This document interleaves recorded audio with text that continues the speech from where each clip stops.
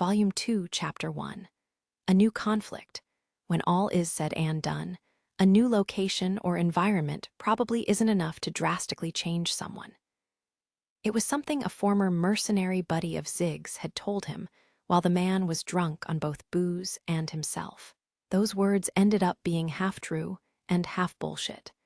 Sayasha had changed dramatically since they first met, but himself, not so much. The difference likely came down to how much effort she had been willing to put into transforming herself. It may be cliché, but as they say, it depends on the individual. Those thoughts ran through Zig's mind as he and Sayasha made their way toward the establishment Alan and his party told them about. A few days earlier, an emergency had come up while they were in the Special Extermination Squad, and Alan implored Zig to help out his comrades. The day after the squad returned home, Alan and his party were called to the guild for extra debriefings, but they eventually finished those duties and called upon Zig and Sayasha. The two were now being treated to this dinner, so Alan and his party could express their gratitude, and so Zig could receive his payment. Alan was waiting outside the restaurant when Zig and Sayasha arrived. "Ah, Zig, Sayasha, well met," he said. "Same to you," Zig replied. "Let's head on in. I hope you don't mind that I picked the place." "That's fine." "Glad to hear it. The rest of my party is already inside securing us seats." The restaurant Alan chose wasn't particularly big, but it seemed well constructed and had a relaxing ambience. They followed the swordsman inside. While most of the clientele were adventurers, the atmosphere wasn't unrefined. The patrons were laughing and chatting with each other, but the mood was calm and no one was unruly. "This is a really nice place," Sayasha murmured, sharing a similar impression to Zig's. With just a glance around at the other customers, Zig could sense their intimidating prowess. The kind unique to highly skilled individuals from their physiques and the items they carried. Not every adventurer there was a big shot, but a significant percentage of them were.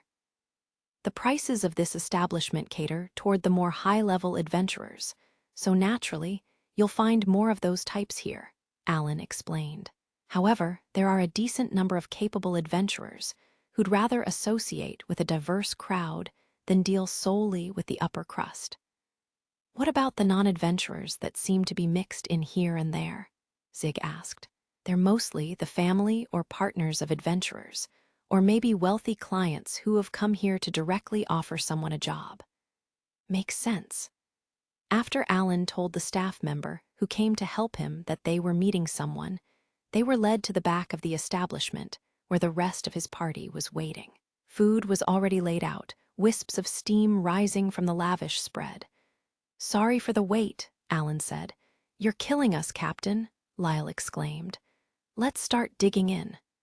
Now, Alan placated his party's shield fighter. "Be patient for just a little longer." He turned to face the group. "I'd like to make a formal introduction," he continued. "This is Zig and Sayasha. Not only did they help us resolve the recent incident, but we owe them a great debt for rescuing our companions from serious danger. I've invited both of them to dine with us today as a show of gratitude. Please eat and drink as much as you like.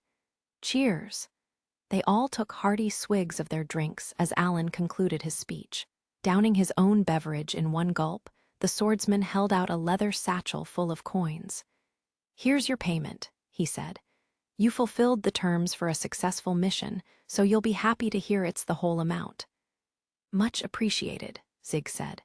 The bigger payout made putting his life on the line feel even more worth it. The weight of all 100,000 dren felt comforting as Zig slipped the bag into a pocket, instantly filling the void left in his wallet from recently purchasing new equipment.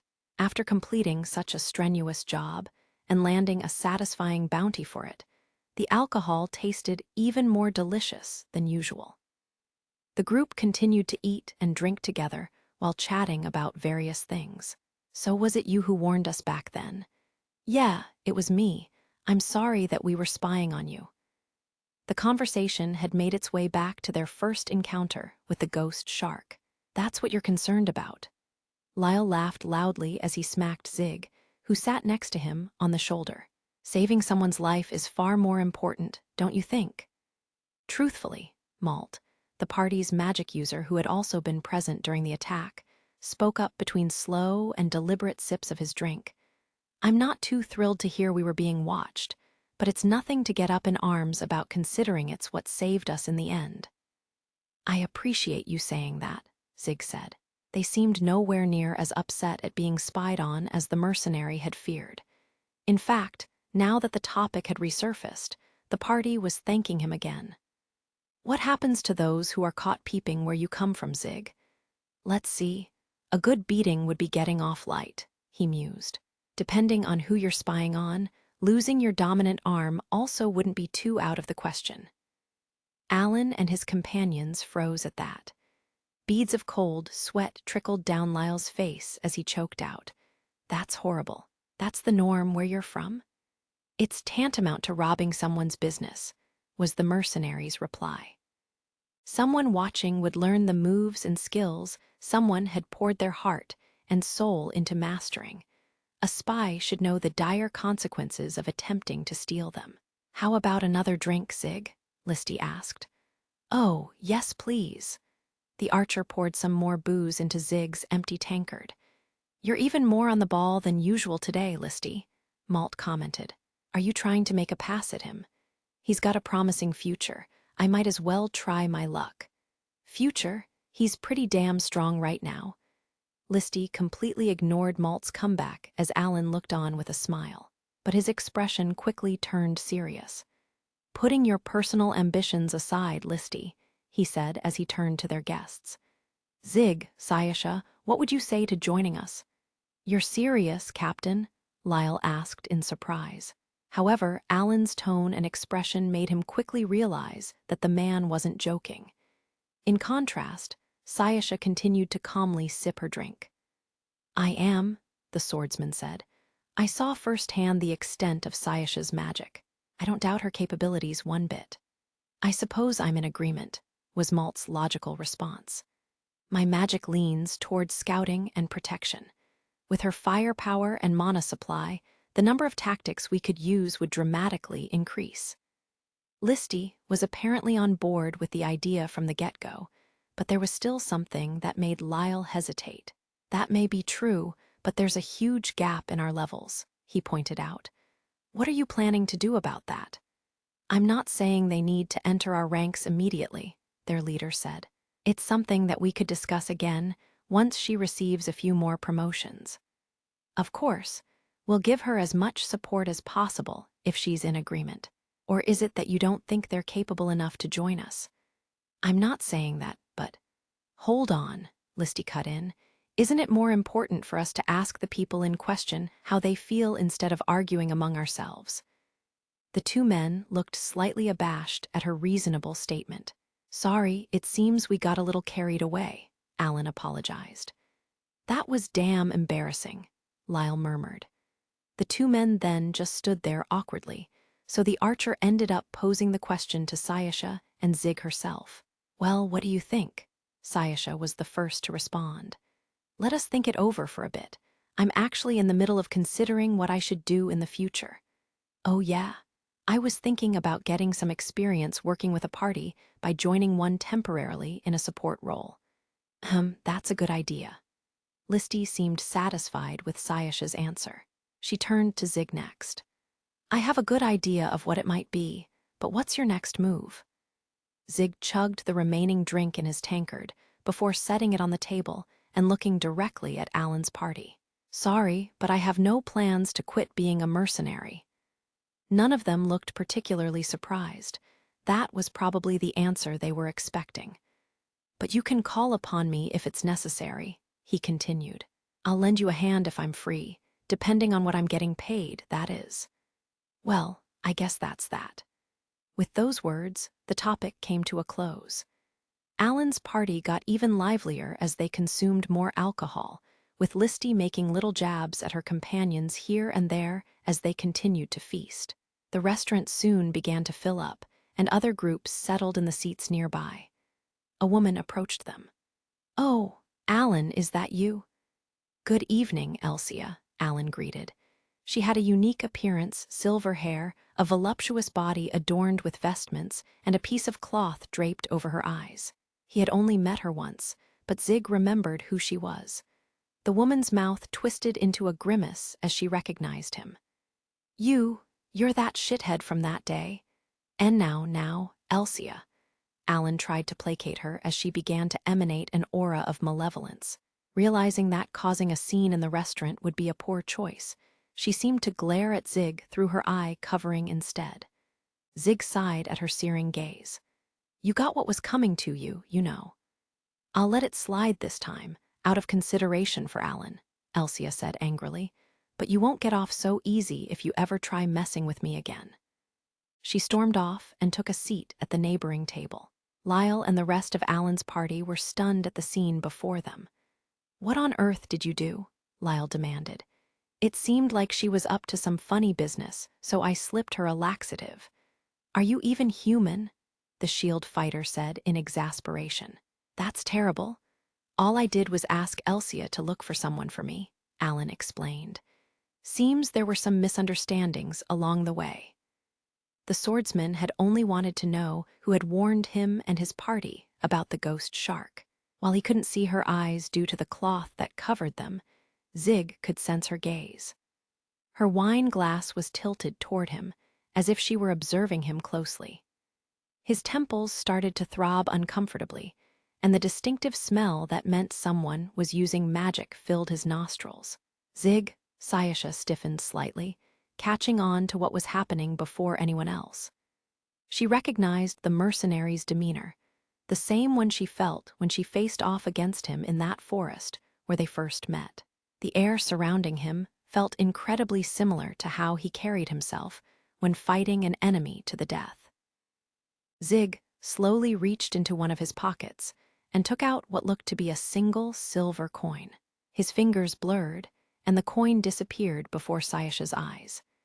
There was the sound of breaking glass and a woman's alarmed gasp. Sayasha turned in the direction of the commotion to see a completely stunned Elsia clutching a shattered goblet. Zig had shot straight through it with the coin. The who and how were clear, but what Sayasha didn't understand was the why. Since Elsia was looking in their direction, she immediately put two and two together. You, she roared at Zig. What the hell are you doing? At her fiery outburst, Alan and company knew exactly what had happened. Come on, Zig, that was really out of line. Elsia shouldn't have been so aggressive, but what you did just now was way too much. Their reprimands seemed to fall on deaf ears. Zig continued to fix Elsia with a cold gaze. It only served to further fan the flames of her rage. What sort of stunt was that? She seethed, clearly trying to suppress her anger. I turned the other cheek because Alan and company seemed to be besotted with you, but you've pushed far beyond the limits of my kindness. Go outside at once. It seems you need to be taught a lesson. Alan and his party started to panic. This was no laughing matter. Even among third-class adventurers, Elsia was easily one of the most accomplished. Zig had picked the wrong person to mess with. While they were still racking their brains to come up with a way to somehow defuse the situation, Zig finally spoke. What's the big idea? I believe that's my line, Elsia sighed, not understanding the intent of his question. This is the second time you've tried to use magic on me, isn't it? What? Zig's accusation made her freeze. Her anger dissipated, replaced instead by unmistakable shock. The response answered Zig's question without her even needing to say a word. What did you mean by that, Zig? Alan asked. Exactly what it sounds like, he said. She tried using magic on me the last time too. But how did you pick up on it?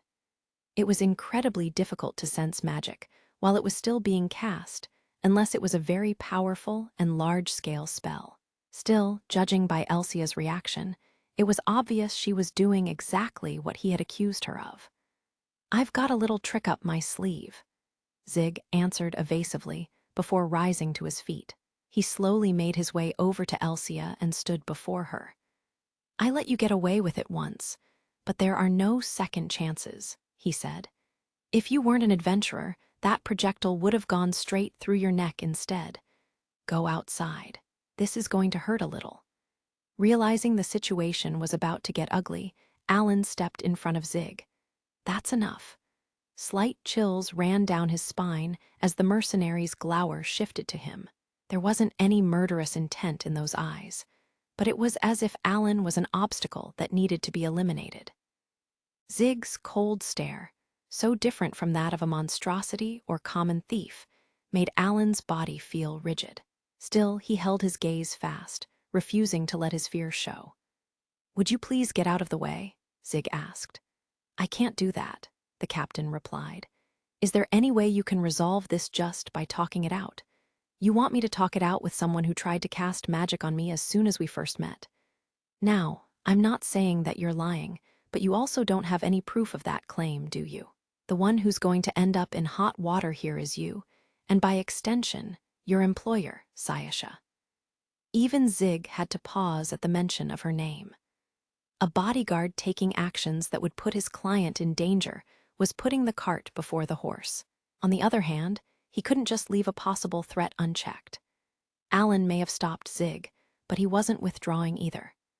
"I can understand why you wouldn't want to sweep this under the rug," Alan continued, "but that's the very reason you should be open to considering a discussion." Zig was silent, his eyes never moving from Alan's face as the man looked straight back at him. After a moment's hesitation, he spoke. "Fine, but I don't need to talk. She owes me one. If she's willing to accept those terms, we'll be on our way." Somehow, Alan had managed to extract a concession from Zig. The swordsman glanced at Elsia, who still seemed to be in shock. The woman nodded in agreement. "Understood," she said.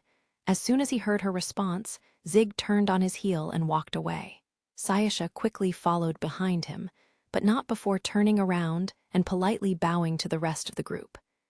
"It got a little chaotic at the end, but thank you so much for treating us to dinner." "Sure thing," Alan responded. "We'll see you around." With that, Zig and Sayasha left the restaurant. Alan wiped the sweat from his brow as he watched them leave. Somehow, he had been able to get them out of that sticky situation. "Well, I don't think he was serious," he mumbled. Were those chills running up his spine just a figment of his imagination? If his instincts were correct, had he let things run the way they were going, it would have likely ended in bloodshed. Still, despite his muscular and rough appearance, Zig was the cautious type. He wouldn't do something that would put the person he was supposed to be protecting at risk. Then, who could have prompted this feeling? He wondered. Alan dismissed the first person who popped into his head. He glanced back at Elsia. She was still sitting in her chair looking despondent. For a moment, he considered saying something, but figured that it was best to just leave her be for now. He returned to his own table. "Well, they're quite an impressive pair of new recruits. No, wait. The man isn't an adventurer, huh?" Malt was purposely keeping his opinion vague. Alan could understand why. He turned to Lyle, who was still drinking with a grim expression. "What do you think? I wish you'd given me a heads up about all this. I would have been much better prepared in that case." "Sorry about that." Lyle was essentially the brains of the operation, the helmsman who guided the rest of the party with his astuteness and extensive experience. Alan hoped to get his opinion on Zig and Sayasha after they had an opportunity to meet and talk. Lyle's face looked strained, but it didn't appear that all hope was lost. "The man seems like the loyal type when it comes to work," he said. "He may have a bit of a stubborn streak, but that just means you can trust him to do a reliable job. He may call himself a mercenary, but to me, the feeling he gives off is closer to that of an assassin." Lyle's character assessment made perfect sense to Alan. He's right on the money with that assassin comment. "He shouldn't pose any danger to us unless we act aggressively toward him, right?" the swordsman asked. "Probably," Lyle replied. "He didn't seem the type to actively break the law." "What about his capabilities?" "I only saw him taking care of small fry, so I can't say for sure, but I don't think I'd be able to handle him." "He's that strong?" Alan murmured. Lyle was an elite shield fighter. When it came to just defensive fighting, he could hold his own against even a third-class adventurer. But there was a different reason for Lyle's grimace. "It's the woman, though," he said softly. "I don't get her deal." "What do you mean?" the captain asked. It was exceedingly rare for Lyle to say he didn't understand someone. He had the ability to get a good feel for most people just by sharing a meal and chatting with them. Zig aside, Alan wondered what it was about Sayasha that had Lyle so in doubt. "If I was just making an assessment based on observing and talking to her, I'd say she's a cute and earnest country girl." Lyle took a sip of his drink as he thought aloud. But when he put the cup down, his expression turned dark. "They're so deep, her eyes, that is. Deep. Yeah, I've never seen anyone with such depth in their eyes. When I was looking into them, I got struck with the feeling that they were sucking me in. I can't read her true intentions at all. What in the world is she?" Lyle shivered at the memory of that sensation. Alan had never seen him like this before. That reminded him, the person whom he thought of first earlier was none other than Sayasha. He had laughed it off at the time, but now— "There is one thing I know, though," Lyle said, his words cutting through Alan's thoughts. With an expression that brimmed with confidence, he continued, "That woman, Sayasha, no matter what happens, she'll stick with Zig." Zig and Sayasha walked quietly down the dark road. Their strides were different, though Zig was matching his to Sayasha's to ensure they weren't too far apart. It was only recently that she noticed he did that. She had never walked alongside another person until now, and the happiness she felt from receiving such care made her smile. She slowly glanced up at Zig and said, "I wouldn't have minded squaring off with her back there." The mercenary held back a sigh. As soon as he mentioned that Elsia was trying to use magic on him, Sayasha immediately, and unbeknownst to the others, began to cast magic directly aimed at her. Zig hadn't seriously been looking for a fight. He had just been trying to scare her so she wouldn't pull any of that funny business again. Truth be told, he wished he had the chance to be a little more threatening. But when he noticed Sayasha seriously preparing for battle, he forced himself to drop the act. Sayasha was a rational person, but she could also be a bit extreme. Sometimes she judged whether someone was an ally or an enemy a little too quickly. It was understandable as a survival technique, but there were many people in the world who didn't fall under either category. Neither of them would be able to stay alive if they made enemies out of everyone who landed in the gray zone. "Your adventuring is going so well as of late," Zig commented. "Make it count, okay?" "You've got a point," she said. "Every day's been so busy lately, I'm really enjoying it." Sayasha laughed happily and skipped ahead of Zig, but after a few moments, she turned back toward him. "What about you?" Her blue eyes shone in the moonlight as she looked at him, eyes so deep that it felt like he was being sucked into her gaze. "Well, I suppose this work is more fulfilling than the monotony of being on the battlefield all the time." Sayasha softly smiled. That was a satisfactory answer. Stepping back in stride with Zig, she linked one of her arms through his, her long black hair brushing against them as it fluttered in the breeze. She cheerfully walked alongside him for a while before realizing there was something on his mind. "Is something bothering you?" He muttered. "It's just the way that masked woman acted." Zig had been able to sense that she was trying to use magic, so Elsia's surprise was understandable. Still, just as Alan said, he didn't have any proof. She could have easily denied his allegations, and yet she reacted like that. It felt too over the top for someone who just had their magic discovered, almost like he'd seen something he shouldn't have. Sayasha looked grim after hearing Zig's thoughts. "Could you tell what kind of magic it was?" she asked. "No, I've never smelled something like that before," he said. "That's why I can't explain it well, but it was a different scent from offensive or defensive spells." "So far, you've seen offensive, defensive, healing, and fortification magic, right? Oh, and stealth as well." She was referring to the ghost shark's magic. The memory was faint now, but he remembered it having a somewhat grassy smell. The scent of Elsia's magic had a strong bitterness to it. I suppose out of all of them, it was the closest to the stealth one. That's too little information to reach much of a conclusion. There were a lot of strange things about that eye-masked woman. Something about her bothered Zig, but he couldn't put his finger on it. He mentally added her to the list of people he needed to keep an eye on. Zig, I've been thinking about joining a party temporarily, like Asana suggested. She's probably recalling her earlier conversation with Alan, Zig thought, about her future plans. That sounds like a good idea, he said.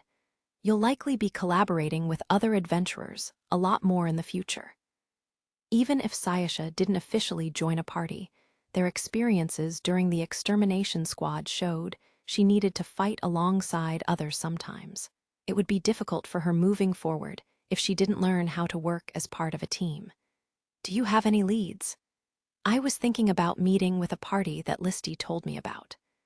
From what Sayasha had heard, most of the party members were female and were also 8th-class adventurers like herself.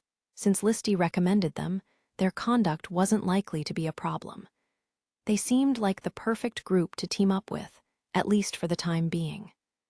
Sayasha had a slight air of dejection about her as she glanced back at Zig. With that being the case, I'm really sorry, but don't worry, Zig cut in. I'll figure something out. He had a pretty good idea of what she was trying to say. Even if she was only working with them temporarily, it would be difficult for a party to accept her if she had a bodyguard trailing her. It wouldn't be the worst thing in the world for me to take some time off, he continued. However, you need to let me know in advance when I should expect you back. If you're significantly later than planned, I'll go looking for you. Understood. With Sayasha's capabilities, Zig doubted that anything would happen. But just in case, since there were still many things they didn't know about monstrosities, it was best to be prepared. Still discussing their future plans, the pair continued to walk home. It was so quiet one could hear the crickets chirping. Tension hung in the air as two groups sat at the furthermost table of the guild's dining hall. The tea in their cups had long since grown cold, perfectly mirroring everyone's mood. With a serious, or more accurately, rigid expression on her face, Sayasha sat facing the adventurers Listy had introduced her to, the members of the party she was supposed to join short-term. So, you're Sayasha, right? We heard about you from Listy. You wanted to work with us, temporarily. One of the party members, Lindia, an adventurer who looked like a young girl, addressed her on behalf of her group as if to move the conversation along. She forced a wry smile at Sayasha, who was frozen with nerves from the moment she arrived. That's right. Sayasha was so incredibly tense that she found herself unable to move. She was now somewhat used to interacting with humans since she started spending time with Zig. But this atmosphere was different from conversing with staff at shops or the guild's receptionist. Even if they would only be working together for a limited time, she didn't know how to act toward these humans who would be her future companions. Anyway, please relax, Lindia stammered. We already introduced ourselves, right? So, what next? The members of the party also seemed to feel overwhelmed by Sayasha's presence. Her beauty took their breaths away despite all of them also being female. One of them hastily reached for her cup, but completely missed, her empty hand hanging limply in the air. Hee. Sayasha's face creased into a smile when she realized the other girls were just as nervous as she was. What a bizarre scene, she thought to herself. They were different species from different continents, with varying ages and values. And yet both she and this party were completely flummoxed by how to interact with each other. It was just laughably absurd. She, the one they once called the Silent Witch, was just as perplexed as these human girls. Go about things in a way that one day you can look back on them and laugh, was it? She whispered the advice Zig had once given her under her breath. Just repeating the words released the tension in her body, making her realize that it all came down to her state of mind. She slowly closed her eyes. Upon opening them again, she was back to her normal self. I usually work as part of a duo, she said brightly, but I wanted to try adventuring with a larger group. I hope you'll have me. Oh, sure. It was like a spell had been cast on them. Lindia and her companions were so bewitched by Sayasha's enchanting smile that all they could muster was that dazed response. People came and went as they headed to work.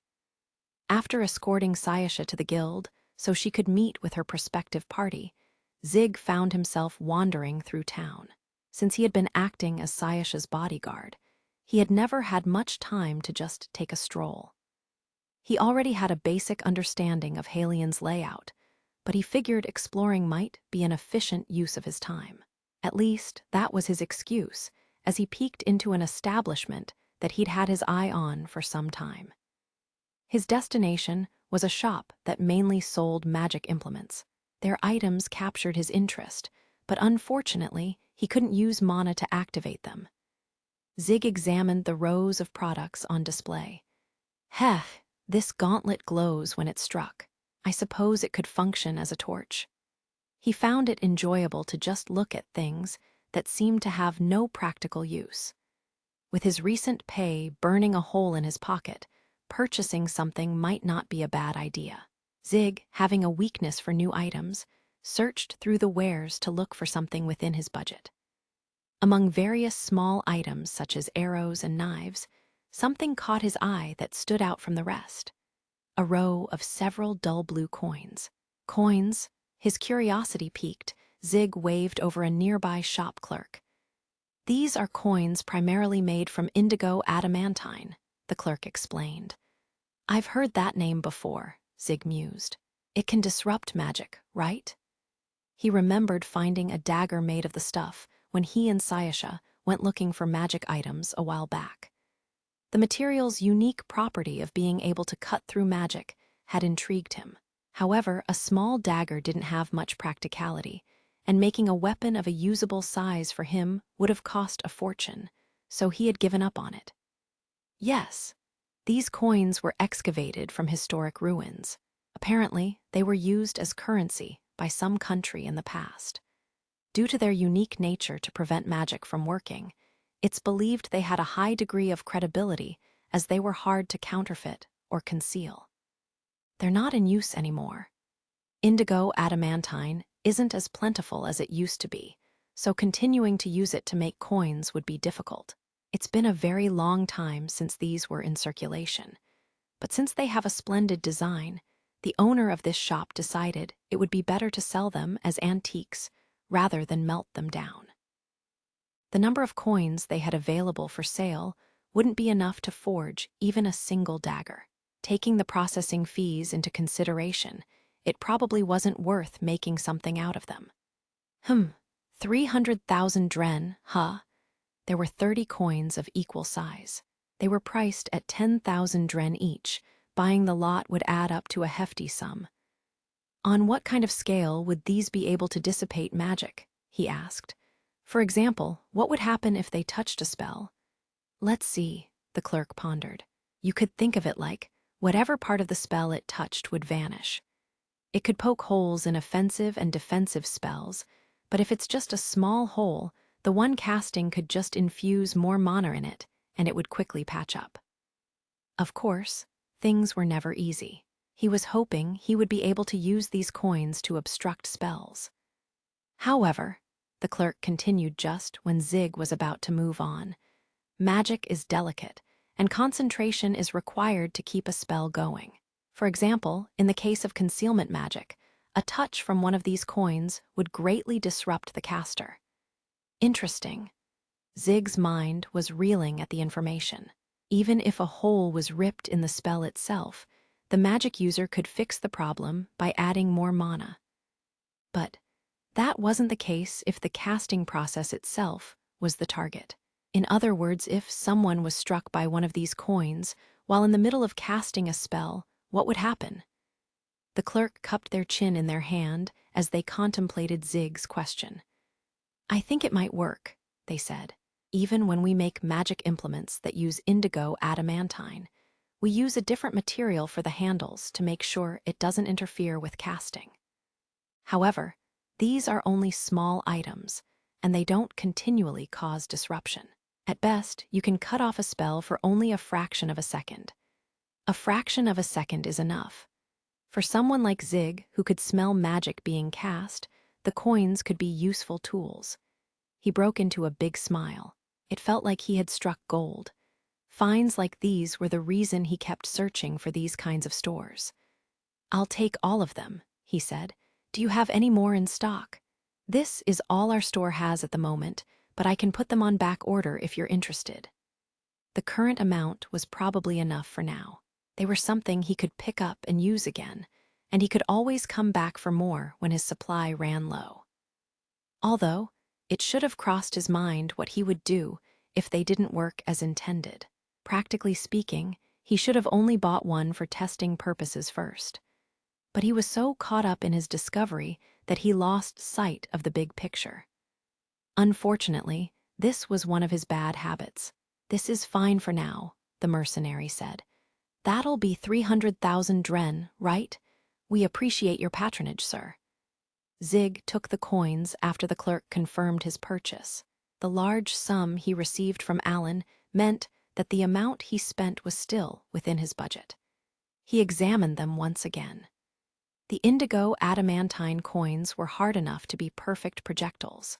"Now, I just need to see how good they are at disrupting magic." He'd ask Sayasha to help him experiment later. Zig left the shop feeling on top of the world, and then spotted a familiar face in the distance. He immediately recognized that distinct hair color. Isana's white locks whipped around her as she glanced about. She appeared to be searching for someone. Zig made no move to call out to her. He already knew that dealing with Isana would lead to nothing but a headache, so he pretended he didn't see anything. Let sleeping dogs lie. Knowing just how good her hearing was, he didn't dare speak the words aloud. Instead, he tried to scurry away as quietly as he could despite his burly stature. "Hey, how dare you take one look at someone's face and run away?" Irk. A burly man was still a burly man. No matter how silently he moved, his size always ratted him out. Resigned, Zig turned around to face Isana. She appeared to be flustered, her ears twitching constantly. "What are you up to?" Zig asked. "Are you looking for someone?" "Yes, I am. You haven't seen my child, have you?" Her unexpected question made Zig freeze, causing Isana to give him a suspicious glare. Recovering from the shock, he managed a response. "You have a child." "I guess I wasn't specific enough," she said. "The child is a member of my tribe, not my own."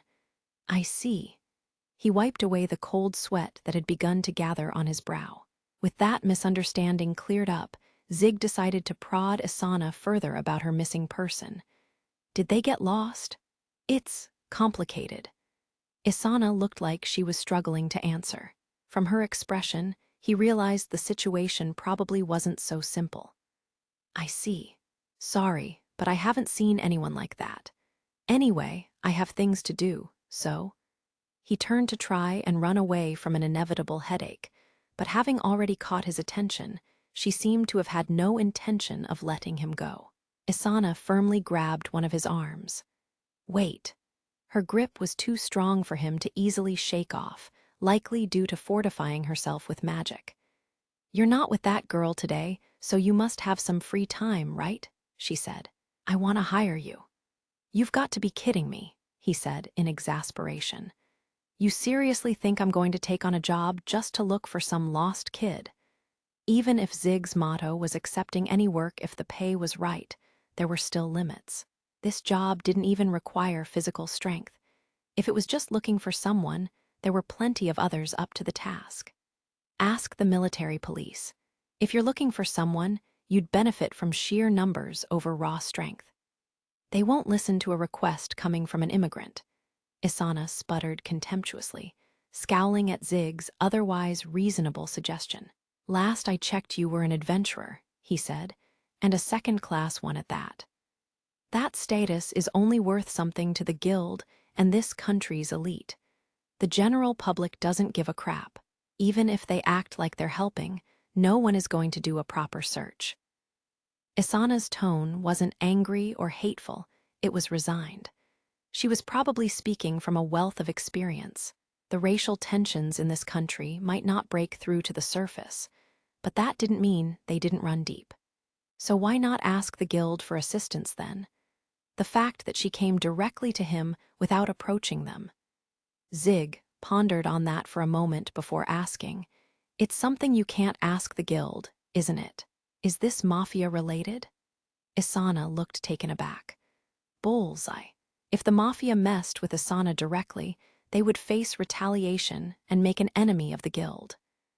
No matter how tough the two major families were, the odds wouldn't be in their favor. So instead, they had gone for the children of Isana's tribe, normal citizens that the military police were supposed to protect. But since the victims were members of a minority race, their response would be sluggish at best.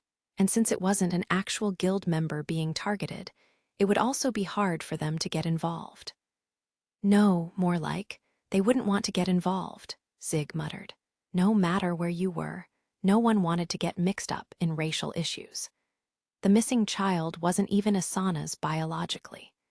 Since the situation didn't directly affect one of their members, the guild couldn't afford to make a move. If she was really unlucky, they might even instruct the other adventurers not to get involved. "I can't rely on the guild this time," Isana pleaded. "Please, I'll pay whatever it takes. Depending on what happens, this proposal of yours may put me at odds with the mafia," Zig said. "Putting my own safety aside, it's too much of a risk for someone who's also working as a bodyguard. All you need to do is wear a mask to conceal your identity. If your weapon is too distinctive, I can prepare a replacement for you to use." She was slowly chipping away at all his reasons to refuse. When he could no longer think of any more good excuses, he heaved a heavy sigh and said, "Let me just warn you, I'm expensive." "You'll really do it?" Isana's eyes sparkled at his begrudging acceptance. She didn't expect him to take the job. "It'd just be a pain in the neck if I refuse and you blabber about what happened between us," he said with a shrug. His tone became a touch boastful, "and I figured it wouldn't be horrible to have you in my debt a little." At his words, Isana straightened, made a fist with one hand, and clasped it with the other in front of her chest. She bowed to Zig, the movement elegant and beautiful. The mercenary wasn't sure exactly what it meant, but he could sense the gesture represented an immense level of gratitude. "On behalf of my people, I thank you for your help." Chapter 2. Outsiders and change agreeing to Isana's suggestion of talking elsewhere. Zig followed behind her. They left the main street and headed for the back alleys. As they walked, he asked her for a basic rundown of the situation. "So, what exactly's going on? Starting several days ago, we've been receiving numerous reports of children not returning home, about 30 in total. That's way too many to be chalked up to just getting lost." "Yes, in all likelihood they were taken." "Have there been any witnesses?" Isana shook her head. "No, not one." Zig's brow furrowed at that. It was incredibly strange for over 30 children to disappear without a single witness, especially if the culprits were outsiders to the tribe. They would have stood out. If that was the case, the first line of suspicion would fall on, "Do you think it was an inside job?" "Out of the question," she said. "Our people are well aware of how terrifying our elite are. What if the mafia coaxed them into it? Only the mafia wishes to drive our people out. Even if the gold was tempting, I don't think it would be an option considering the future repercussions." Her logic was sound. It would be incredibly difficult for any migrants, especially from the Jinsuya tribe, to live in this town on their own. Having enough money wasn't the issue. In fact, having money would make it more dangerous. But then, who could have done the kidnappings? The question continued to bother Zig as they ventured deeper into the alleyways. After some time, the scenery began to change. It looked like there were attempts to keep the streets clean, and instead of abandoned buildings, there were rows of structures that appeared to be residences cramped together. There weren't many people around. They saw the occasional man walking by, but there were no signs of women and children at all. When Zig asked Asana why this was the case, she explained, "Everyone's been ordered to stay inside so that we don't lose anyone else. It also makes it easier to search for the culprit." The mercenary trailed after Asana as she quickly made for somewhere in the rear of the settlement, which must have been their destination. He could feel many eyes upon them, likely the residents who were concealed inside their homes. Considering the circumstances, it was no surprise that any unfamiliar individuals would attract a great deal of attention. The suspicion was palpable in the air. Zig brushed the sensation off and continued to follow Asana until they reached a large building. It wasn't extravagant, but the unique decorations made it stand out. Whoever lived here was probably of considerable status. Asana entered without hesitating. Inside were several men, all with pointed ears. They turned to look at the newcomers, their faces growing wary at the sight of Zig. "I've returned, Elder," Asana announced, bowing to the oldest in the group. The old man nodded back gravely and gestured for her to be at ease. "We appreciate all your hard work, Asana," he said. "Were you able to find any clues?" "I'm terribly sorry, but I still haven't been able to discern the children's whereabouts." The elder's shoulders slumped at the response. "I see," he said, keeping his eyes on Asana before motioning to Zig. "And who might this be?" "A collaborator," she replied. "I've asked for his assistance in resolving the situation." "He doesn't appear to be an adventurer," the elder said, the eyes on his wrinkled face narrowing as if appraising Zig. "I doubt they would intervene anyway. My dear gentleman, who might you be?" "I'm Zig, a mercenary." The men grew warier at hearing Zig's profession. He supposed it was natural. On this continent, there weren't many differences between mercenaries, common thugs, and quasi-gangsters. Unlike his companions, however, the elder had no reaction and just stared at Zig silently. "I see," he said. "I appreciate your help in this matter." The others immediately began to object. "My apologies, Elder, but I'm against cooperating with this man that we don't know." Based on the tribe's experiences, they likely didn't want to ask for help from outsiders. "We'll figure out a way to solve this problem ourselves," one chimed in. "The reason Asana brought this man here is because we determined that wasn't possible," the elder responded. "But know your place." The elder's reprimand cut through those who were refusing to back down. His gaze was piercing despite his advanced age, and they cowered under his glare. "I apologize for the rudeness of our younger tribesmen," the elder said as he gave Zig a deep bow. "Please help us find our children." "Understood," Zig replied. "I'll have someone go over the details with you shortly. That'll be all for now, Asana." "Yes, sir." Asana bowed once more before turning to leave. "Pardon us." Zig nodded at the elder before following her out the door. The other men shot him dirty looks but made no hostile actions. Aside from the elder, they reacted just as I expected, Asana sighed as she and Zig walked outside. "Don't worry about them, okay? They're just desperate to protect this space we've created for ourselves." "It doesn't bother me," he said. "More importantly, what should we do now?" Asana couldn't help but chuckle at Zig's indifference. "Let's get something to eat. The elder will send someone knowledgeable on the matter to give us details." "He didn't tell us where to meet them, though. Just where do you think you are?" she said smugly. Apparently, nothing happening in this place went undetected. That was to be expected. It was the Jinsuya stronghold, after all. Zig was on board with the idea of a meal. One should always eat whenever possible. Besides, he was interested in their food culture. Asana quickly chose a restaurant, and they both went inside. There weren't many other customers, likely due to the current situation. An employee came to take their order once they were seated.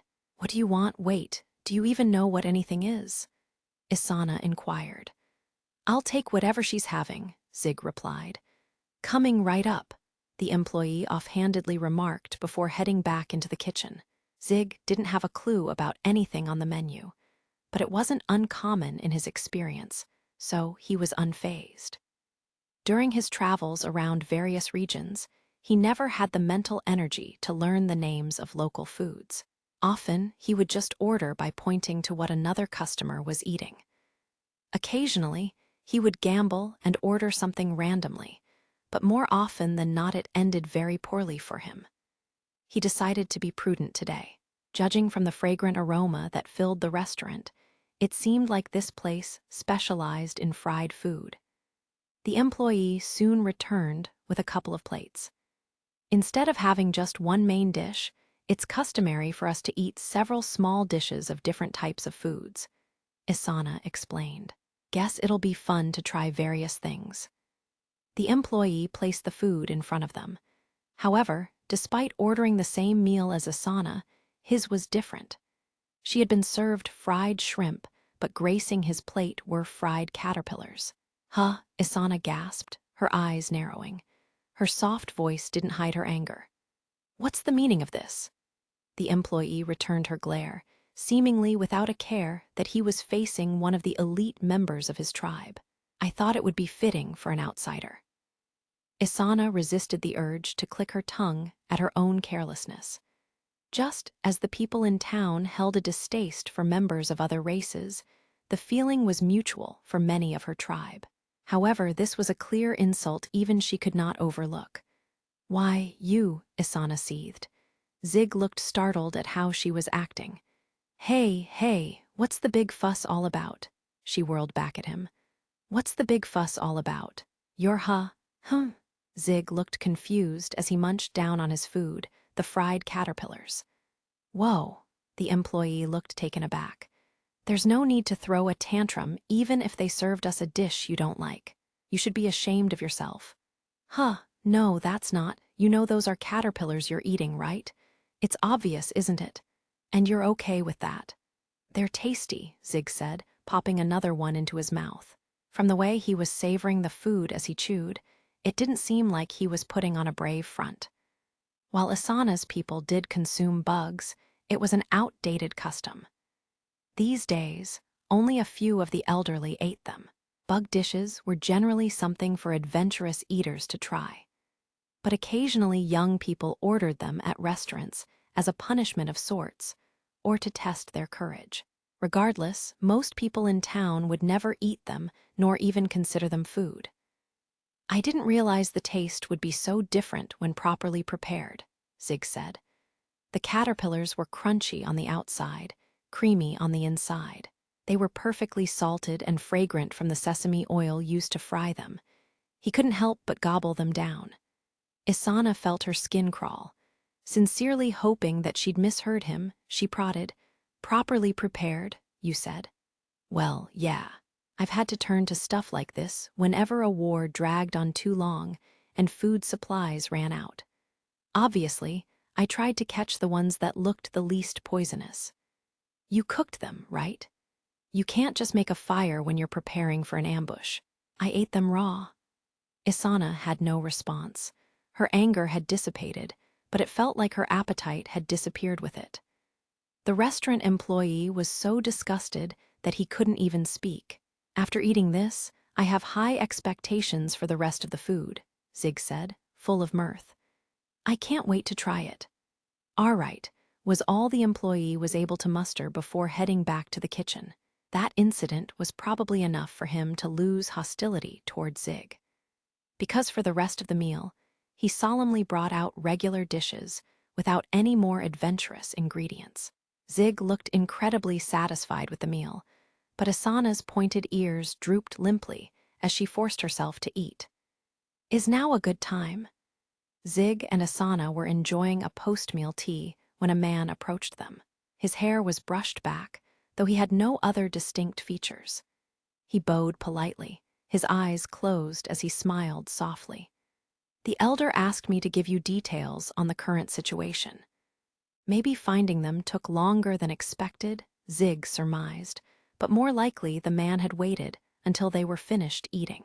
He had the feeling someone was watching them while they ate. It must have been him. Shuo, Isana asked. It feels like an overreaction to have sent you here as a mere messenger. If it's the elder's will, that's him. The man Isana called Shuo glanced at Zig. Yes, this is Zig, the mercenary. A mercenary, huh? Quite an unusual choice. I can attest to his capabilities. Isana gestured for him to stop probing and continue. So, Shuo cleared his throat and began to explain the details the tribe had put together regarding the disappearances. The incidents always occur between night and early morning.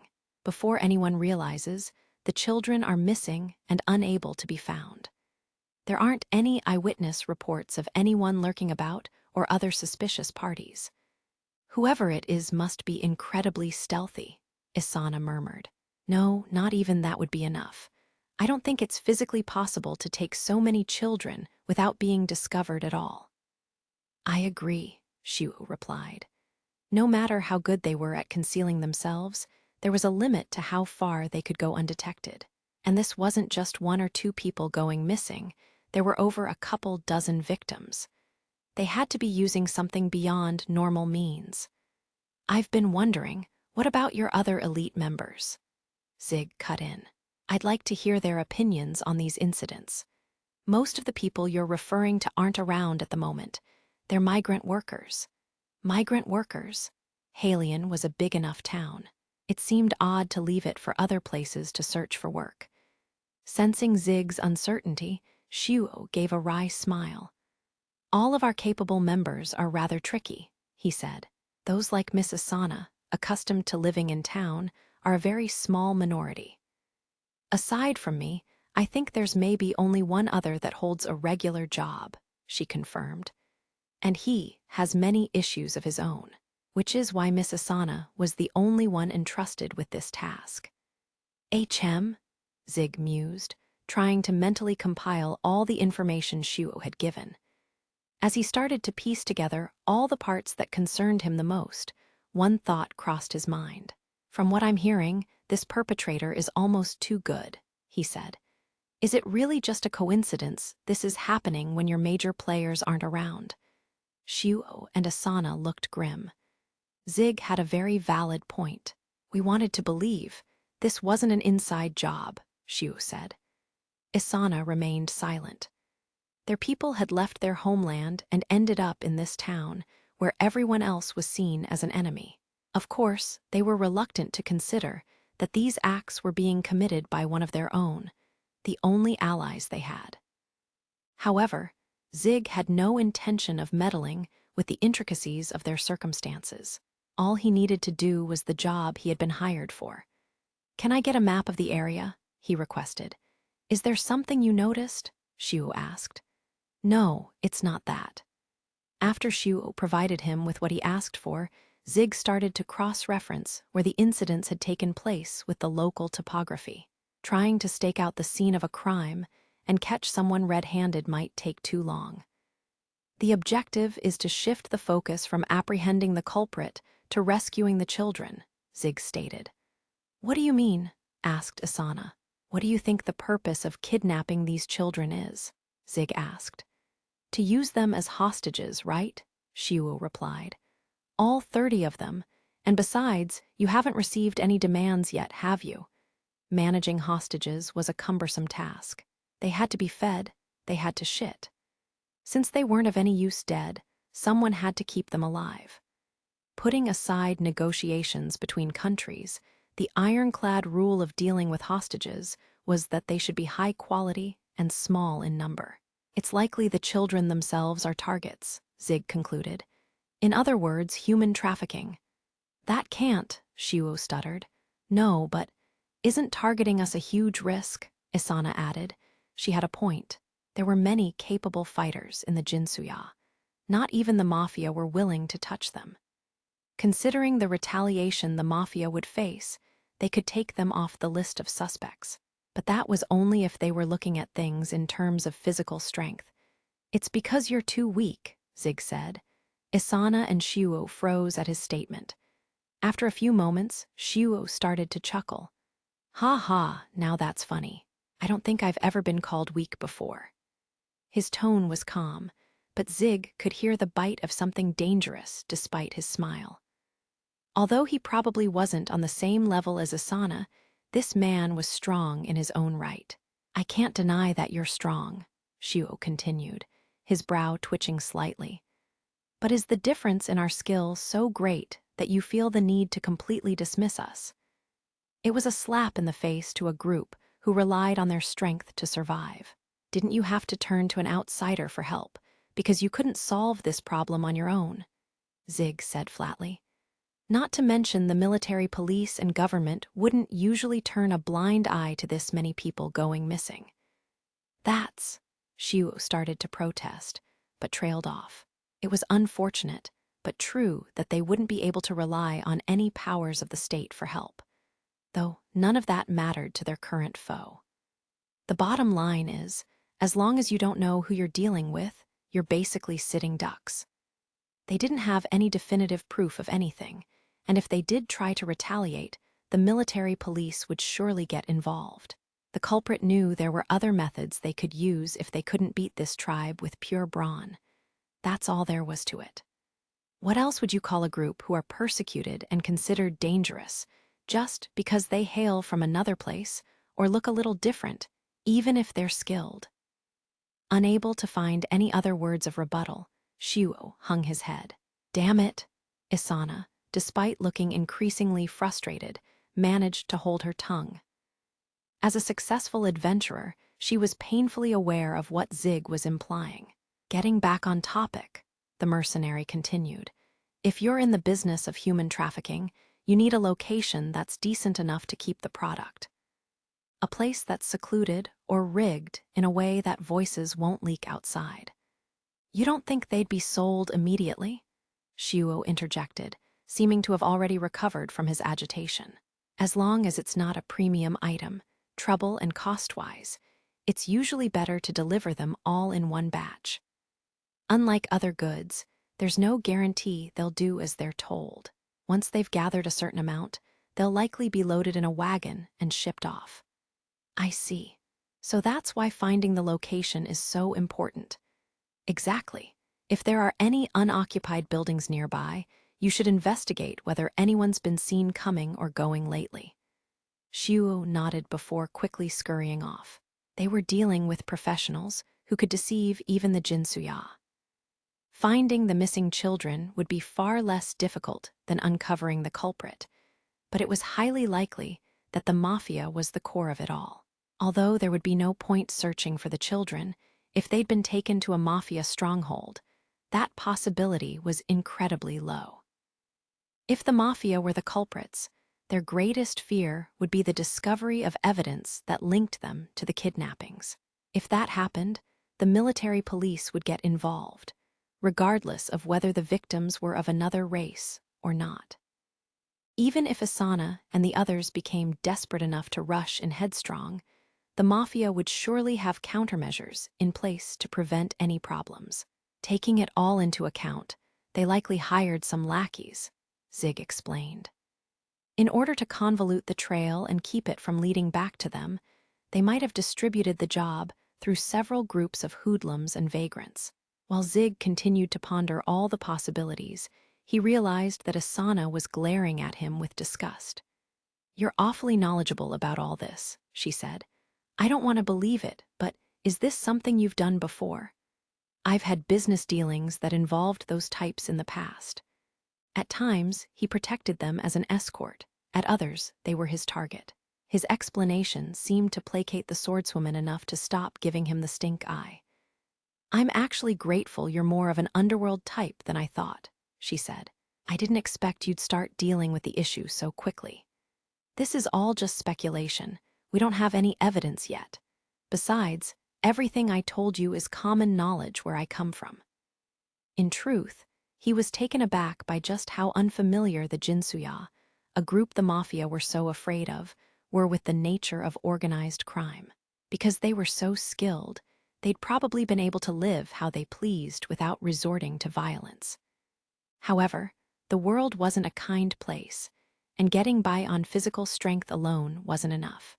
The reason the mafia were employing these tactics was because they finally realized just how precarious the Jinsuya's social position was. "Isana," Zig said. What is it?" she asked, sipping her tea with newfound optimism. Even if we successfully resolve this incident, your troubles won't stop there.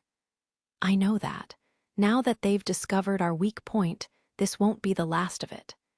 She already seemed aware of what he was trying to say. This may mean that we also have to change. They decided to get Zig's alternative equipment ready while they waited for further reports. Zig followed Asana to what looked to be a warehouse on the outskirts of the settlement. His twin blade made him stick out like a sore thumb, and it was imperative that the Mafia wouldn't be able to deduce his identity. "Pick whichever one strikes your fancy," Asana said. "You're not going to break it, right?" "I'll try not to." Once inside, Zig started browsing through the collection. The weapons of the Jinsuya were different in both design and shape compared to what he usually saw around town. He was fascinated by Asana's sword, the katana, she called it, but it looked like he needed significant practice with the blade. There was no point in selecting a weapon he didn't know how to use. Zig headed in the direction of the spears, weapons he was familiar with. Unlike the swords and armor, they were made in a style he was more used to.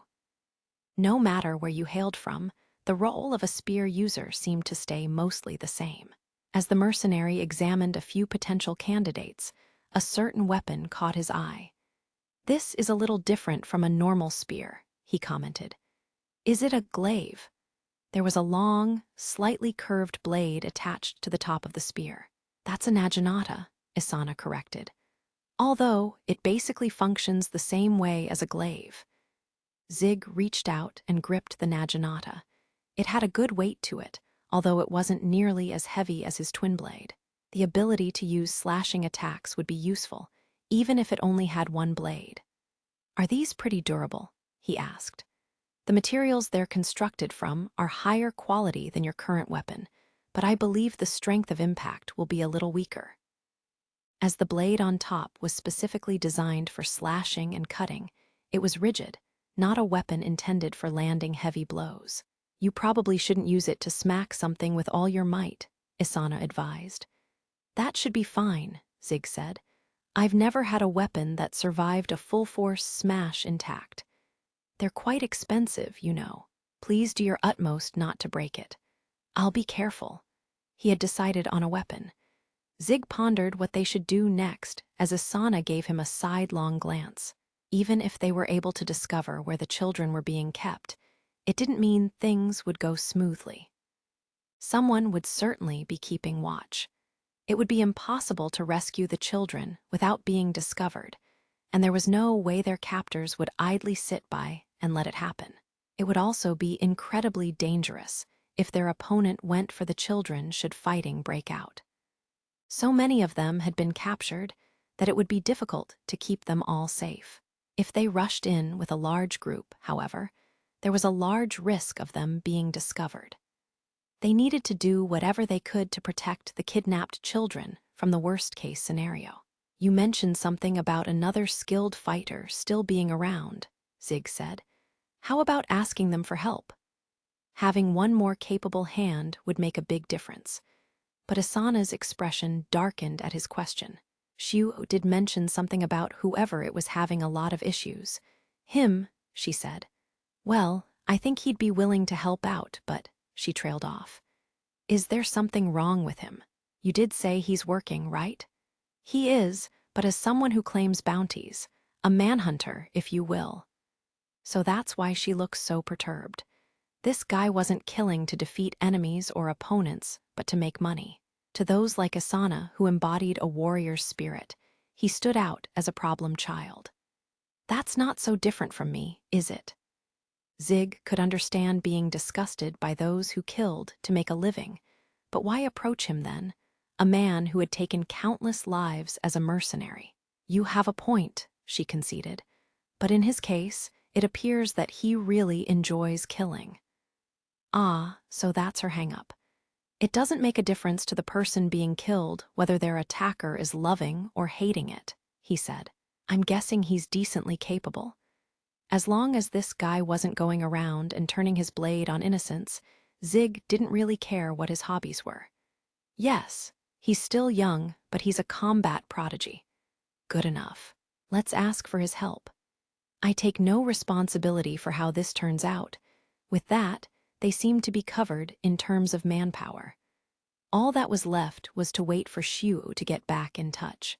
Zig looked down at the naginata he held. He had only been using a twin blade recently, so his skills with this type of weapon might have dulled. And he conveniently had a strong opponent in front of him. "It's been a while since I last used a polearm," he said.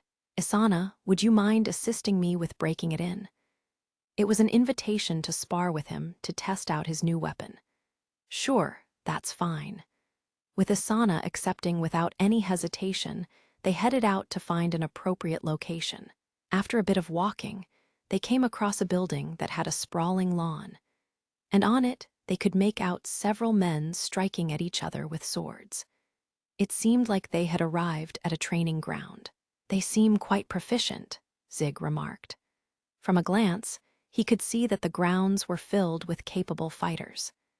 Everyone here looked to be quite proud of their martial skills. They even seemed enthusiastic while training. It made perfect sense why the Mafia were having difficulty facing them. "I suppose," Isana said proudly, her ears perking up. "You can only rely on your own strength, after all." One of the men watching the sparring matches noticed Isana and hurried over. "Miss Isana, you've returned. I just got back today. I'm going to use the corner over there." "Of course," he said. "Would you mind if everyone watched? I believe it would be excellent motivation for them." "Well," Isana looked at Zig, who nodded. "All right, just don't let them get too carried away." "Thank you." The man gave Isana a polite bow before running off to inform the others. While he spoke to them in the background, Isana and Zig made their way to a corner of the training ground. Putting some distance between them, they turned to face each other. Isana was so famous that even other proficient martial artists were eager to observe her. Some of them even stopped in the middle of their own matches to come and watch. "Go easy on me, okay?" Zig said. "You're joking, right? I'm not going to disgrace myself with everyone watching." Good grief. Isana was already raring for battle. He had been hoping to have an easy match to get the hang of his new weapon, but it looked like that wasn't going to be the case. As they prepared themselves, the man who'd approached them earlier took on the role of officiator. "Fight with honor and fairness," he proclaimed. Isana reached for the sword sheathed at her waist. Zig gripped a section of the naginata near the pommel with one hand and the middle of the shaft with the other. The officiator, determining that both combatants were ready to go, clapped once, then lowered his arms. "Begin." At the signal to start, Isana immediately closed the distance between herself and Zig. She wasn't just dashing straight for him, but leaning forward with relaxed knees, using the falling momentum to almost glide as she moved. Her steps focused on staying relaxed and shifting her center of gravity. A high-level technique with unreadable movements that reduced the amount of energy her body spent. This was the skill Isana used as she approached Zig. "Huh!" The moment Isana reached striking distance, the mercenary thrust the naginata at her before dodging to the right. However, he made no follow-up attacks of his own. Moving out of her reach, he merely stood there just observing her. "How could he have perfectly read my gait?" she thought. Aside from her uneven stride, she purposefully wore clothing that concealed the movement of her feet. He shouldn't have been able to see through her intent that easily. Then again, she had felt Zig's gaze often drifting to her legs since she stopped him earlier. She figured it was just because he was being a man, but could he have been trying to gauge her stride? "I really can't let my guard down around you," she growled. He had another thing coming to him if he thought this was her only trick. Still, she was clearly at a disadvantage when it came to reach. She needed to get within striking distance. Isana ran at Zig again, 3 strides, and she would close the gap. He did nothing for the first stride. During the second, he moved the handle just a fraction. On her third step, he jabbed at her with the naginata so quickly that his arm looked like a blur. She clicked her tongue. Without moving her katana, she used its sheath to deflect the heavy blow, propelling the tip of the naginata upward. No matter how proficient he was with a spear, he wouldn't be able to thrust it again at the proper angle unless he returned the weapon to the proper position. Instead of dodging, she could get inside his guard faster by forcing him to pull the naginata back after she deflected it. However, she had no time to draw her own weapon. Using the momentum from her upward swing, she thrust the still-sheathed katana at Zig. He let go of the naginata's handle to block the attack with his gauntlet. The momentum of his counter caused Isana to spin, and she decided to go for a side strike. Although she unsheathed the katana as she whirled around, Zig blocked her attack by positioning the naginata vertically. She ran the edge of her sword up the weapon's shaft, aiming for his fingers. Now, Zig chided as he quickly released his grip. Isana continued her upward swing, sweeping the blade back down directly over Zig's skull. Zig blocked the blow by moving the naginata up before Isana's momentum overwhelmed him. They pushed against each other in a deadlock, one set of eyes never leaving the other. "Not half bad," Zig commented. "I could say the same for you," Isana countered. "Are you sure it's been a while since you last used a spear?" Despite her unpredictability, she didn't have the upper hand when it came to brute strength. Isana desperately fought to counter Zig's force as his weapon bore down on hers. "You." The moment she began to focus her energy on pushing back, the mercenary suddenly relaxed, causing her blade to fall forward. Isana, unable to recover from the sudden change in position, followed. Zig crouched down, getting under her center of gravity. Their weapons were still crossed, but her katana began to slide down the naginata. Twisting his body, Zig used the momentum to toss Isana, her body spinning in a semicircular motion before coming down. Known as a crossing throw, the technique used the force of crossed weapons to throw someone without having to physically grab them. "NGH," Isana groaned, allowing herself to be propelled through the air instead of going against the momentum. Keeping her distance from Zig, she tucked her chin in and rolled on her shoulder to limit the damage and land safely. Zig remained where he was, still poised in a waiting stance. If he had taken the opportunity to strike after that move, she would have been seriously injured and likely incapacitated. What he pulled off was an ingenious method of combat that looked for an opponent's openings and got inside their defenses, different from the style he used when fighting with the twin blade. "Aren't you the clever one?" Isana laughed aloud, not caring that her clothes were now filthy. Unlike the first time she fought him when he had been wielding that junky iron blade, the difference in their power was becoming apparent now that they were both using weapons that could hit each other properly. She wanted to best him with her swordplay alone, but it looked like that wasn't going to be the case. Her unique brand of fortification, magic, began to course through her body. As this was only supposed to be a sparring match, she knew she shouldn't pull out all the stops, but anything besides her proverbial trump card was probably fair game. Offensive spells were a little hard for Isana to control, and she was lacking when it came to using defensive magic. However, fortification was the one area where she really shined, making personal adjustments to her lightning-based defenses so she could play to her casting strengths. Her spells were different in both strength and efficiency from normal fortification techniques. Sparks of lightning started radiating from her body, and her green eyes began to faintly glow. This was a milder version of that technique, the one she used in her previous fight with Zig.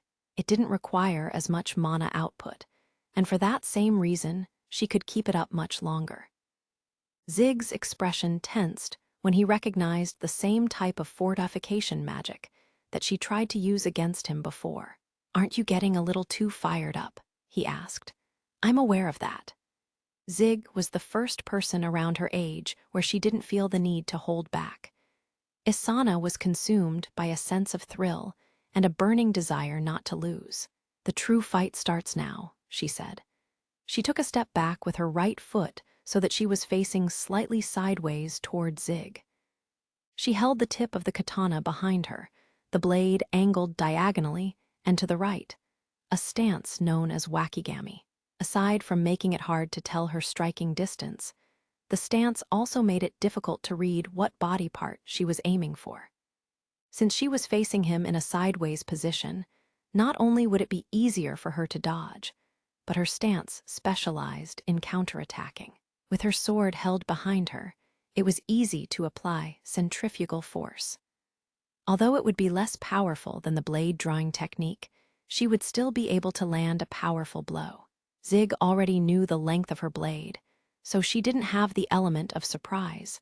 But this method was perfect for the current circumstances, where the difference in spacing would give her a head start.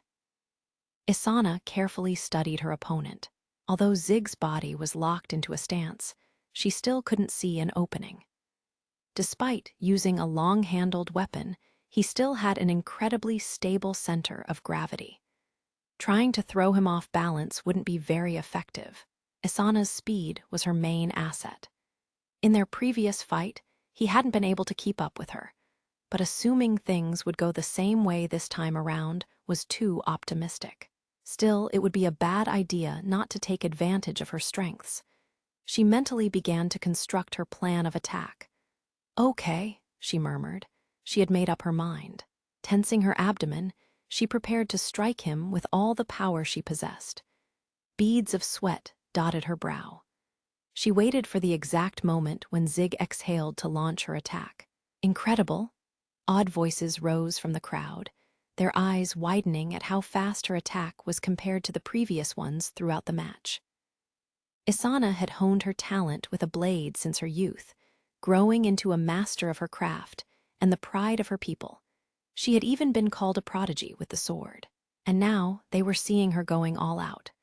The men watching the match were excited just to be a part of the audience. Zig snapped to attention, but the almost inhuman speed of her footwork meant his counter was too late. She dodged the blow by moving her upper body without slowing down. The thrust only clipped her hair. He had slightly misjudged his timing. "Ha!" she screamed, slashing the katana pointed behind her upward and diagonally toward his right side. It was a perfectly timed attack. Everyone watching believed it was impossible to avoid. Isana exhaled sharply. Zig pulled back the naginata and blocked the slash heading straight for his torso. What? Isana was utterly shaken that he had been able to block the hit. Impossible, she thought. He shouldn't have had the speed to pull it back in time. How could he have managed such a feat?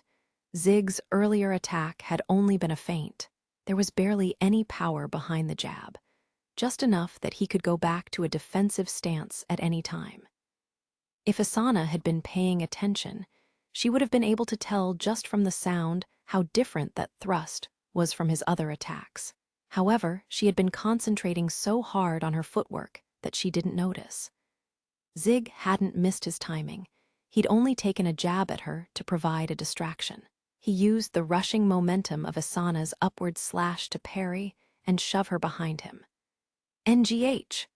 Isana was somehow able to keep herself from plunging forward, but her speed now became a detriment. Because she couldn't immediately move away, she left herself open for a moment, and the man she was fighting against wasn't going to let her get away with that mistake. Keeping himself within proximity, Zig tried to side-swipe her with the handle of the naginata. Isana parried the attack, although she hadn't fully recovered. He had been too close to get much momentum behind the blow, so she had been able to block it.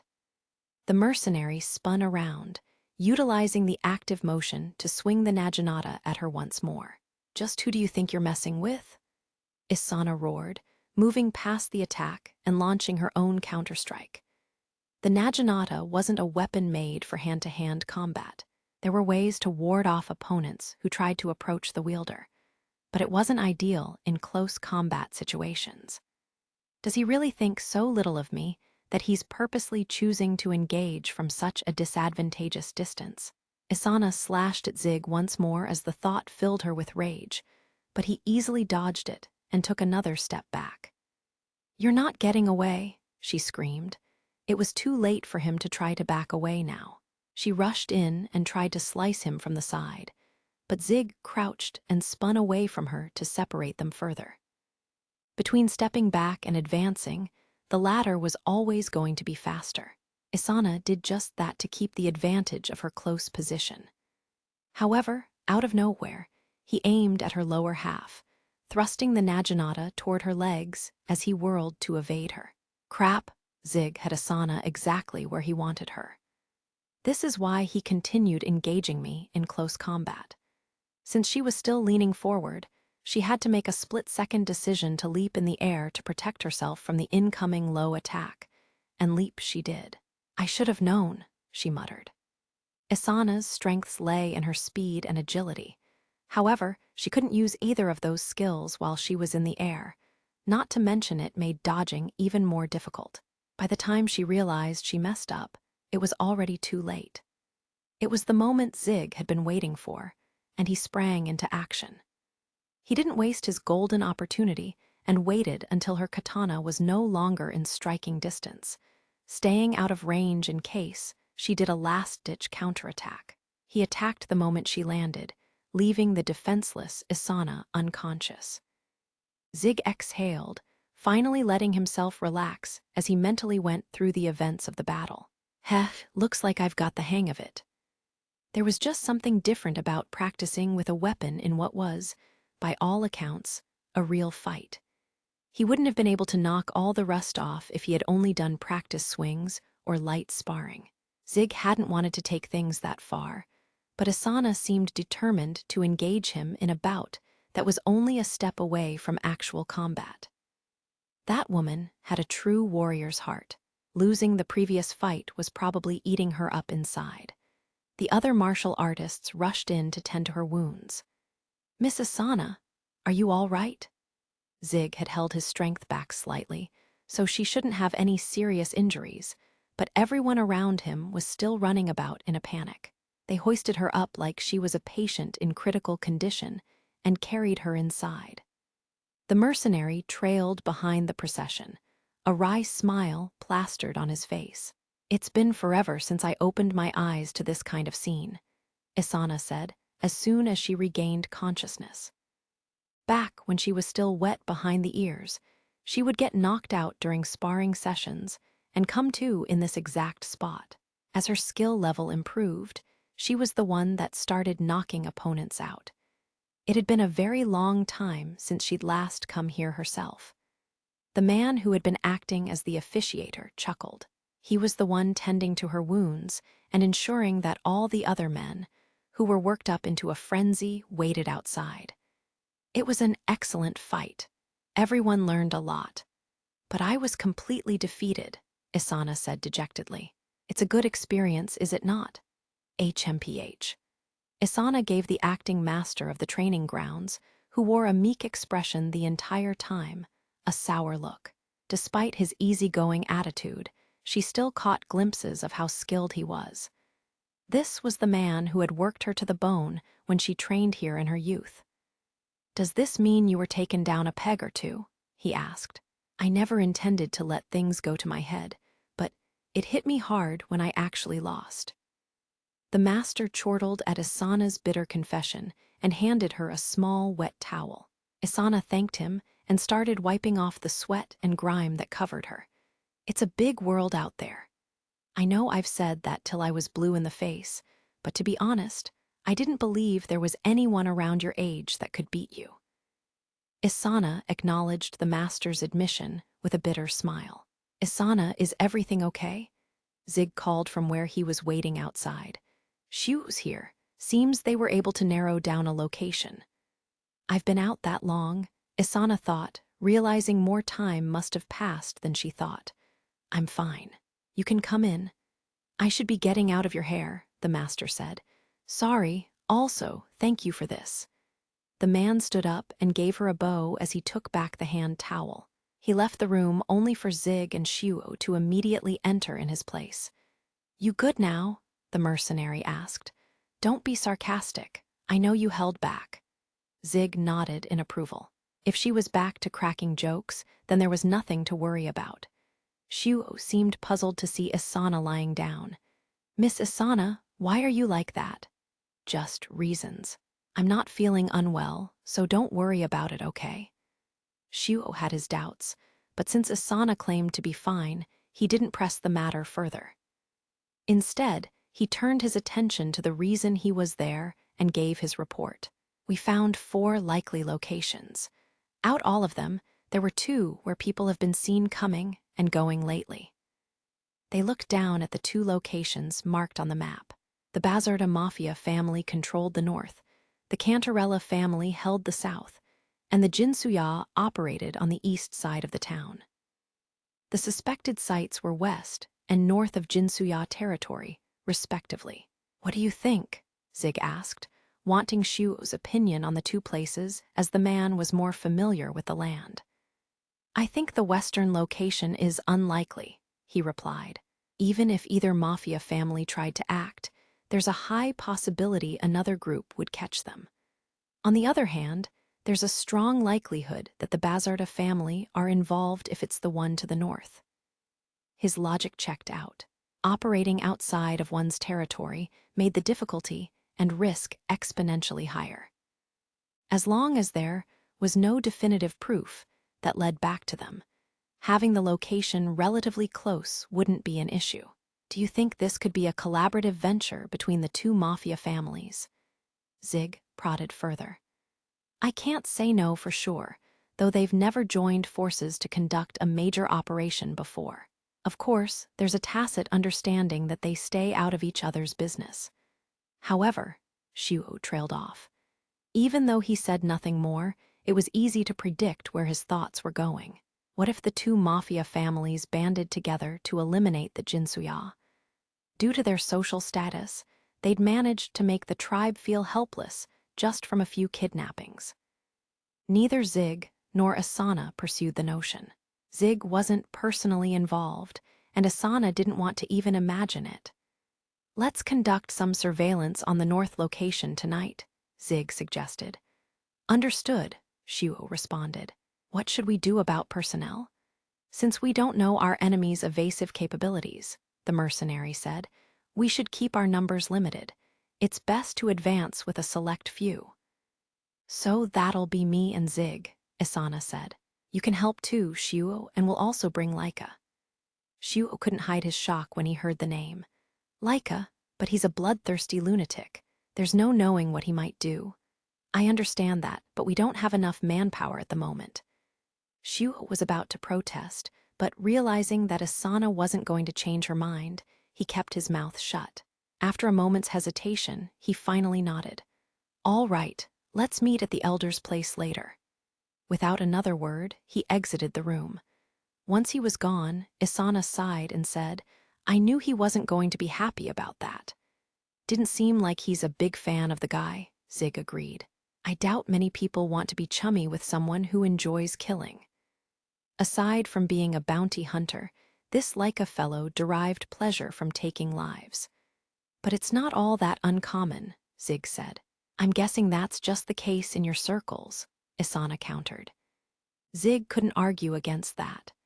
However, everyone harbored aggression to an extent. It wasn't unusual for it to manifest due to someone's environment or impulses.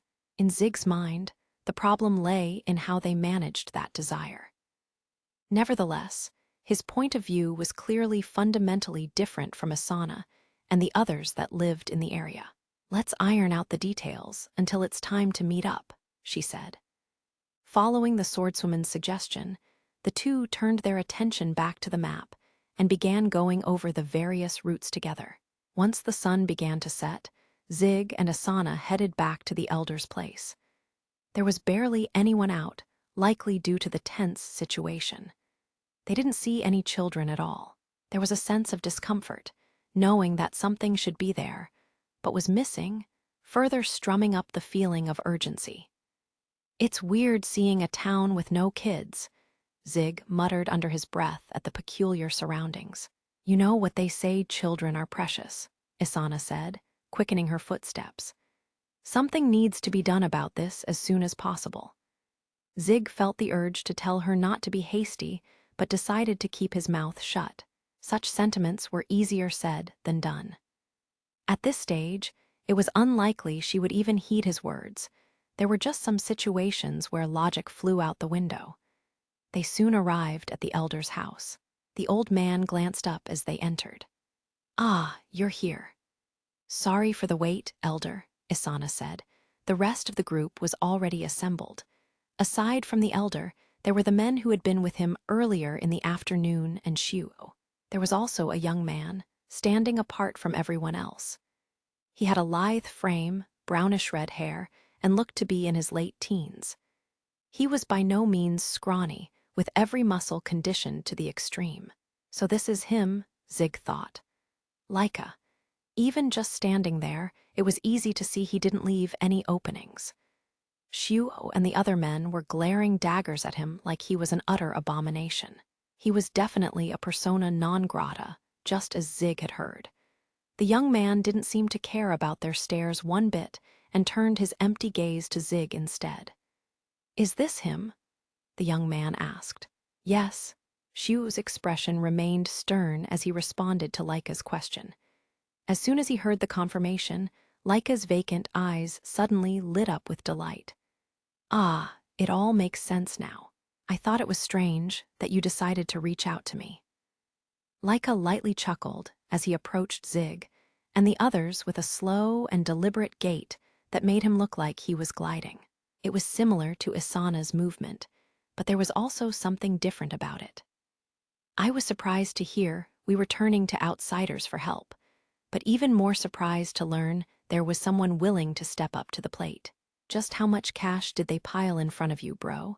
Did Isana help pay for some of it with her body?" "Laika." Despite Isana's outraged roar, the young man shrugged, maintaining his carefree attitude. "I'm getting paid enough to account for the danger I'll face," Zig replied. "And this job is far too easy for me to consider Isana's physical compensation." "Ha!" It was obvious that Laika was trying to provoke him. The young man narrowed his eyes at Zig's breezy response. He had shifted from trying to evaluate Zig to trying to figure out his deal. Zig held out a hand to formally introduce himself. "I'm Zig. You seem just as capable as I've heard. I'm expecting good things from you." Laika ignored Zig's outstretched hand and just continued to stare at him. It didn't seem like he had any intention of reciprocating the gesture. "I'm sure you've heard other things about me too," he said. "What made you want to ask for my help?" Laika watched Zig's face warily, looking for any sign of a reaction. Having nothing to hide, Zig answered honestly. "I decided that wouldn't be an issue." "Just that. Is your head on straight, bro? I take pleasure in ending lives, you know." This again, Zig sighed internally. He was getting a bit annoyed hearing the same story on repeat. These people with their true warrior spirits were far too straight-laced. "Yes, yes, you like killing, right? I love it." There was no hesitation whatsoever. The animosity in the room grew even stronger. Even Isana, who was standing next to Zig, couldn't mask her discomfort. "Well, it can't be helped, can it?" "Huh." Laika froze at Zig's unexpected response. The others also had similar reactions.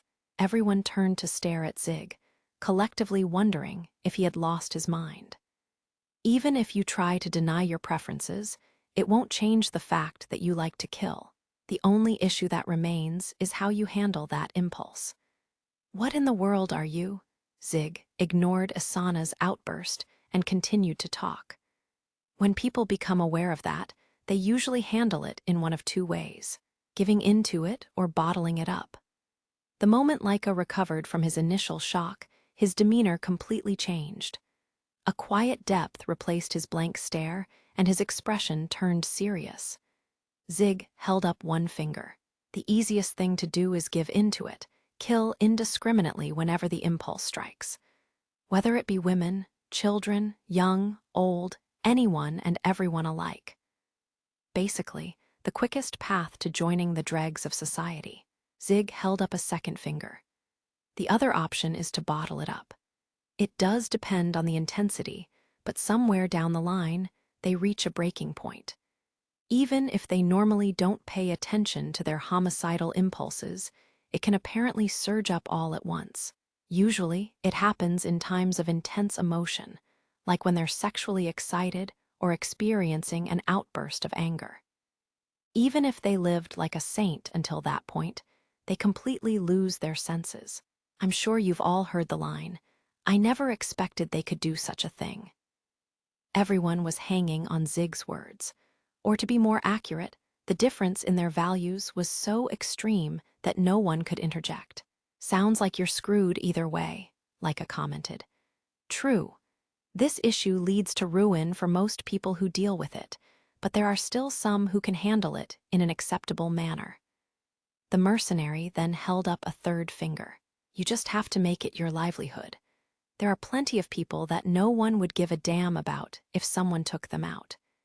In fact, when it comes to some people, getting rid of them would be doing the world a favor. If you can combine killing those types for both hobby and profit, it's not going to bother anyone."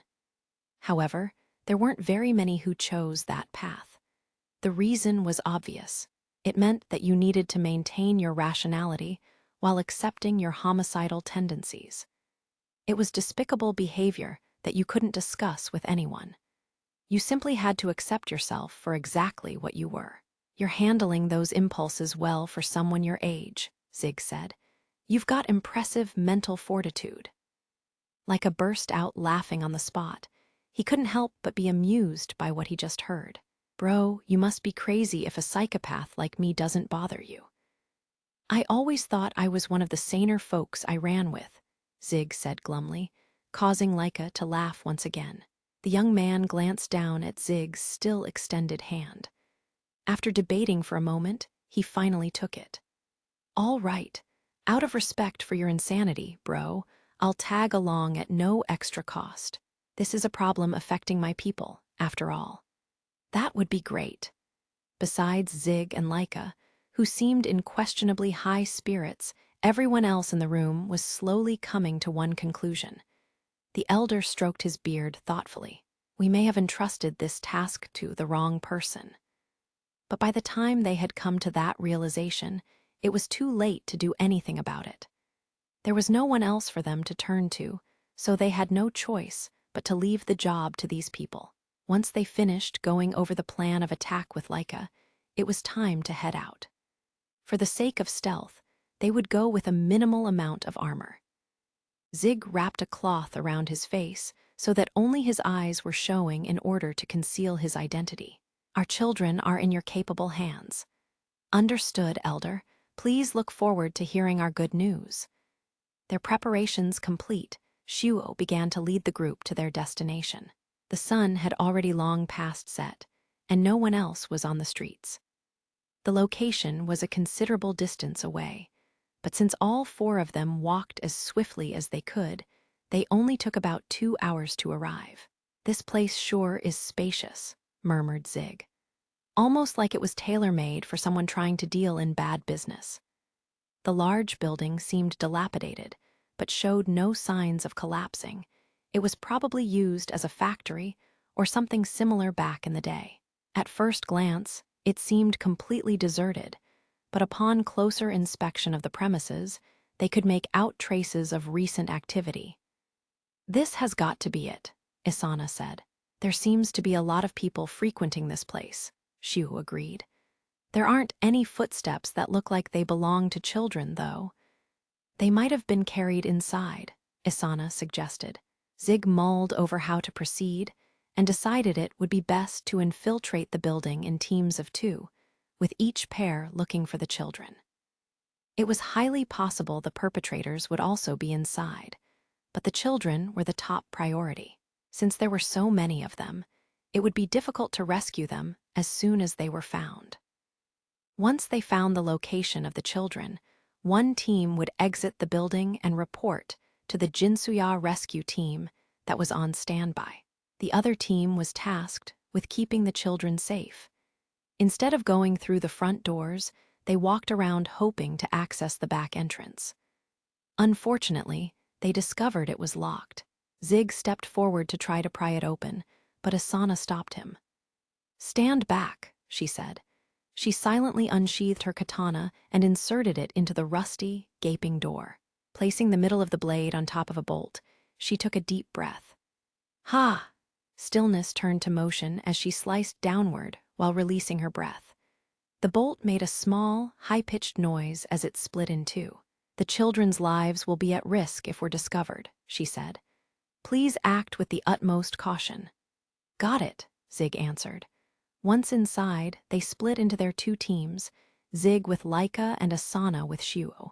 Asana and Shuo both seemed repulsed at the thought of working with Laika, so the groups had formed naturally. The teams silently made their way into the building, investigating the rooms one by one. Asana and Shuo checked the fourth room. When it didn't seem that anyone was inside, they left and started looking for the next one. Miss Asana, can I ask you something?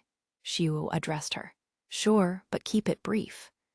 Even if they didn't sense anyone nearby, they were in enemy territory and couldn't be too careful. Shuo continued in a hushed voice, What is your relationship to that man? Asana thought hard about how to best answer that question. She had promised Zig she wouldn't tell anyone about his possession of illicit substances.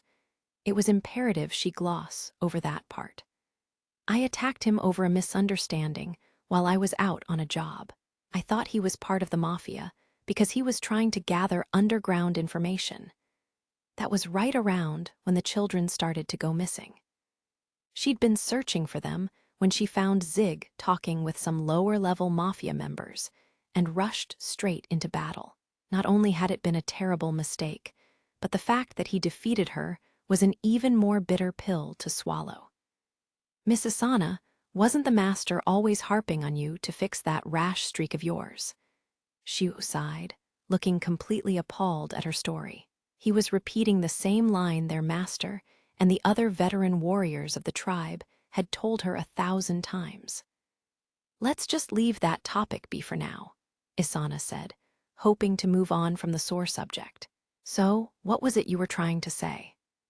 Shuo seemed unsatisfied with her response, but seeing that she wasn't willing to give any more information, he had to change his approach. You should limit your interactions with that man as much as possible. His way of thinking is far too dangerous. Yeah, that's probably true, Asana thought. It's not that I don't understand what he was trying to say. If I was born with homicidal tendencies, I'm sure I wouldn't be able to handle them well. Asana quietly listened to Shuo's monologue. She could tell he was choosing his words carefully. He wasn't usually expressive, but his face was currently twisted into a scowl. I will admit he slightly changed my perspective of Laika. I do feel some respect for the boy for not getting into any major trouble despite those impulses of his. However, he paused, his squinted eyes opening wide, clearly full of fear. That man is too strange. What sort of environment does one have to be in to develop a mindset like his? I've seen enough kinds of lunatics or scoundrels to last me a lifetime, but I've never encountered someone like him. Shuo's outburst struck a chord with her own thoughts. Their attitudes toward killing were too different. Although communication wasn't an issue, it was as if they were talking with someone from a far, far away land. Mark my words, one day that man is going to bare his fangs at us. No, he'll turn his sword on us even without having malicious intent. You're probably right.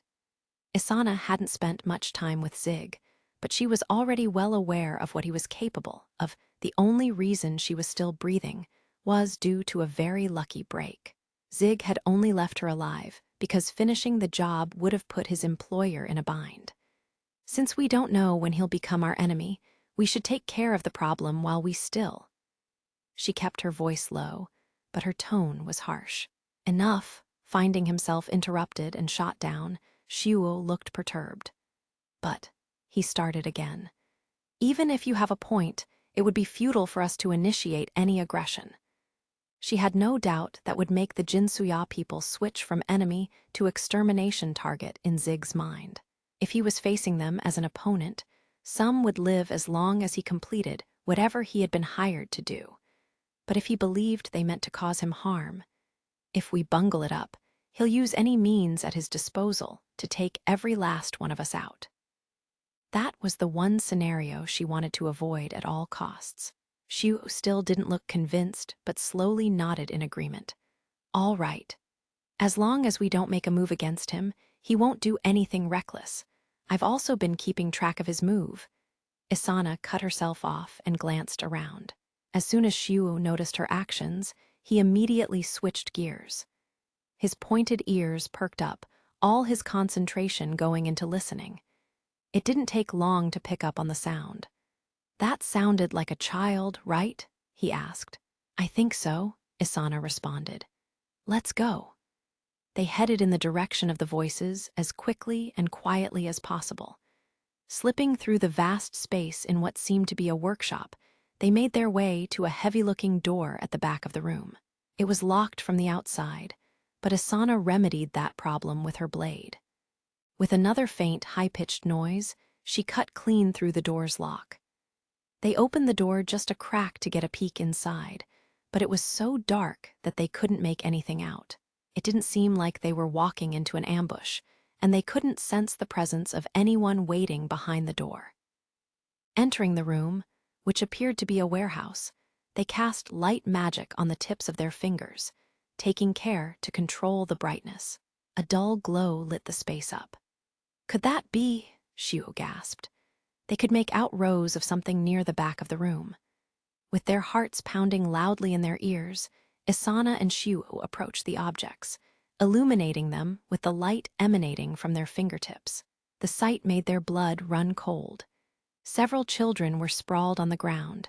They rushed over to immediately check their pulses. Thank goodness. Isana breathed a sigh of relief. They're just unconscious. Looks like they were knocked out with sleeping pills, Xiu observed, but there seems to be a few more children than were reported missing. It appeared that the kidnappers had gotten their hands on even more victims since the last briefing. Isana bit her lip to suppress the anger that was threatening to overwhelm her. Let's find Zig's team and bring the rescue squad in. There are too many for us to carry out on our own. Leave it to me, Xiu replied. You stay here and watch over the children, Miss Isana. Xiu met up with Zig and Laika a few minutes after leaving the warehouse and brought them back with him. They began to go over their next steps. Seems like they're all accounted for, Zig said. Yes, Isana and I will contact the rescue squad. Keep the children secure until we come back. We don't know when the perpetrators will return. Got it, Zig agreed. Laika looked perplexed as he listened to Xiu's explanation.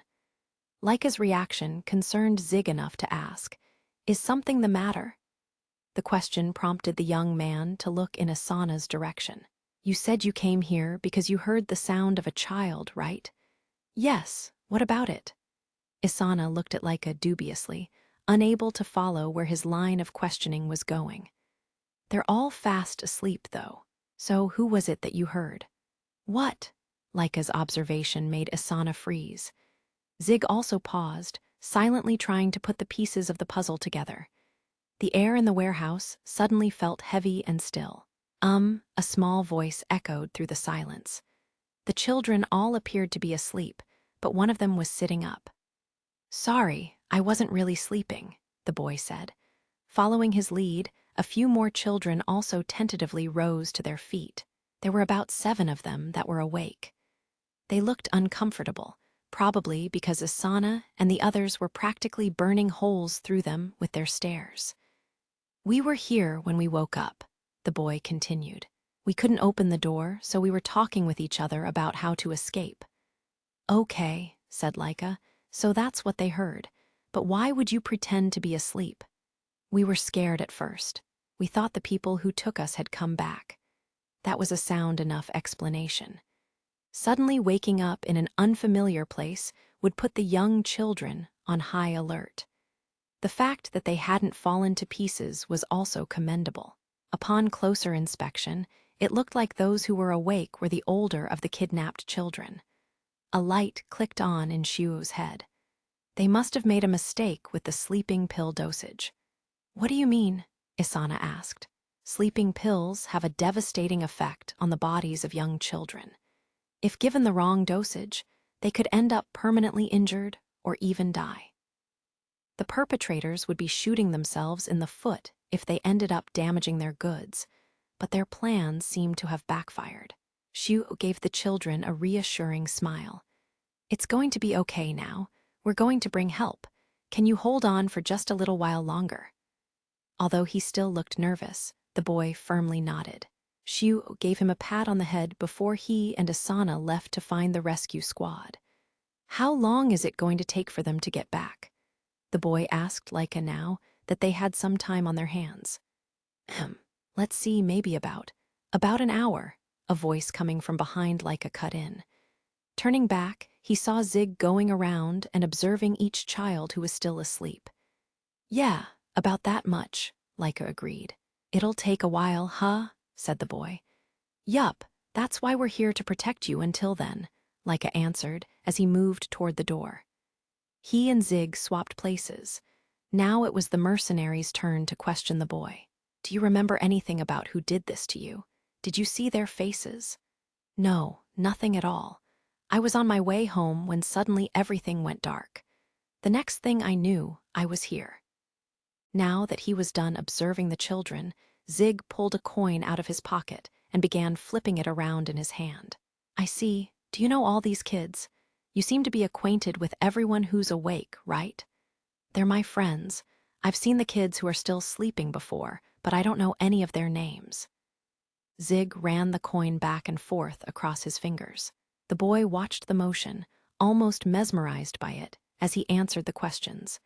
Then he turned his attention to Zig's face. "Why do you have a cloth wrapped around your head?" "Just reasons." His vague reply made it hard for the boy to ask any follow-ups. "What's your take on all of this, bro?" Laika asked. Zig narrowed his eyes and continued to play with the coin as he voiced his thoughts. "I'm certain the mafia has a hand in all this. Human trafficking is a lucrative business. But it's also an activity that requires a certain amount of organizational backing to find enough manpower and set up a distribution pipeline. It's too big of an endeavor for your common thug to pull off." The little boy looked confused, not entirely grasping the subjects being discussed. Laika and Zig ignored him and continued their conversation. If a few members of a migrant tribe go missing, not many people will make a serious effort to go looking for them, Laika mused, shrugging in disgust.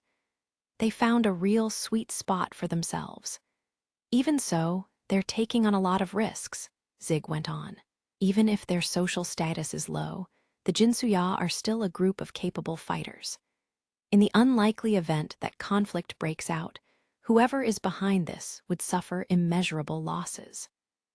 The thing about large organizations was the bigger they were, the easier it was to find themselves stuck between a rock and a hard place. It was difficult to authorize high-risk activities when you had more to lose. There are hardline and moderate factions within the same criminal organizations, Zig concluded. "I doubt a moderate would be very forgiving of being so reckless." "So, what you're saying is that one of the hardline factions is getting ahead of themselves." "I don't know if it's about money or trying to score brownie points, but it's too short-sighted a measure to come from the top brass," Zig said, pointing out that all of this was only speculation on his part. "Going rogue just for money, huh? Is the mafia leadership really that weak?" "You think the mafia is a bastion of solidarity," Laika chuckled. Despite sounding nonchalant, Zig's words rang surprisingly true. "It's not really the time to be laughing about other people's problems now, is it?" Zig chided. "It might be possible to use this situation to our benefit and get them to show their cards." "I get it. A lack of solidarity leaves the door wide open for those looking for opportunities to take down their rivals. If we leaked them information on these activities, they won't have the luxury of time to mess around with your tribe in that case. Internal succession struggles within the mafia are no joke." Once Laika realized that what Zig was telling him had a direct impact on his people's future livelihood, his tone grew serious. "Seems like finding ways to take advantage of those circumstances will be our path going forward." Even though they shunned him, his heart was still Jinsuya. Zig had been surprised by the young man's mental strength, and now he was touched by how noble he was. "I guess," Zig replied brusquely, hiding his positive impression of Laika. "You're a cold one, you know." "None of this has got anything to do with me," the mercenary replied. "I suppose you're right." Laika sounded like he was protesting, but it didn't actually look like he was perturbed by Zig's attitude. He was fully aware where Zig and his people stood. Once again, appreciating the comfortable distance Laika kept, Zig ended their talk with a vague, "Anyway."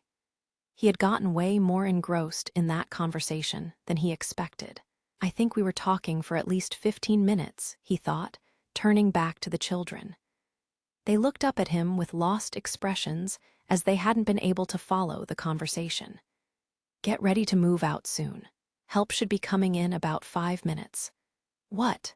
The boys' demeanors changed dramatically the moment they heard Zig's announcement.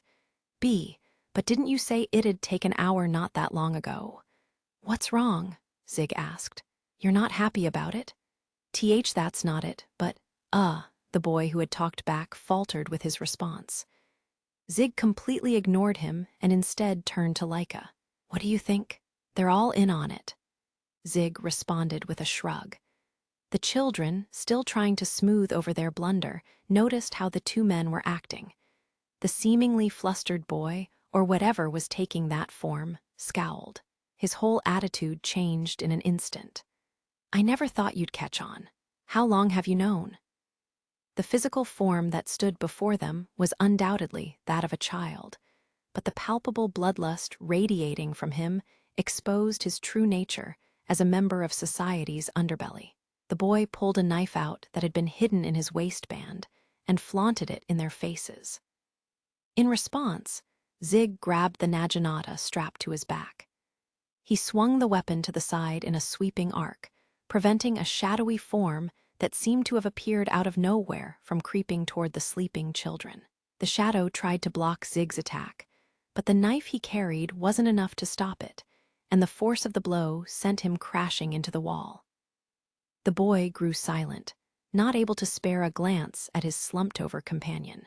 Zig had seen right through his plan to cause a distraction while the children were moved elsewhere. "You really think a professional is going to hold a question-and-answer session for no good reason?" Zig retorted as he kept the other enemy at bay with his naginata. Realizing it was useless to try and buy any more time, the enemies dropped their ruse and quickly shifted into offensive stances. Laika silently followed suit and drew his weapon. No signal heralded the start of their fight. Both parties readied themselves for a battle to the death. The boy before Zig was the first to act. He withdrew some small knives from the folds of his clothing and threw them at him. Two of his companions followed the projectiles in hot pursuit, rushing toward the mercenary. Zig knew that if he tried to dodge the knives, they would hit the children behind him. He had to stand his ground and deal with the attack where he was. Deciding not to rely on his weapon, he deflected the incoming projectiles with his gauntlets and greaves, using minimal movements. However, this meant he wasn't in perfect defensive alignment, and his incoming attackers took advantage of this, slashing at him with their knives at different intervals, aiming for his fingers wrapped around the naginata. They weren't trying to finish him in one blow, instead trying to steadily siphon away his ability to act. It was too late for Zig to fight the men off with his naginata, being too preoccupied dealing with the projectiles. He dropped his weapon to dodge the incoming strikes, but one of his opponents saw through him. The man instantly changed his tactics and went for Zig's jugular. How predictable, Zig thought. Using his left hand, Zig grabbed his attacker's right wrist, halting the knife headed straight for his neck. He then used his right hand to press down on the depression below the man's elbow joint, causing his arm to pivot backward and aim the knife toward his own neck. The counter took Zig's opponent by surprise. He hadn't been expecting to be attacked by his own knife. Still, he was a professional. He wouldn't make the rookie mistake of freezing in a panic. The man caught his incoming right arm with his left. and the force of his two arms against Zig's one prevented the blow from connecting. The mercenary then used the gauntlet on his right arm to parry an incoming side attack from the second man. The momentum of the forward swing allowed Zig to follow through and finish the attacker in front of him, who still had both hands up from blocking the knife, by landing a devastating punch to the gut. NGHHH. The impact of the blow and force of his internal organs being crushed caused the man to give out a muffled cry as blood began to gush from his mouth. The punch was so strong that he flew into the air, the pressure snapping his ribs like dry twigs whose jagged edges pierced his lungs. Without giving the crumpled form a second glance, Zig closed in on his other opponent. Finding himself under intense pressure, the remaining man tried to put distance between himself and Zig by jumping away. But that action was to be his undoing. Zig picked up the naginata and thrust it at the man. Its impressive length was just enough to reach him as he tried to flee. "Damn it! Gwah!" The man tried to deflect the naginata with his knife, but the difference in his and the mercenary's physical strength was too great for him to overcome the momentum. The blade speared through his torso, knocking him to the ground. Zig made sure there were no loose ends, administering a coup de grace to both fallen men before hulking toward the last opponent standing. His enemy stood in stunned silence, desperately racking his brain for a way to escape from this man who had swiftly taken out two of his companions. He wanted to see how the battle nearer the exit was faring, but didn't want to take his eyes off Zig for even a second. Only the sound of clashing swords let him know that his other companions were still engaged in combat. Zig sprang into action just as the man made a run for it. He skewered one of the corpses with his naginata, lifting the body off the ground. The man's eyes grew wide at the sight of Zig's violent rampage as he braced for the incoming attack. Having finished off the two attackers who rushed at him, Zig glanced over at Laika. He was wielding two swords and facing three opponents at once, taking advantage of the different lengths of his weapons to handle any incoming attacks. Although he was at a disadvantage when it came to the number of attacks his opponents could unleash, Laika bested them in both speed and skill, and was slowly and steadily pushing them back. The young man grunted loudly, exhaling as the impact of his blade echoed with a sharp clang. Unable to keep up with Laika any longer, one of the men found himself missing an arm as the severed limb sailed through the air. A follow-through attack with the same blade took care of his head, separating it from his body. Laika's expression was one of pure ecstasy as a torrent of blood drenched him. "That's just about what I expected," Zig murmured to himself. It looked like Laika would have everything on his end taken care of shortly.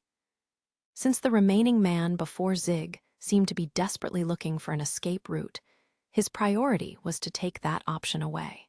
Having decided his course of action, the mercenary stabbed into one of the men he disposed of earlier with his naginata, skewering the corpse. It was an incredible feat to have the arm strength capable of lifting an entire person with a long object and dangling them off the end. Taking full advantage of this extraordinary ability, Zig used the momentum he built up to hurl the corpse in the remaining man's direction with a loud grunt. Gah! Although the move caught his enemy by surprise, the trajectory of the corpse was slow enough for him to dodge it. However, the corpse sailed past the man, crashing straight into the backs of Laika's two opponents. "What the hell?" The surprised reactions of both Zig's opponent and his companions provided Laika with an opening he gladly took advantage of. Die!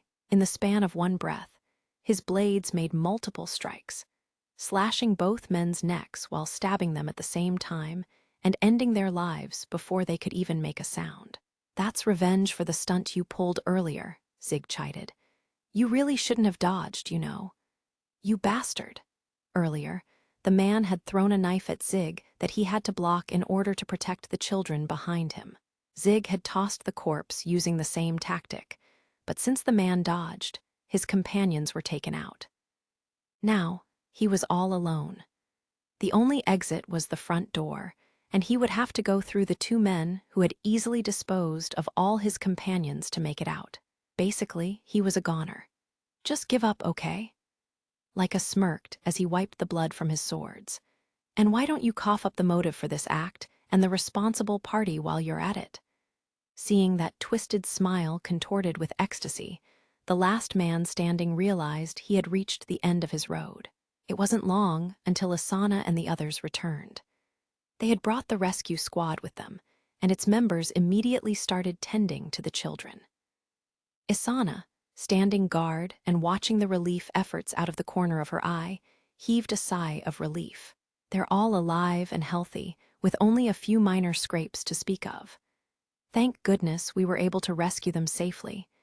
It felt like a huge weight had been lifted off her shoulders. What about the man? Zig asked. He'll be coming back with us so we can interrogate him. We've got plenty of questions for him. I doubt you're going to get any straight answers out of him, Zig said, but good luck with that. While the man and his companions were not incredibly skilled at combat, they were professional criminals.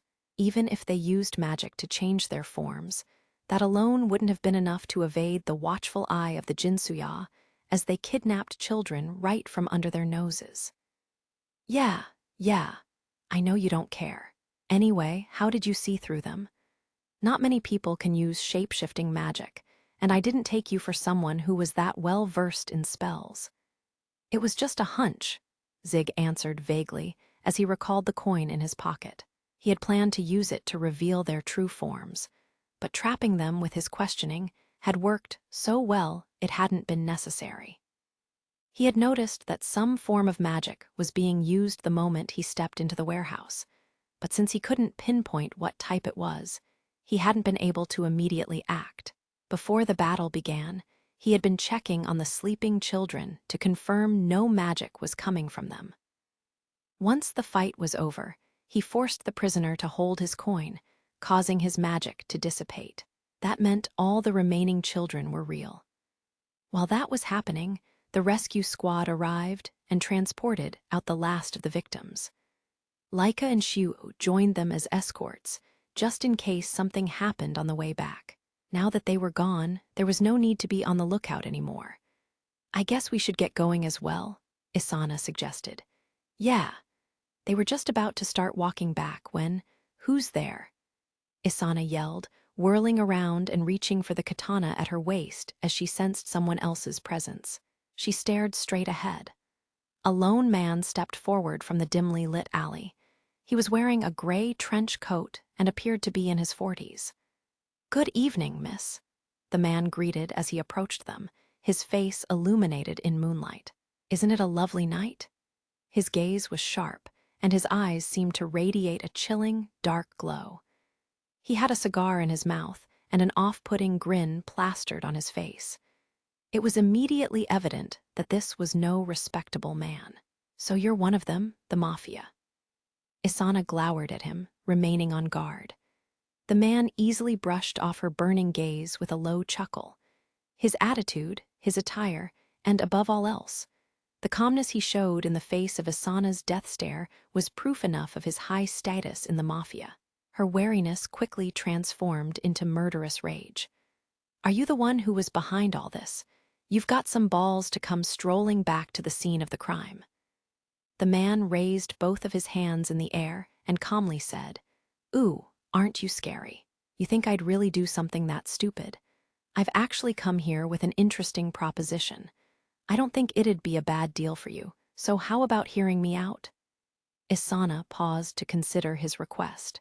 She could simply ignore the man, but the Jinsuya weren't in a very good position. Something would need to change. She just wasn't sure if he was the catalyst they were looking for. Speak now. There you go. The man guffawed as he took the cigar out of his mouth and trimmed the end with a cigar cutter before lighting it. I like that boldness, miss. I'm Vano of the Bazarda Mafia family, at your service. Plumes of purple smoke wafted from the man's mouth as he spoke. As you might have guessed, I'm here to discuss none other than the perpetrators of this crime. What happened to the ones you caught? We're bringing the one we kept alive back with us. The others are all dead. If you're planning to ask us to turn over our prisoner, that won't be happening." I see, I see. I would expect nothing less from the Jinsuya. Those guys you were up against should have been pretty good. I guess you were all just better." The man laughed so hard his shoulders shook. "Still, I expect he'll be a tough nut to crack." "Well, that's neither here nor there. What I'm interested in are the corpses." "You want the corpses?" Isana said, confused. "I sure do. I've already got a good idea of who would be stupid enough to try and pull off a stunt like this. I just need proof. And those bodies will do the trick. Depending on how I use them, yes." His reasoning sounded sketchy, but there didn't seem to be any harm in letting him take what he asked for. Isana still felt wary of the man, but was cautiously open to considering his proposal. Zig quietly waited on the sidelines as Vano and Isana talked. He noticed a pile of rubble a short distance away and went over to sit on it. "I'm starving," he murmured under his breath. It was way past dinner time. Sayasha was probably back by now.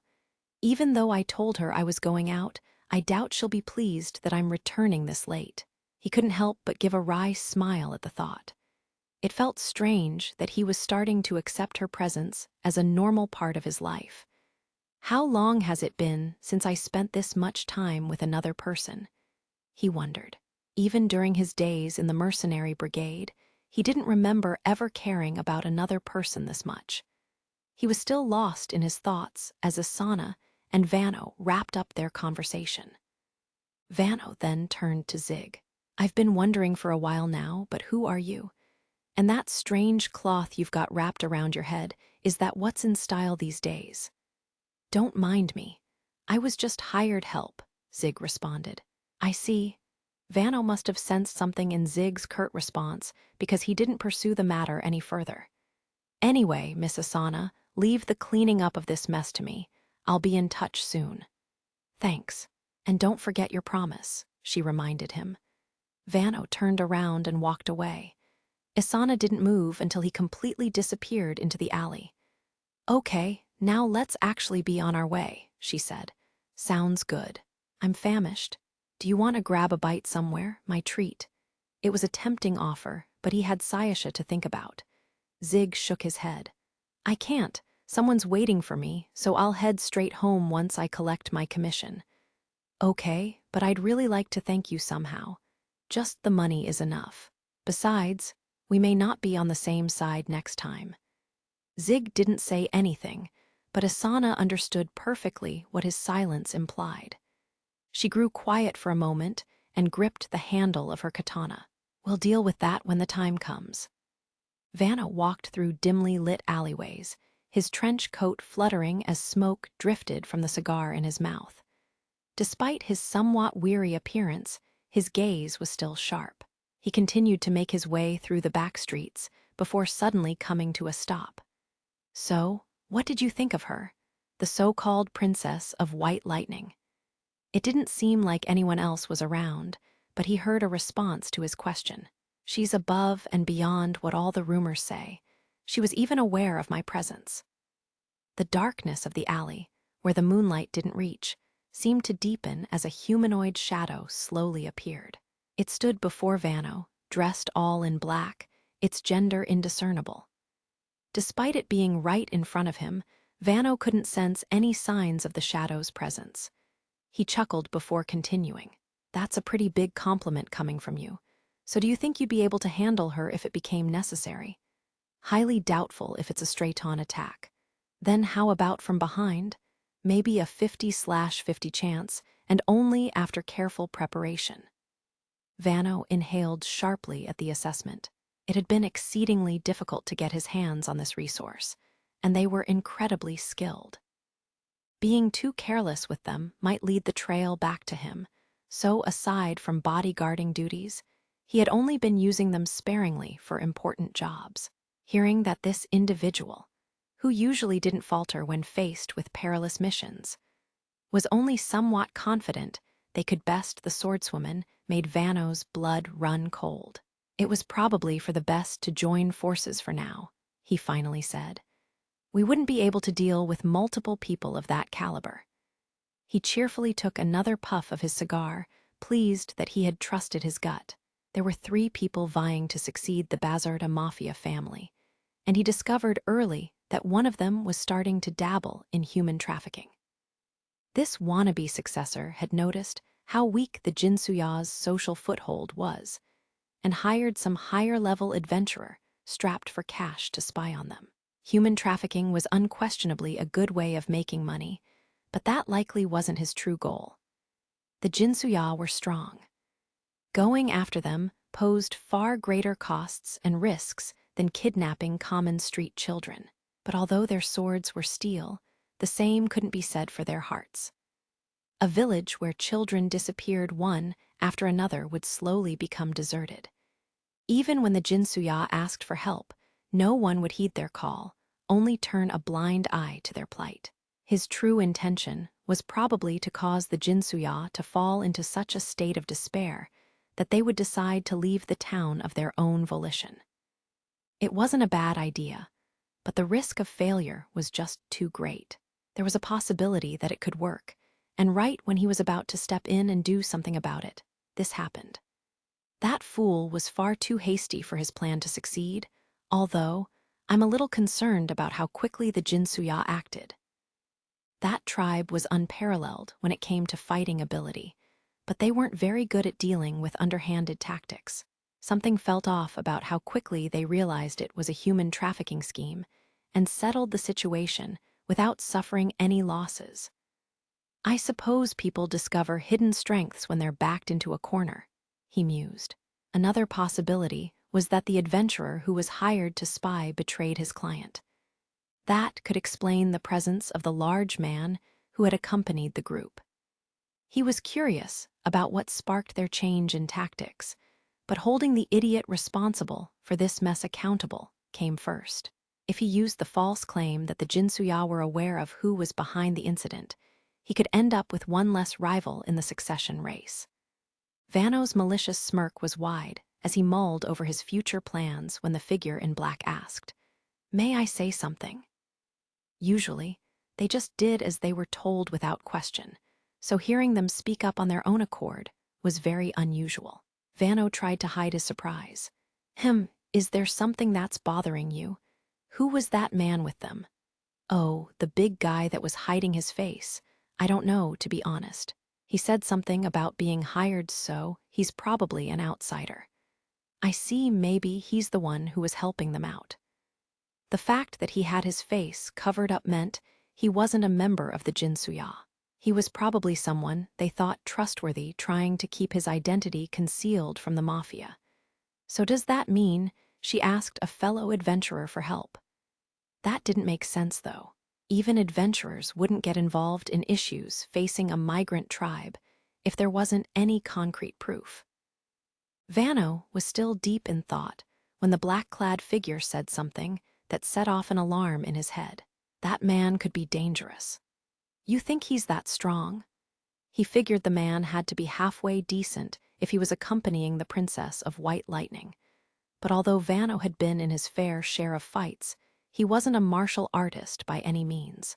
He'd sensed the man's strength, but he wasn't able to quantify his capabilities. "There's no question that he's skilled. He ended up going off to sit down while you were talking, right?" "Yeah, I guess he did." That man didn't show any interest in the dealings between Asana and himself, choosing instead to sit on the sidelines and relax. Vano figured it was because he was a one-time hired hand with no stake in the outcome and paid him no heed. "He came to sit right next to where I was hiding," the black-clad figure continued. "It could just be a coincidence." Even the Princess of White Lightning was only able to sense his helper's presence and couldn't pinpoint exactly where they were. The man's choice of seating being a fluke was certainly in the realm of possibility, but the black-clad figure shook their head, dashing Vano's hopes. "I can't say for sure, but I think he knew I was there." Vano felt like pulling his hair out. It was just one more hassle to deal with.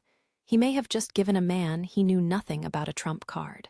Now it was impossible to push aside his fear at what would happen if certain information managed to fall into the hands of one of his rivals. He's going to be a headache if he can see through your stealth. Look into him?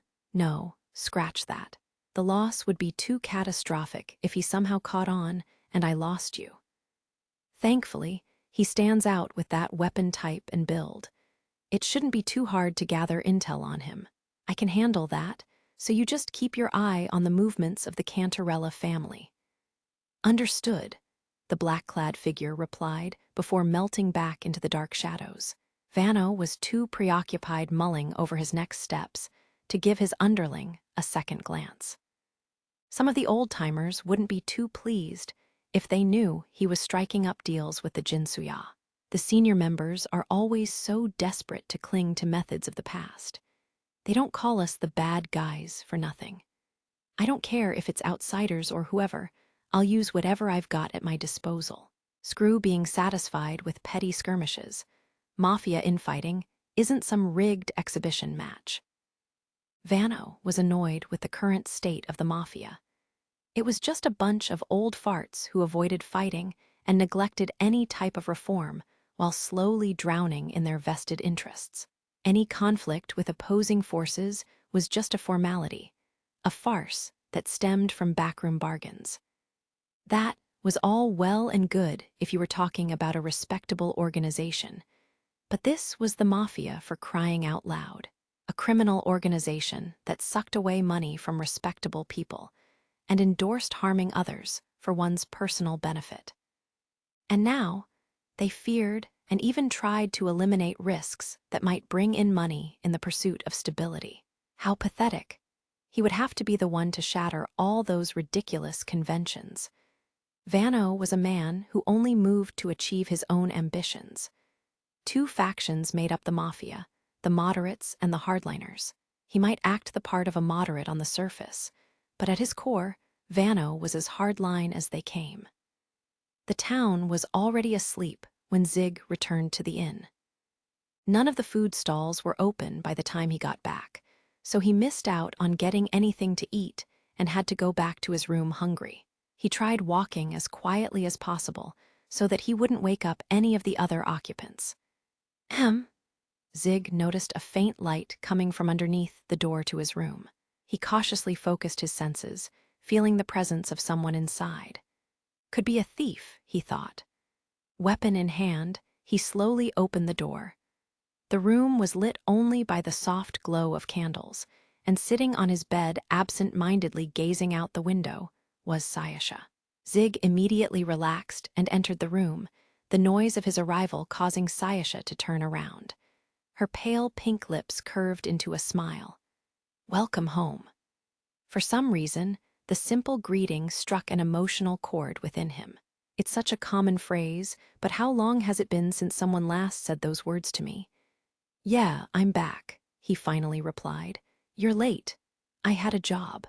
You ended up working on your day off, Sayasha said with a half smile. That doesn't give you much of a leg to stand on when you scold me. She approached him. You smell like blood. It was that kind of job. Did you get hurt? Nope.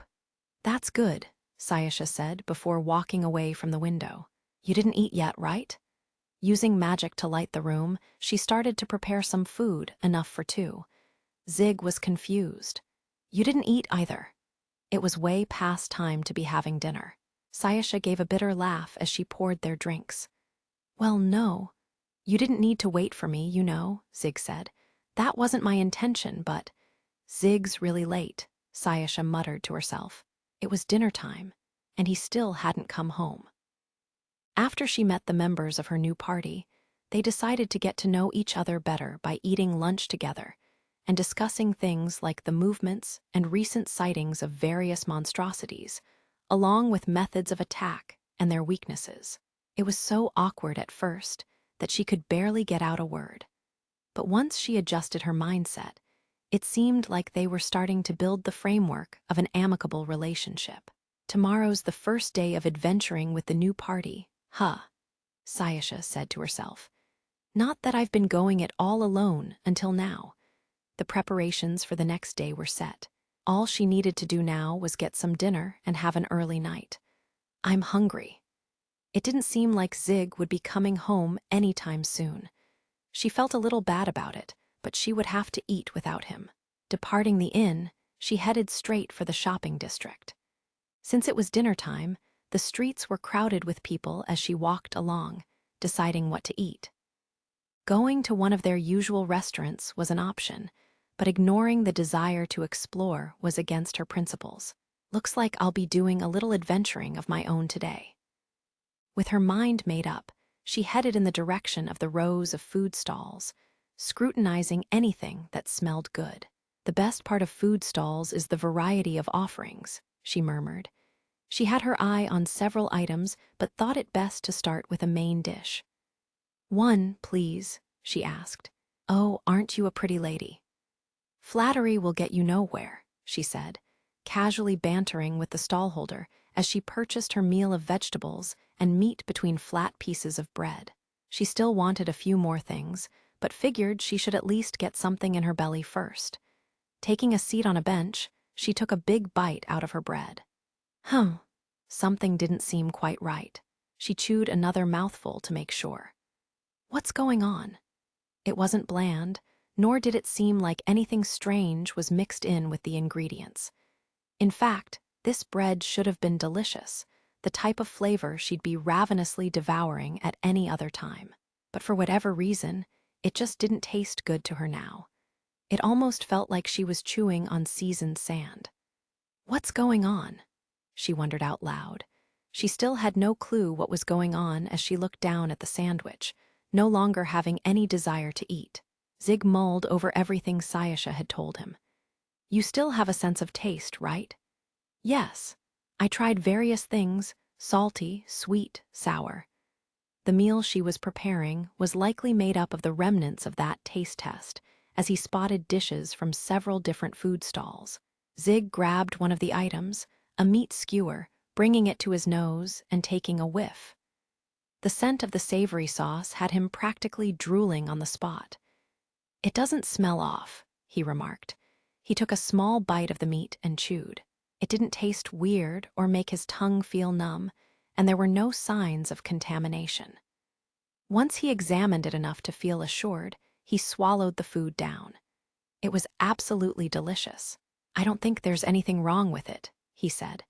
"Which means I must be the problem," Sayasha fretted, unable to think of a plausible reason. Her tone was serious.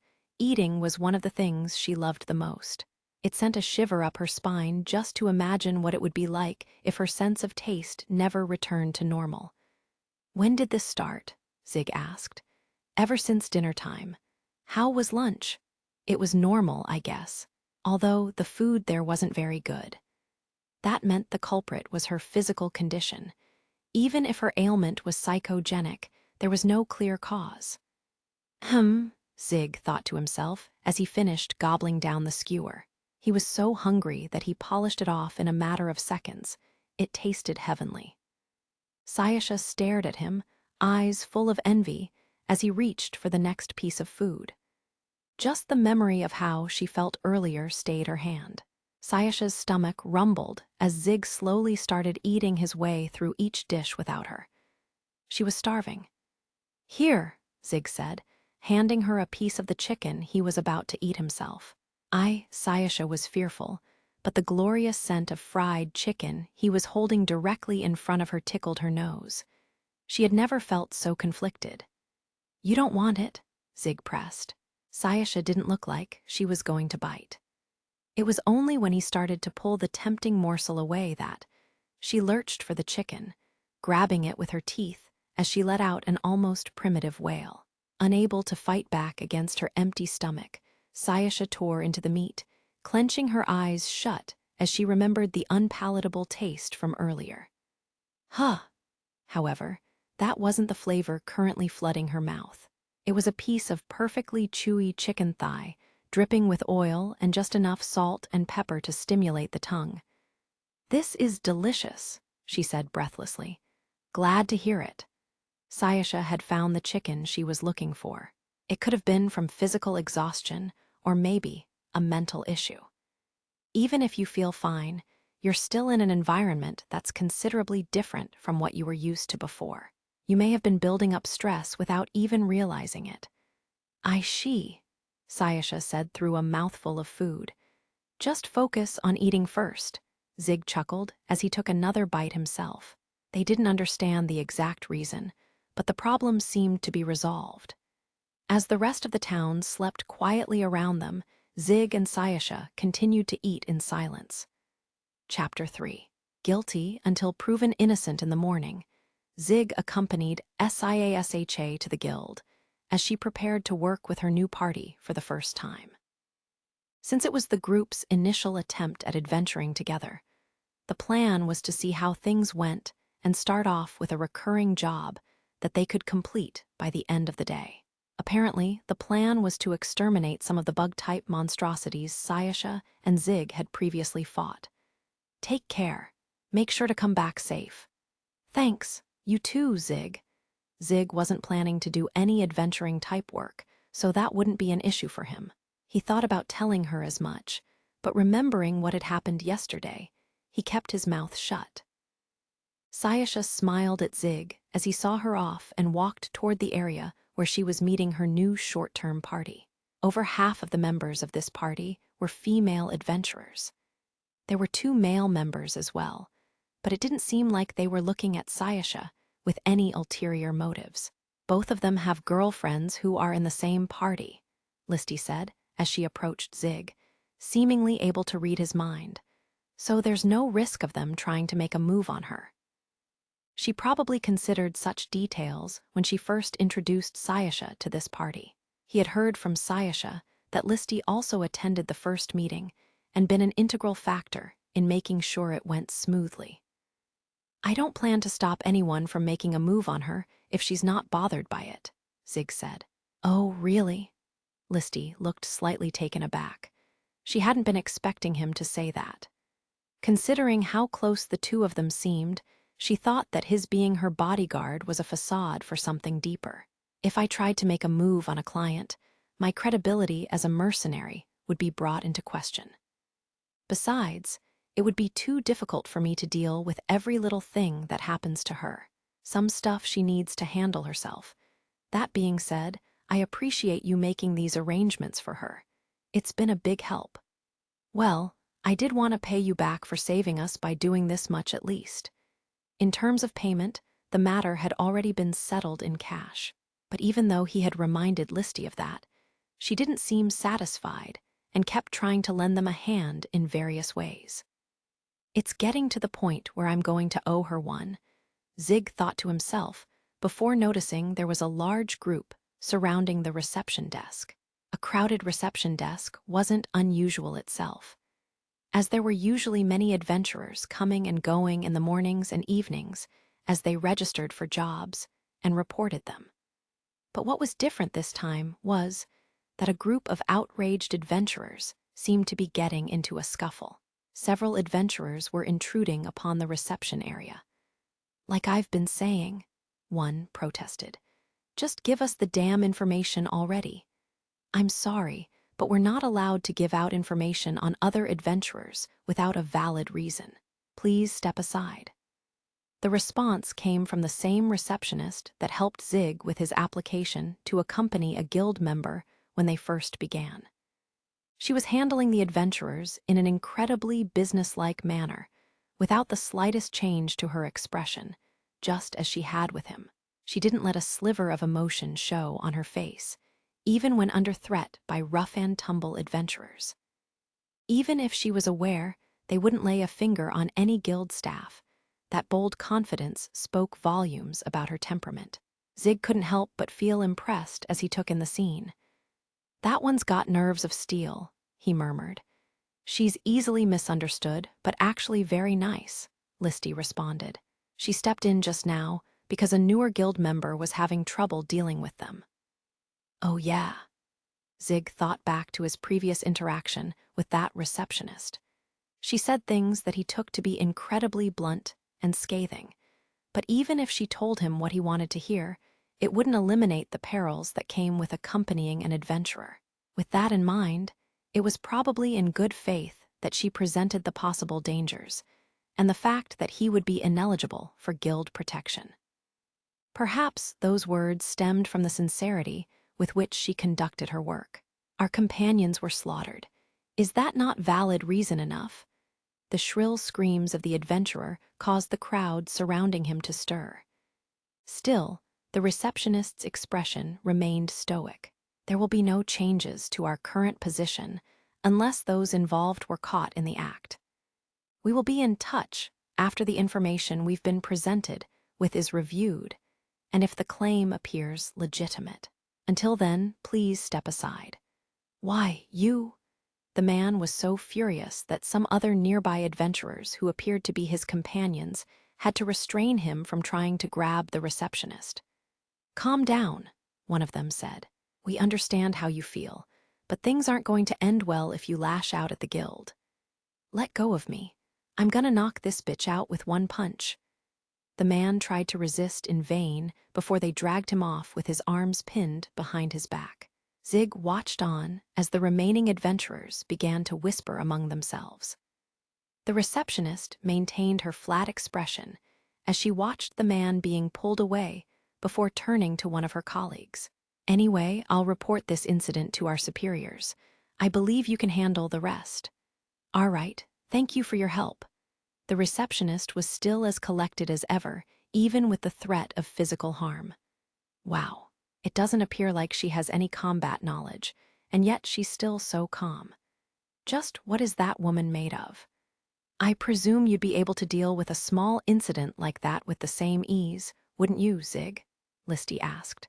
That's because I could handle him if the need arose.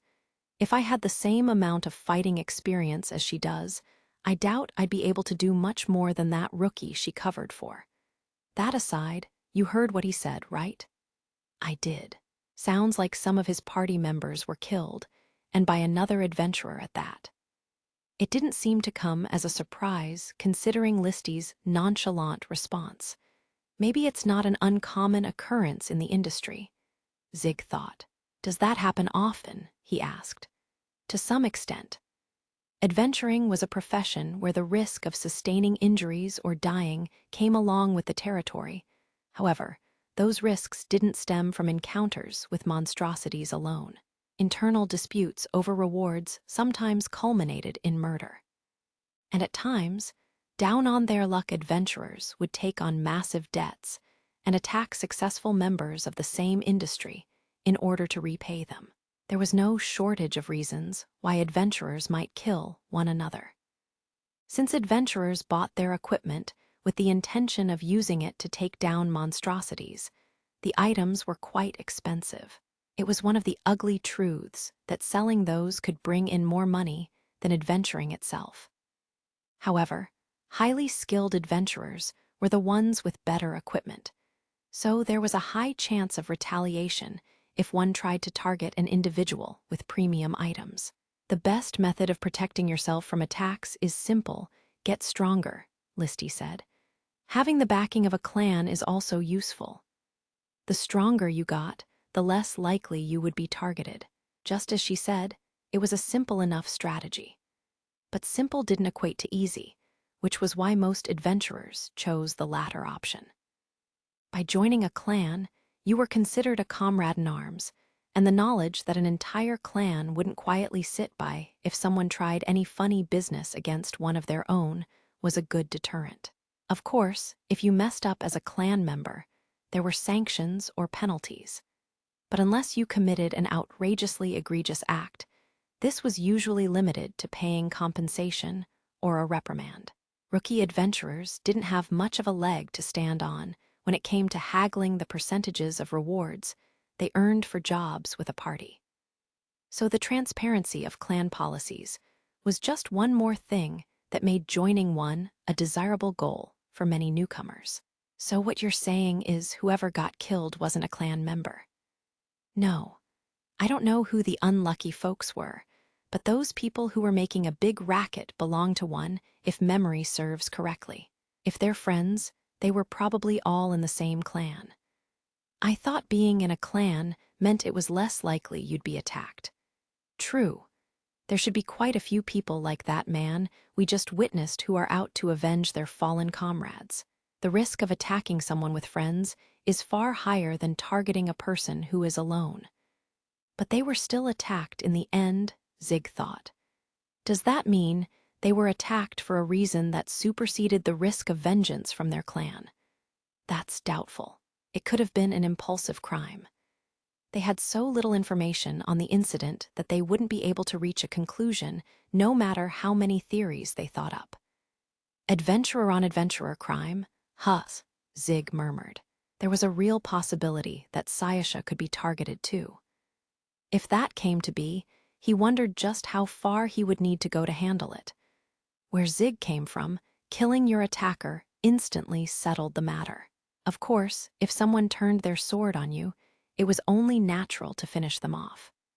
Not a single soul would condemn those actions. But this place wasn't like that.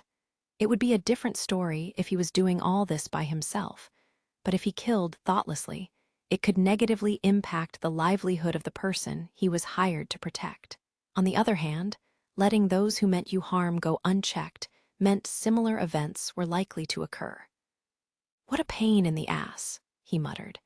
There was even more for him to consider since he couldn't rely on the means he always had.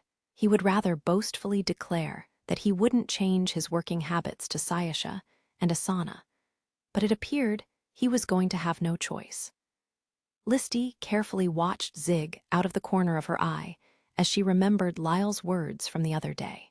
He mentioned being struck with fear by Sayasha because he couldn't get a good read on her. The archer had also kept an eye on Sayasha when she introduced her to the party the other day, but she hadn't picked up on the apprehensions Lyle spoke of. For the time being, she was far more concerned about Zig. She was well aware that he didn't come from Halion. It was unusual for a man of such skill not to be surrounded by rumors, not to mention he said he was a mercenary. She hadn't heard of any nearby countries where mercenary work was booming. Most of the mercenaries in this city were adventurers who had fallen from grace, individuals that had been expelled from the guild for problematic behavior. No one's goal was to become a mercenary. It was a job you literally fell into. That wasn't just Listy's view. Many people believed the same thing. It's not that skilled adventurers are never expelled, she thought, but those that are usually end up as bodyguards for the mafia or the head honcho of a group of thugs. I just don't get the sense that Zig is such a bad apple. It's strange Zig headed to the armory once he and Listy parted ways. He had originally planned to stop by and window shop yesterday, but had to cancel on account of taking on that urgent job. Although he spent a small fortune on his new weapon and the indigo adamantine coins, his pockets were feeling nice and full again from the payments he received from Alan and Asana. Since Asana was broke and couldn't pay Zig herself, his reward came from the tribe elder. He was slightly amused by how apologetic she looked with her ears drooping down in shame. Once inside, he made his way over to the section that carried protective gear. While his weapon was good enough for now, his armor was severely lacking. There was only so much he could ward off with his recently purchased gauntlets and greaves. Considering there would likely be more battles with monstrosities in the future, he needed to put together a better ensemble of protective equipment. Weight wasn't much of an issue, but he wanted to avoid things that would restrict his movement. Wielding the twin blade used his entire body, and it was important for him to have a good range of motion around his shoulders. Most armor was sold as integrated suits to improve efficiency, and those that weren't usually went for an astronomical price. Doesn't look like I'm having much luck. Unable to find what he was seeking, Zig aimlessly wandered around the shop when one of the clerks noticed and approached him. "Are you looking for something?" she asked. On closer scrutiny, this was the same woman who had assisted him before. It was a large shop, and she wasn't the only employee working there, but perhaps interacting with her was just meant to be. She'd been able to help him find what he was looking for last time, so maybe she could work the same magic twice. Zig decided to tell her what he was looking for without sparing any detail. "So you want something that's not too pricey, but also has durability and won't affect your movement." Sorry, maybe I'm asking too much. Hearing all those conditions repeated out loud made Zig realize the extravagance of his request. Armor that was lightweight, durable, and cheap would be popular with everyone. The reason getting properly outfitted gave him such a headache was because items like that didn't exist. We have something that checks all those boxes, she replied. You do? The clerk looked visibly taken aback at his surprised reaction. As his shock wore off, Zig quickly collected his thoughts, realizing that such an item was too good to be true. I'm guessing there's a condition, though. You would be right. It's this one, the clerk said, pointing to a breastplate that seemed to be made of a carapace of some sort. It didn't look to be any different from those around it. She launched into an explanation. There are some monstrosities that specialize in defensive magic. This breastplate uses the carapace of one such creature. Although the carapace itself isn't that strong, the strength can be dramatically increased by imbuing it with mana. This piece is lightweight and reasonably priced in comparison to similar items. The only downside is that it does deplete a considerable amount of mana to use it, and it can easily break if you're attacked by surprise when mana isn't enhancing it. Considering how superior weapons crafted from monstrosity materials were, Zig had no doubts that armor was the same. This piece was probably an attractive option for someone who had confidence in their amount of mana and didn't want to spend a lot of money. However, he didn't expect the topic of mana to pop up here. Zig looked more and more crestfallen as the clerk went on. Is it not to your liking? She asked, noticing his dour expression. Oh no, that's not it. I realized I didn't tell you earlier, but I can't use magic items. If you're worried about your mana levels, we also offer portable potions for supplementing mana recovery. The clerk smiled softly as she offered a possible solution, but Zig just continued to sulk. Seems like I've got no choice but to divulge a little about my circumstances if I plan to keep using this place, he thought to himself. Too little information may lead to crucial misunderstandings down the line, and I prefer to avoid my equipment being the cause of that as much as possible. Is something wrong? The clerk asked. After deciding the risk of keeping quiet was higher than that of speaking up, Zig finally said, I'd like you to keep what I'm about to say just between us. Understood. The clerk nodded, sensing from Zig's tone that what he was about to reveal was important. We keep our customers' information protected as long as it doesn't violate the law. I don't have any mana. The feeling of having to sound so apologetic about something that felt like common sense was indescribable. While it was second nature to him, the same couldn't be said for the clerk. No way. The information alone was enough to completely stupefy her. She clasped a hand to her mouth to prevent any other words from escaping. It was terrifying for her, who took having the capability to use magic for granted, to imagine how difficult life would be without it. That wasn't the case for Zig, but unaware of his circumstances, she fully understood why it was something he would try to hide. The mercenary waited quietly for her to calm down. I understand your reason, and with that being the case, I won't ask for any further details. We can select equipment based on the details you've provided me. That'd be a big help. She was nothing if not a professional, trying to do her part without delving too deep despite being presented with unbelievable information by a customer. Still, she couldn't completely suppress her curiosity. Does this mean you're wielding that weapon without the use of any physical fortification magic? She asked, glancing at the twin blade strapped to his back. It was about the same size as she was and incredibly heavy. A weapon that would be difficult for even adventurers who used fortification magic to handle. When Zig first came looking for a weapon, she showed him one other blade, the green one that emphasized sharpness. It was probably possible to handle that one based on ability alone, but in addition to double-edged sword users being rare to begin with, it was likely that only a handful of people could properly wield the weapon he chose. That's right, I rely on my own strength. I see. That statement was even more mind-boggling than the fact that he didn't have mana. She felt the urge to tell him as much, but was able to mentally beat back her astonishment and focus on the job at hand. Zig and the clerk went back and forth for a while, discussing and trying new items, but there was no aha moment. It was more of a damned if you do and damned if you don't situation. To purchase a decently priced piece of armor, he would need to sacrifice either mobility or durability. And while weight wasn't a problem for Zig, it was basically a contradiction to find a piece of heavy armor that was also light. You can't avoid having to choose from mostly larger pieces if you really want durability at this price point, the clerk said. I guess I'll need to increase my budget. I'm terribly sorry, the clerk apologized, bowing her head. She was doing all she could, and Zig, who was aware from the get-go that his request was unreasonable, felt slightly guilty. No, don't be, he said. Look at it this way. At least I was able to find something good for my companion.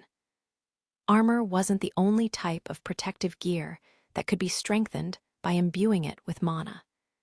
There were also many similar items suitable for magic users, like vestments and robes. Instead of hardening, a few of them even formed a barrier of some kind around the user.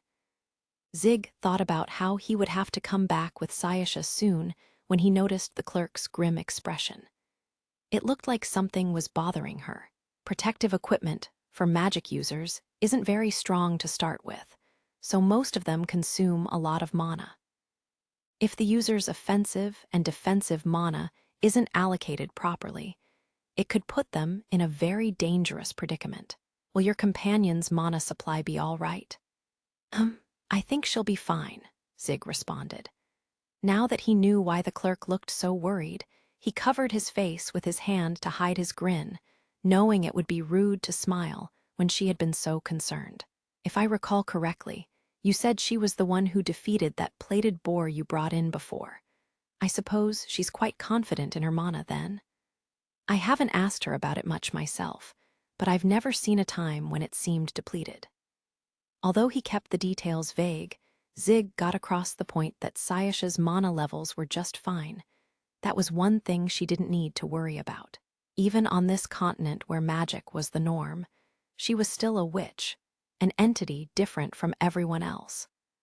While she hadn't specifically mentioned anything to him, he could sense there was a difference between her magic and the magic that people here used just from what he had seen. Having her mana consumed in a slightly inefficient manner probably wouldn't be a big deal for her. Even if he was hired to protect her, raising her defenses was a priority. I think that'll about do it for now. Next time I'll bring my companion along so she can take a look for herself.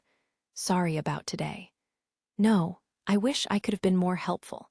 I'll keep an eye on the inventory we have for female magic users, so I'll be prepared the next time you come in. This clerk really was impressive. The excellent customer service this shop offered was probably one of the reasons for their booming business. Zig thanked her for her kindness once more before leaving the armory. He then stopped by a general store to pick up some more supplies. He needed to make sure that he had plenty of thick socks. Due to the nature of his work, he often found himself walking around areas with uneven ground, so it was necessary to make sure his lower extremities were also properly outfitted. The mercenary spared no expense, knowing firsthand that if he tried to cut costs in that department, he would regret it. You're the first person I've met that's this passionate about what goes on his feet, the boy tending the store piped up, seemingly curious as to why Zig was scrutinizing the shop's wares so carefully. I thought adventurers only cared about their weapons and such. The boy had mistaken Zig for an adventurer, but it would be too much of a nuisance to correct him, so he just went on browsing the products. What are you talking about? This type of equipment is much more important than a shoddy weapon. Really? The boy was immediately skeptical. He had a hard time believing this man thought shoes were more important than a blade. Zig chuckled dryly, recalling how he had also thought similarly when he was first starting out. Think about it. You can still fight without a weapon, You can still run away without arms, but you can't do either if your legs are out of commission. That's true. If you're stuck, you're either waiting to be rescued or waiting to die. And I'm not so optimistic as to hedge my bets on waiting for help that may never come. Protect your feet at all costs. The only thing more important is your life. One of the veteran mercenaries, Zig, worked with repeated that until he was blue in the face. As long as your legs work, get the hell out of there yourself. How many men do ya think it takes to drag away a guy who can't walk? If you can't move, just do us a favor and die. That way we're only down the strength of one man. The way he phrased it wasn't pleasant for sure, but that veteran's reasoning did make sense. At the end of the day, a mercenary who couldn't walk was just a burden to everyone else. Once Zig finished selecting the items, he handed them over to the boy along with the payment. Thanks. You're going to take them with you? After counting out the money with a practiced hand, the boy realized Zig hadn't included the delivery fee. Oh, no, I want them delivered. Have them sent here. Zig requested the boy send his items to the inn where he was staying. They should arrive before the evening. If you're not in your room at the time, we'll leave them with the landlady. Got it. After replenishing his stock of general goods, Zig headed for a back alley he visited before with the goal of striking up a deal with an informant. The last time he went looking for one, he was rudely interrupted by Asana, and dealing with her had taken precedence. He had put it on the back burner after that since he wasn't able to find the time. That last request of Asana's had taken up a whole day. That woman always seems to find a way to take the wind out of my sails. Maybe the reason everyone keeps their distance from her is just because she's a troublemaker. Since Asana wasn't around to defend her honor, Zig felt free to say his piece as he glanced around the area. There was a decent number of people mulling about, but he didn't spot anyone he knew. Laughing at himself for being such a worrywart, he kept moving toward his destination when, there you are. Good, good. I'm glad I caught you. Sorry, but may I have a few moments of your time? Zig froze. A man, who had clearly addressed him, was walking in his direction. Fed up with being distracted from his purpose once again, he gave the man a once-over. He had a charming smile, and didn't seem the type who had a lick of combat experience. However, judging by the fact that the mercenary's annoyed glare didn't seem to faze him, he obviously wasn't some average Joe. Zig had no idea why this man was calling out to him. What do you want? I apologize for the late introduction. My name is Kasukabe. I'm the administrator of the Wadatsumi Adventuring Clan. And you are Zig Crane, I presume? That's me. His lack of fear checked out. If this man was associated with a clan, he was probably used to being around rough types. Zig wasn't surprised that the man already knew his name. It's not like he'd been keeping it a secret. It was information that anyone could immediately uncover if they asked around a bit. But it did mean this man was approaching him with a specific purpose in mind. Zig just couldn't think of any reason why that would be. Our clan proactively scouts promising new recruits. As such, we'd be delighted to extend an invitation to Miss Sayasha in light of her recent impressive accomplishments. So he's trying to recruit her. Thinking back, the receptionist had mentioned something like this might happen. Putting aside her actual age, Sayasha appeared to be a young and highly capable worker to any outside observers. Not to mention she was a treat for the eyes. She could practically serve as a walking billboard for a clan. The more people who joined in order to get close to her, the larger the scale they could operate on. And the person who sealed the deal and got her to join would have a bigger voice within the clan itself, which was why it seemed odd that more of them weren't reaching out to her. Isn't it customary to reach out to the invitee directly? This guy had to be aware that Zig wasn't an adventurer himself. It felt a little strange that they would be coming to him, the guy who was only hired to protect her. Kasukabe's smile had a slight awkwardness to it as he answered Zig's question. Yes, we asked her, of course, but she said these types of inquiries needed to go through you. It's not like I'm her manager. Zig had previously belonged to a mercenary brigade, not an adventurer's clan. When it came to judging the pros and cons of joining one, he was an amateur. He didn't feel comfortable with the decision being pushed on him. You can stop by and look around if you like.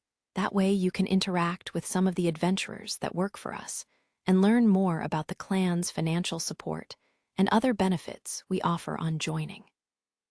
His proposal was enough for Zig to consider the possibility that it wouldn't hurt to go and check the place out. It would probably be better than leaving it all up to Sayasha, since she's never been part of any group before. The mercenary debated turning the offer down, but eventually decided to hear them out.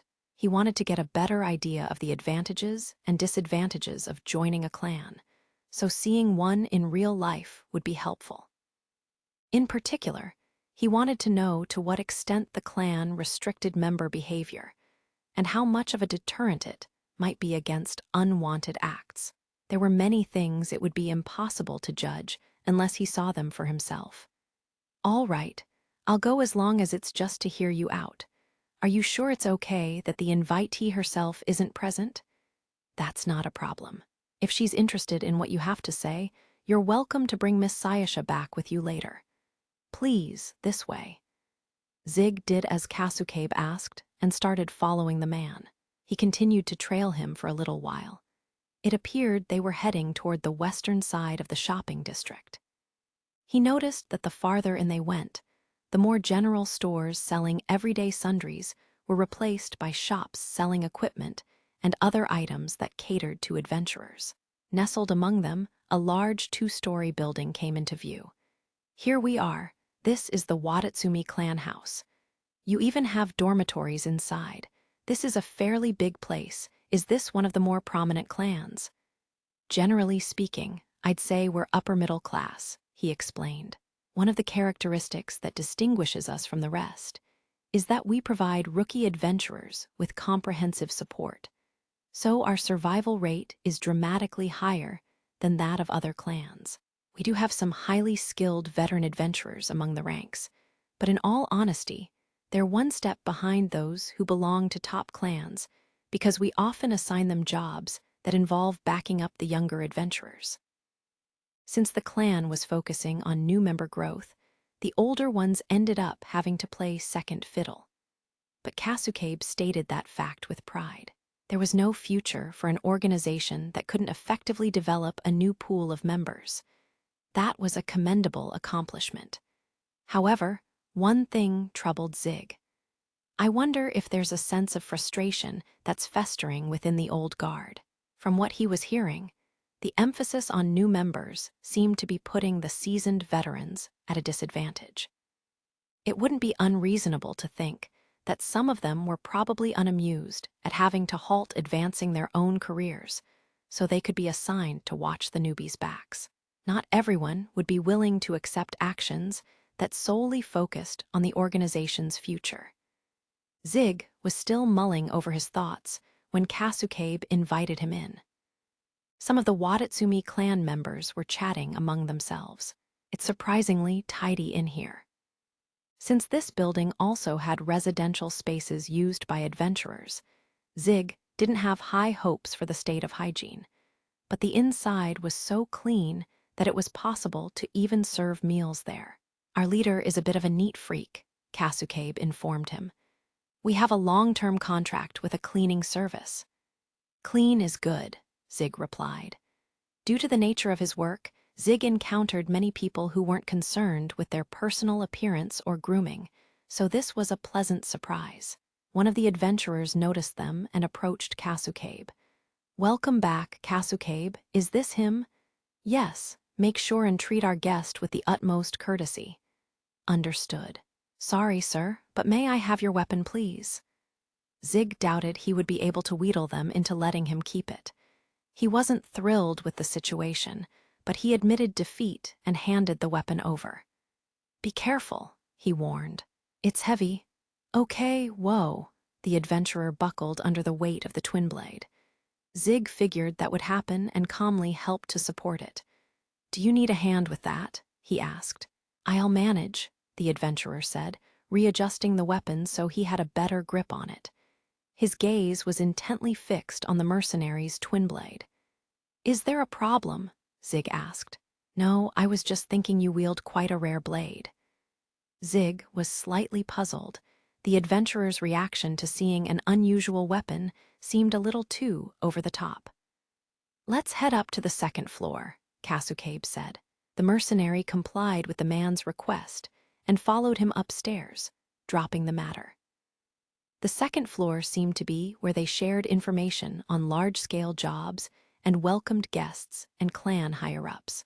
He got the impression someone was waiting up there for them, maybe the person who would give him information about the clan.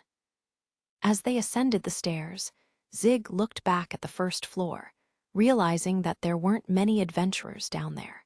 "Considering the scale of your operations, I'm surprised at how few people are around." "That's probably because everyone is out on jobs at the moment.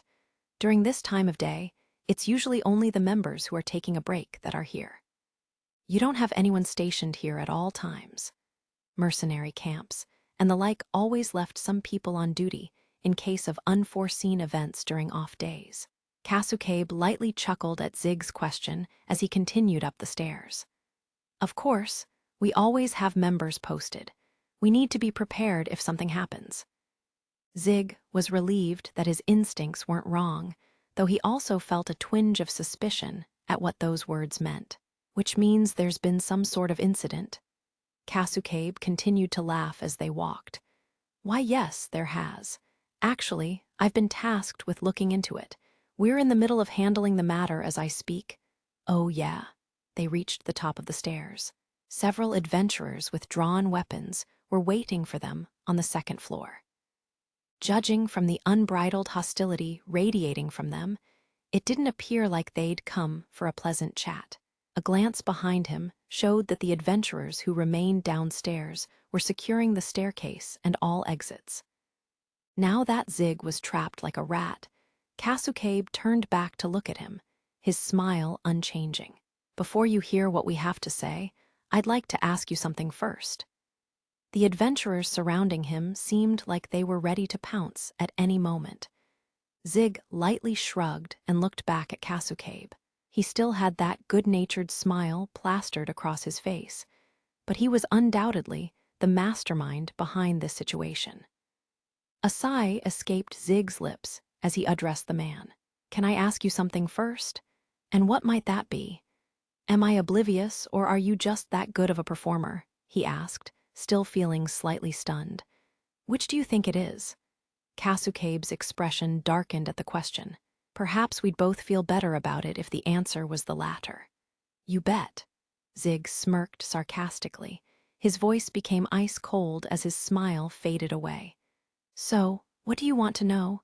You're the one behind everything." It wasn't Kasukabe who responded to Zig's question, but one of the adventurers. He was unable to control his anger and glared at Zig through bloodshot eyes. Zig glanced over at him before turning back to Kasukabe. "I don't really understand what's going on here. Don't you dare play innocent." The adventurer screamed out once more. Now, Kane, let me handle this." Kasukabe attempted to appease the furious adventurer, Kane, who looked like he might pounce at any moment. The words didn't abate his anger, but they did make Kane aware that the interrogation wouldn't progress if he continued to lash out, persuading him to hold his tongue. He nodded at Kasukabe in understanding so that the clan's administrator could get back to talking to Zig. "Some of our clan members were attacked yesterday. They were still young but skilled adventurers who had a promising future. Among the 5 of them, 3 were killed and 2 were critically injured and still unconscious." Something about his story sounded familiar. There was all that racket at the guild this morning, Zig thought. He recalled observing that kerfuffle involving adventurers being killed.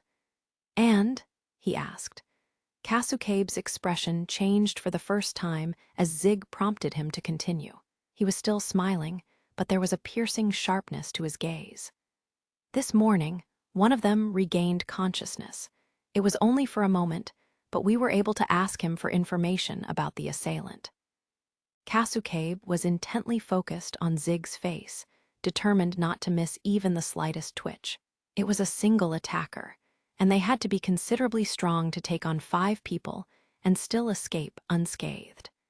But the most important clue of all was that this man wielded a double-edged sword. Kasukabe continued to observe Zig's expression as he spoke. However, he didn't get the reaction he was looking for. "Heth, I know it's an uncommon weapon, but I'm not the only person who wields one," Zig retorted. Nothing about the mercenary's demeanor had changed at all. There were no signs of him trying to hide any trepidation. If this is an act, it's a damn good one, Kasukabe thought. However, would someone who couldn't even see through my trap be able to put on such a high-skill performance? Either way, I need to press him further. Now, having learned that he was their #1 suspect, all Zig could do was shrug. "So you think I committed this crime? We only have circumstantial evidence, but we believe it's very likely. Am I wrong?" "Yes, you are. I don't believe there are many people who check the boxes for being both skilled and wielding a double-edged sword, though. I understand where you're coming from, but it's not what you think it is." To a group that was already regarding him with suspicion, Zig just looked like he was trying to feign ignorance. The hostility the adventurers felt toward him grew even stronger. Kasukabe tried his best to placate them while he continued his interrogation. "Then, I'd like you to answer my questions to settle this misunderstanding. I do hope you'll help us out." The man made it sound like he was asking for Zig's cooperation, but it was no different from a threat. That didn't seem to bother Zig much, and he nodded in agreement. "I don't mind. I'll tell you as much as I can." "Let's get started then. First off, what were you doing yesterday?" "Going around to a few shops." Zig wasn't lying, but he was also omitting a considerable amount of information, something Kasukabe wasn't going to let him get away with. "That's not all you did, was it? I went ahead and had your movements tracked." After seeing Sayasha off to the guild, he bought something at a shop that dealt in magic implements. Once he left, he ran into someone who seemed to be an acquaintance and disappeared into a back alley after chatting with her for a bit. "If you checked up on me, then why bother asking?" "That's all the information we were able to get. We have no idea what happened after you stepped into that alley, and that's what we want to know. What in the world were you doing at the time?" "A job." It was a simple answer. Kasukabe and the others waited for him to elaborate, but he didn't provide any more details. Finally, the clan administrator's patience ran out, and he demanded additional information. "What kind of job?" "I can't say. I'm not going to run my mouth about something I was paid to do. I presume it's the same for adventurers." Not only were Zig's movements unaccounted for once he disappeared into the back alley, but he also wasn't willing to share information about the job he was doing at the time. Kasukabe responded to Zig's suspicious answer with a dramatic sigh. "Zig, do you really think that's going to be enough for us, considering the circumstances? To be perfectly blunt, we're willing to use force to get the answer out of you. I'm going to lose credibility if just being threatened with violence is enough to get me to spill the beans. I'd advise you to refrain from making such rash remarks. You might want to reconsider if you think this is just a threat. Considering what befell their companions, there's a limit to how much I can hold this group back with my words. I don't want this to come to violence unless it's a last resort." It was basically the same as telling Zig he was willing to use those means if necessary. That was the reality of the situation, and the Wadatsumi adventurers were already on the verge of exploding. Zig wasn't sure what was going to happen if he further provoked the large group while surrounded and weaponless. "Let me be clear. We'll kill you if we have to, but instead of taking you out, we'd rather figure out who hired you in the first place. If the Wadatsumi clan didn't avenge their fallen comrades, they would be ridiculed and scorned by the other clans.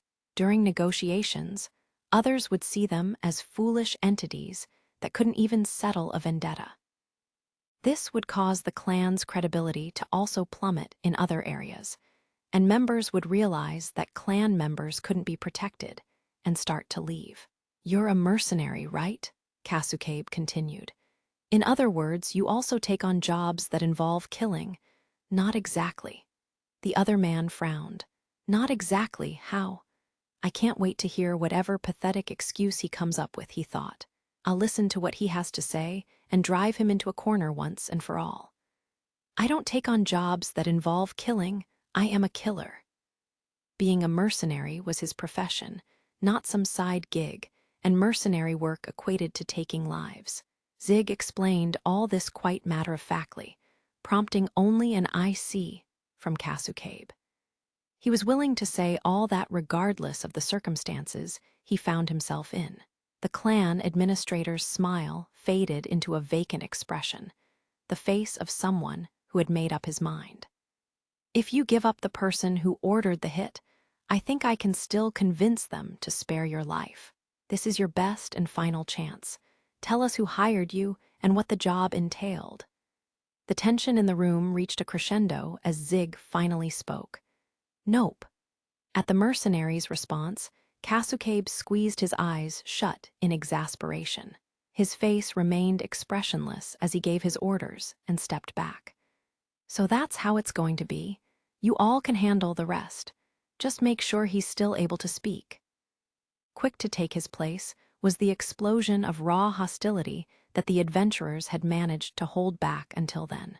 "We're gonna fucking kill you," Kane screamed as he rushed at Zig, prompting the others to follow his lead. Unable to resolve the misunderstanding, Zig found himself at a disadvantage, both in terms of numbers and weapons, as the brawl began. Ignoring Kane's charge, Zig dashed over to a round table and kicked it over so that it lay on its side before the adventurers could get the jump on him. He grunted as he kicked it again with all his strength, sending it forward and colliding with a group of adventurers trying to surround him. Gwaya, since they hadn't been expecting the attack and were all clumped together, they were unable to avoid the incoming table. The force was enough to take a few of them down with it. Zig quickly closed the distance between himself and another adventurer who had been distracted by the table attack. The man brandished his longsword at Zig, but he grabbed the man's wrist and used the momentum of the swing to spin him around. "Whwa?" The spin turned into a throw as Zig launched the man in the air before running after him. The two adventurers that had been standing on either side of the man tried to dodge as he was tossed in their direction. But Zig spread both of his arms wide, using them to knock the men to the ground.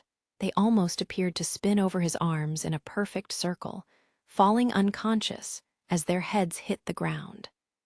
Zig didn't give them a second look before moving on to his next opponent.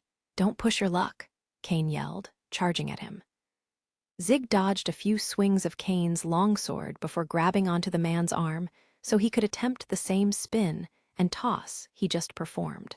However, Kane resisted, stiffening his body so he couldn't easily be thrown. "Look at you," Zig remarked. "Go fuck yourself. How the hell do you think you're gonna pull this off without a weapon?" "You make a good point. I suppose I'll have to get my hands on one." "Over my dead body." Kane was not going to let Zig take his blade, but that wasn't the weapon Zig had in mind. As Kane focused all his energy on resistance, Zig relaxed and moved to the side, causing him to fall forward as he lost his balance. He tried to regain his footing, but the mercenary tripped him and grabbed his legs. "Found myself a weapon," Zig remarked. Kane screamed in confusion and fear as Zig firmly gripped his legs and spun him toward the rest of the adventurers, who had been waiting for a chance to ambush him while the two were locked in combat. They hurriedly jumped out of the way. "Hold up, you're gonna smash Kane's head."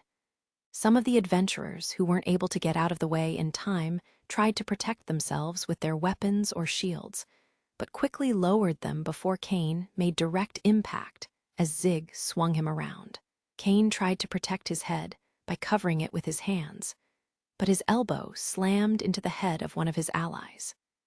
There was no way someone was going to walk away unharmed after being struck by the full force of a grown man's weight, and the unlucky soul immediately crumpled to the ground. The adventurers were at a loss of what to do now that Zig was using a fellow clan member's body as his weapon. They couldn't block the attacks, and swinging at him recklessly might hit Kane. Zig paid their plight no heed and used the man to take one individual down after the next. Kane had been moaning and groaning when Zig first started swinging him around, but his reactions were starting to weaken. Looks like he's probably reaching his limit, the mercenary thought. His hands limply dropped from where he had been trying to protect his head, and figuring that he had lost consciousness, Zig tossed him aside. Wrongly assuming that Zig let go because he was losing his strength, the remaining adventurers closed in. They observed that he was skilled in hand-to-hand combat, so they kept their distance and attacked from just within striking distance of their weapons. It meant they would need to take wide swings, but the risk that came with doing so could be mitigated by an immediate follow-up attack from an ally. It was also possible for Zig to dodge his way closer to them. However, his only option was limited to a single blow timed between the consecutive attacks. He was facing off against the final 3 adventurers standing, so going on the offensive would be difficult. I want to grab a weapon, but I doubt they'll give me the opportunity to do it. The 3 adventurers he was fighting were all highly skilled warriors who had been able to avoid Zig's attacks. Any reckless action might prove fatal. After dodging one of their strikes, Zig staggered forward and fell to one knee. The adventurers were not going to let such a golden opportunity pass. Working together, they went in for the kill, swinging at him in perfect synchronicity. They were preventing him from taking advantage of an opening by striking in succession, but now they went for a simultaneous attack. Zig leapt into action from his crouched position. Taking advantage of his low stance, he started to rush forward as if propelled by springs. Falling to one knee had all been a feint, and now he had a flying start.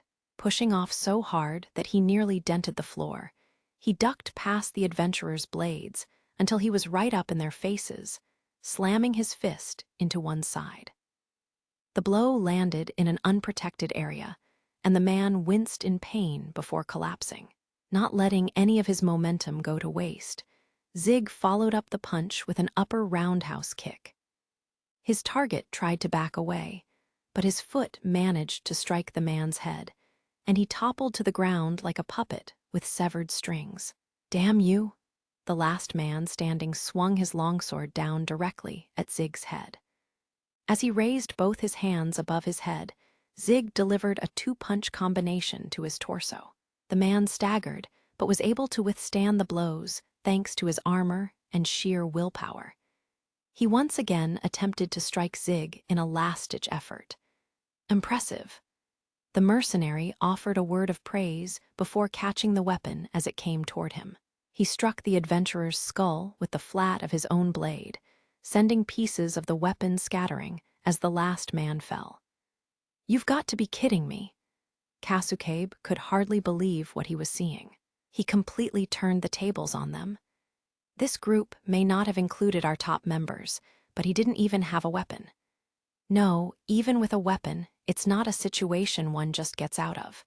Who is this man? And more importantly, how do we deal with him?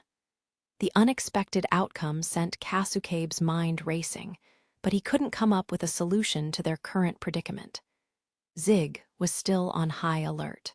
After confirming there were no other signs of movement, he turned his gaze on Kasukabe. He wasn't fully unscathed, but all he had were a few minor cuts and scratches. "So, what's your take on how this situation played out?" The good news was even after everything that had happened, Zig still seemed willing to negotiate. It made the clan administrator wonder just how accustomed he was to these types of conflicts. Although every fiber of Kasukabe's being screamed at him to run away, he forced himself to stay put and answer Zig's question. That he was able to keep his voice from quivering was a testament to his mental strength. "I'm not sure I understand what you mean. It would be simple to kill all of you here and now, but I purposely made the effort to leave them within inches of their lives. Zig said, with what almost seemed to be a casual shrug. I would like you to understand that was my intention. The realization hit Kasukabe like a ton of bricks. Even without a weapon, he was this adept. There was a total of 10 adventurers on the premises, mostly mid-ranking members with a few veterans mixed in, and the large man that stood before him had taken out every single one. If this was the man who attacked those 5 up-and-coming adventurers, regardless of how promising they were, would any of them have been able to escape? Not a chance. The rational side of Kasukabe immediately rejected that possibility. If he had intended to kill them, all 5 would be dead. Even if killing them wasn't the goal, there would be no reason for him to leave 2 alive. It really wasn't you. His strained question was met with a sigh of disgust. That's what I've been telling you from the start. Still, Zig couldn't completely fault him for the misunderstanding.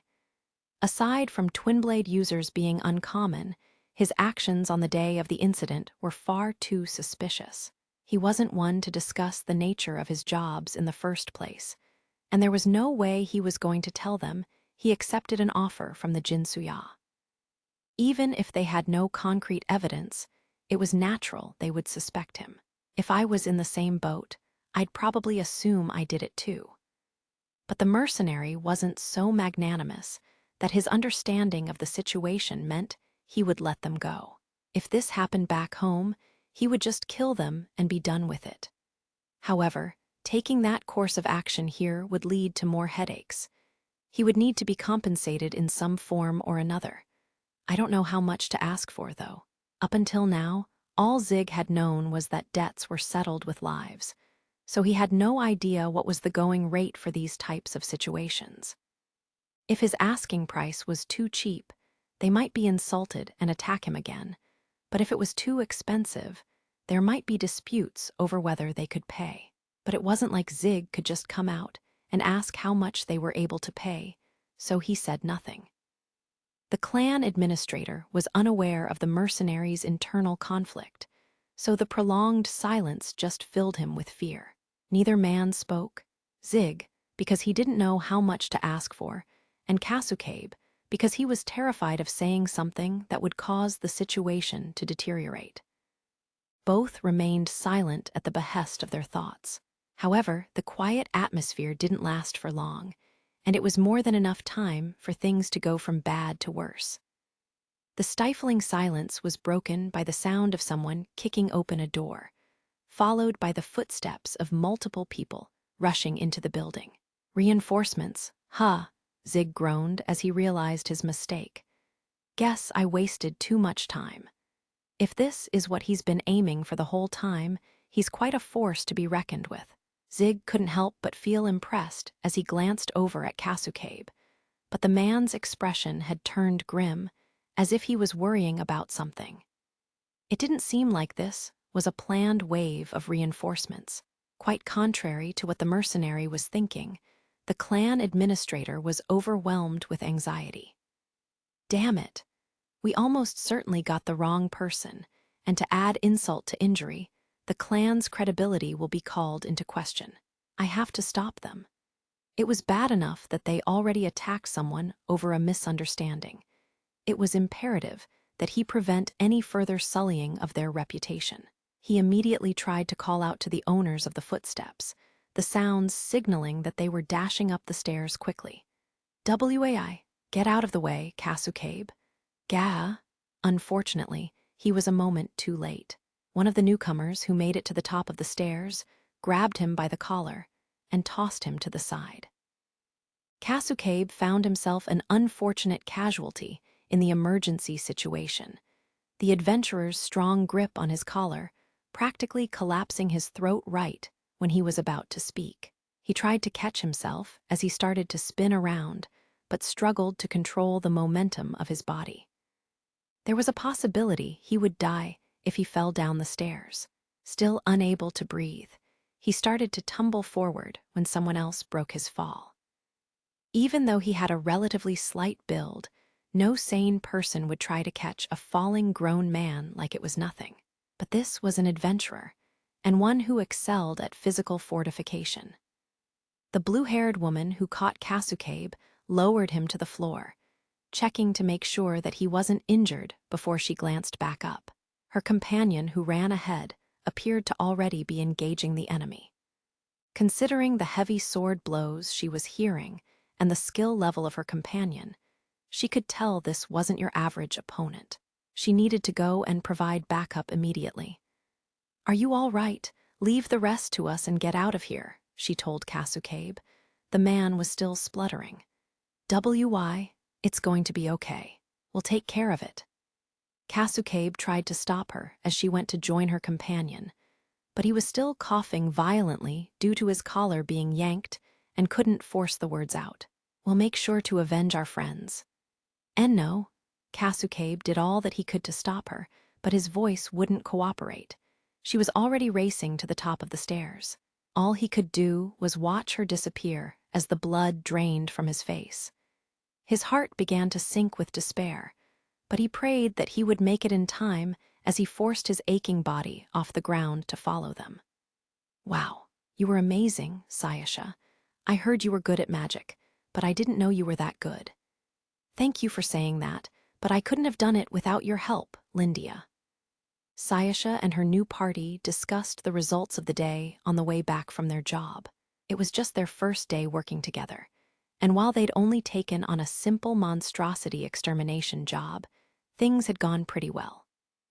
From Sayasha's point of view, the party members still had some room to grow, but she realized that it was because of the person she was comparing them to. Objectively speaking, Lindia and her party were certainly talented for adventurers that were around the same class as Sayasha. No, Lindia said, scratching her head. "We're just muddling through. Actually, no, I lied. I think we're doing well compared to others our age, but there's always someone better. We still have a lot of hard work ahead of us." She wasn't being sarcastic. It was clear to Sayasha that that was what she really thought. "If you're up for it," she continued, "how about we go out together again, Sumty, huh? What's with all that racket?" As they continued to chat while making their way to the reception desk, a bustling crowd caught their attention.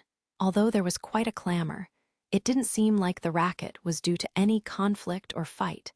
It was more like the reaction that people made when they stumbled upon some shocking news. "Did you hear? The Watatsumi clan house is under attack. Which clan do you think's behind it? Maybe Fugaku? They've always had some bad blood." "It's not another clan. Apparently, one guy is taking them on all by himself." "Is he insane? They're gonna beat him to a pulp?" "You'd think so, but that's not what's happening at all. It sounds like he tore them to shreds. They just called Melina and Sex for help, so they hightailed it over their piping mad." "You're kidding, right? You'd have to be at least third class to pull something like that off. It might even be difficult for a second-class adventurer." "Who could it be?" "No one knows. But there are reports that a large, middle-aged-looking man with an unusual weapon was seen entering the Watatsumi clan house. Is there even someone like that in the guild?" It was utter chaos. All the adventurers that were milling about didn't have a stake in the fight. Anyone related to the Watatsumi clan had already run off in a panic the moment they heard the news. Whoa, trying to take a whole clan on by yourself is nuts. And Watatsumi is a decently well-known one to boot. What on earth could he be Sayasha. Lindia noticed the witch wasn't reacting negatively to the scene at all. In fact, she seemed to be amused. "He's really not able to just patiently wait at home, is he?" She happily giggled to herself, her beautiful smile so radiant that just witnessing it could cause goosebumps. "Get out of the way, Kasukabe." Zig was already on the move when the man was tossed aside. Taking a step back, he grabbed a longsword off the ground and used it to parry the incoming adventurer's weapon. He managed to dodge and deflect the series of blows that followed, avoiding a slash aimed at his torso and repositioning to put some distance between them. Turning his back to the staircase, he finally got a good look at his attacker. She was a young woman, probably no more than 20 years old. Her red hair was tied back in a ponytail, and she radiated with strength as she glared at him through narrowed eyes, searching for an opening. Heth, she's good. In comparison to his previous opponents, this woman was a cut above. Just from how she held her slender longsword, he could tell she was already an experienced swordswoman despite her age. Judging from that stance alone, Zig knew this wasn't an opponent he could take down if he was holding himself back like before. I guess it can't be helped. I wanted to avoid getting into a conflict with the clan, but it's not worth losing my life. In the worst-case scenario, he could ask Asana to verify his alibi, and if he left Kasukabe alive, his testimony would be enough as a witness. After all, they were the ones who attacked him over unproven accusations. If he legitimately had to kill them out of self-defense, it was unlikely he would be charged with a crime. That thought was enough for Zig to put aside all reservations and steel his resolve to kill this attacker. The ease with which he decided to end his opponent's life was at the level of making the rather unfortunate choice to switch from eating meat to fish for dinner. The red-haired woman sensed something about him had changed, but she couldn't put her finger on what. He didn't seem any different on the surface. He was just keeping his longsword low and didn't look to be planning anything. She felt the hairs on the back of her neck stand up. This might be trouble.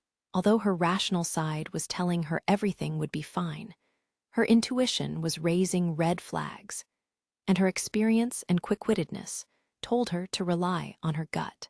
Vigilance raised, she kept a close eye on her opponent's movements so she could react the moment he tried anything. The decision saved her life. Zig struck as soon as she blinked. It was only intuition and luck that allowed her to reflexively parry the blow heading straight for her neck. She gasped as she desperately deflected his blade, countering with her own strike to try and ward him off. However, he stepped in closer, seemingly unintimidated by her attack. It was unimaginable that a man of his size could handle a slashing attack at close range with such ease. He bent his knees, leaning forward with his left shoulder, and reading the trajectory of her weapon and ducking at such perfect timing that the blade almost shaved some of the hair off his head. From his squatting position, he twisted at the hips and aimed at her torso. NGH, the woman quickly moved her longsword upright so she could block his strike from the side. She increased her fortification magic to force the blade's trajectory to change. Her body was already paying for it, but by ignoring the pain and pushing through, she somehow managed to block in time. Her eyes widened in surprise as she noticed Zig's stance. He was holding the longsword with only one hand. The mercenary took his hand off the handle and made a fist before hurling a punch that swerved around their weapons. Although the woman was able to block Zig's blade by holding her longsword upright, she couldn't prevent the incoming punch from the side. His fist slipped behind their locked swords and made direct impact. Gah! The air escaped from the red-haired woman's lungs as she catapulted back. It was too shallow. Zig could tell from his opponent's reaction that the blow didn't have much force. If a punch like that was right on target, she would have immediately crumpled to the floor, not dramatically jumped away. The moment he made contact, the red-haired woman had purposefully flung herself back to dull as much of the impact as she could. But what made even more of a difference was her armor. It looked like normal leather armor at first sight, but it was made from the skin of a strong monstrosity, and she was hardening it by imbuing it with her mana. What terrifying strength! And this was after the hit landed on my armor. The woman was horrified to realize that if she had taken that blow directly, her insides would have been crushed. Even though her armor had absorbed most of the shock, she was injured enough that immediately getting back up and fighting would be difficult. Her bones and organs were fine, but being unable to breathe properly was a matter of life and death. There was no way that man would let such an excellent opening pass him by. The woman's mind was racing as she collided with a table and some chairs and fell to the ground. Zig was about to run over so he could put an end to her before she regained her footing. However, he had to pivot to avoid an incoming attack from his rear. Damn it! Without seeing what was coming, He swung his blade, sufficiently parrying the blow. The saber that attacked him was wielded by a blue-haired woman, radiating with palpable hostility. He slightly grimaced at the appearance of his new foe, quickly shifting his attention to her. He needed to launch an all-out attack at this blue-haired adventurer to avoid being caught in a pincer attack, and readied his longsword to make quick work of her. However, this was no ordinary opponent, and while dodging his slash, she had cast a spell. Well, aren't you clever? It was incredibly difficult to get a spell off while engaging in melee combat. Zig had read that in one of Sayash's books, and he couldn't help but be impressed by his opponent's skill. She was likely at the same level or above that redhead. Zig could feel the cold air radiating from the bolts of ice she launched his way. He shifted the longsword to one hand and kicked up another weapon that lay at his feet, grabbing the scimitar as it flew through the air and using it to deflect the incoming ice. The blue-haired woman looked on in shock before starting to conjure another batch of ice bolts. The mercenary used the curve of the scimitar's blade to deflect her rapid onslaught of projectiles, causing them to shatter around him.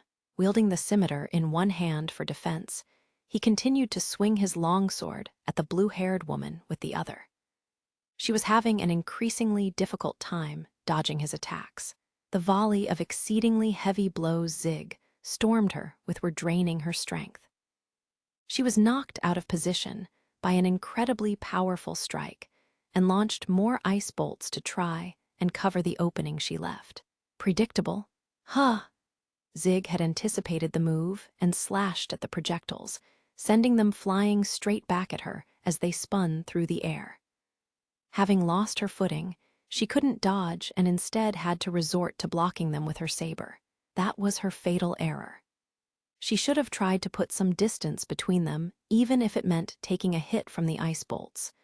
But she was so caught off guard by having her magic directed back at her that she didn't even consider it. Using every last bit of his strength, Zig swung his sword down at her from above. I'm not going to be able to block it. Resignation flooded through the blue-haired woman, but she still didn't give up and tried to parry the blow with her saber. Zig didn't hesitate for a moment as he brought down his sword. However, he had to change course in the middle of an action once more. And I was just about to put her out of her misery. As if I'd allow that. He parried the redhead's attack with the scimitar as she jumped back into the fray. The move took enough momentum away from his longsword strike that the blue-haired woman was able to block it with her saber. She was pushed to the very limit of her strength, but was somehow able to stave off the blow. Narrowly escaping death, the blue-haired woman increased her physical fortification as much as she could, bounding out of the way as she swung at Zig. So I've got to handle the bluehead and her saber with the longsword, and the redhead and her longsword with the scimitar. Zig grimaced as he staved off dual attacks from his front and rear. The two women bore down on him, seemingly used to fighting together from the look of their seamless coordination. He soon found himself stained with blood from pieces of his flesh being torn away by slashes he couldn't block. But those still weren't enough for the two women to finish him. Even though they had an overwhelming advantage, their anxious expressions never softened. Who is this freak? How can he withstand all this? The red-haired woman mentally jeered at Zig as she continued to slash at him. She swung once again, but Zig caught her sword with the curve of his scimitar, pulling it in and kneeing the flat of the blade so that it flew up. He was about to slide the scimitar down her sword toward her stomach, when he had to whirl around to dodge the blue-haired woman's saber that was heading straight for his own flank. Without her companion's well-timed assist, the redhead knew she would have been done for. The reality of the situation sent chills racing down her spine, but she never let up on her attacks. He's not an adventurer. How could someone of this prowess go unnoticed? The blue-haired woman wondered after saving her companion from certain death. To be fair, she knew nothing of this man. She had heard something was going down at the clan house, and came running only to stumble upon the grisly scene of her partner nearly being killed before rushing to her aid. But even with the strength of two people, it wasn't enough. The blue-haired woman parried Zig's longsword with her saber, but he snaked his blade around the weapon and deflected it upward. A soft and subtle move, unlike his barrage of heavy blows. She couldn't keep up with the drastic change in tempo, and while she still maintained a grip on the saber, his attack left her wide open. Fully aware she was putting herself in the line of attack, the red-haired woman lunged forward to slash at Zig and prevent him from taking advantage of the opening. The mercenary knew he was going to be at a disadvantage if he was fighting two at once, so he had no choice but to shift his attention to the redhead instead. However, he was still trying to cause injury with each blow he made. This is no time for overthinking, the blue-haired woman told herself. This man isn't the type of opponent you can beat if your attention is focused elsewhere. Zig patiently managed their attacks, scanning for an opening and waiting for the exact moment when one of them would give him the right opportunity. He already let several perfectly timed chances slip by. Not yet. Don't get impatient. These women wouldn't let him get away with any hasty decisions. Even if he killed one, he needed to make sure he had enough energy left to take care of the other. If he was using the twin blade, he could take down both women without having to worry about defense. But it was no use crying over spilled milk in these circumstances. All he could do was wait for the moment to present itself. The redhead was the first to give him what he was looking for. That punch she took earlier seemed to be gradually wearing her down. Her movements had been strenuous, and they were starting to slow as her stamina came up short. She faltered when parrying the scimitar, greatly relaxing her stance and creating an opening for Zig. This is what I've been waiting for, he thought. He unleashed everything he had on the blue-haired woman who rushed in to cover for her companion. He'd been splitting his attacks between the two of them, but now he focused all his attention on her. He baited me. By the time the blue-haired woman realized it, it was already too late. Her head was sticking out too far. He blocked her saber with the scimitar and tried to crack her skull open with the longsword. The blue-haired woman used all the leg strength she could muster in a desperate attempt to get out of the way. But she was a little too late, and the tip of the sword headed straight for her head. Considering Zig's strength and the force with which he swung the blade, even the slightest contact with the tip would probably be enough to kill her. It's over. The woman waited for the inevitable end, but at that very moment, an arrow flew through the window, shooting straight for them from the side, and smashed into Zig's weapon. The arrow, magically hastened and programmed for a set trajectory, shattered the longsword. What? Zig quickly jumped back as the impact sent the longsword flying out of his hands. He missed his golden opportunity, but now he had a bigger problem. I didn't smell any magic. Was that a long-range attack? The mercenary grimaced at the thought of yet another companion joining the fray. Even if he had a handle on the current situation, he wouldn't be able to take on any further reinforcements. He reluctantly decided it would be best to retreat. That's enough. This ain't going any further. A man's deep voice echoed out. Zig was about to ignore it, but something about the voice was familiar enough that he stopped in his tracks to glance over. Climbing up the stairs with Kasukabe in tow was a tough-looking man he recognized. Bates, the adventurer he met at the guild with Sayasha.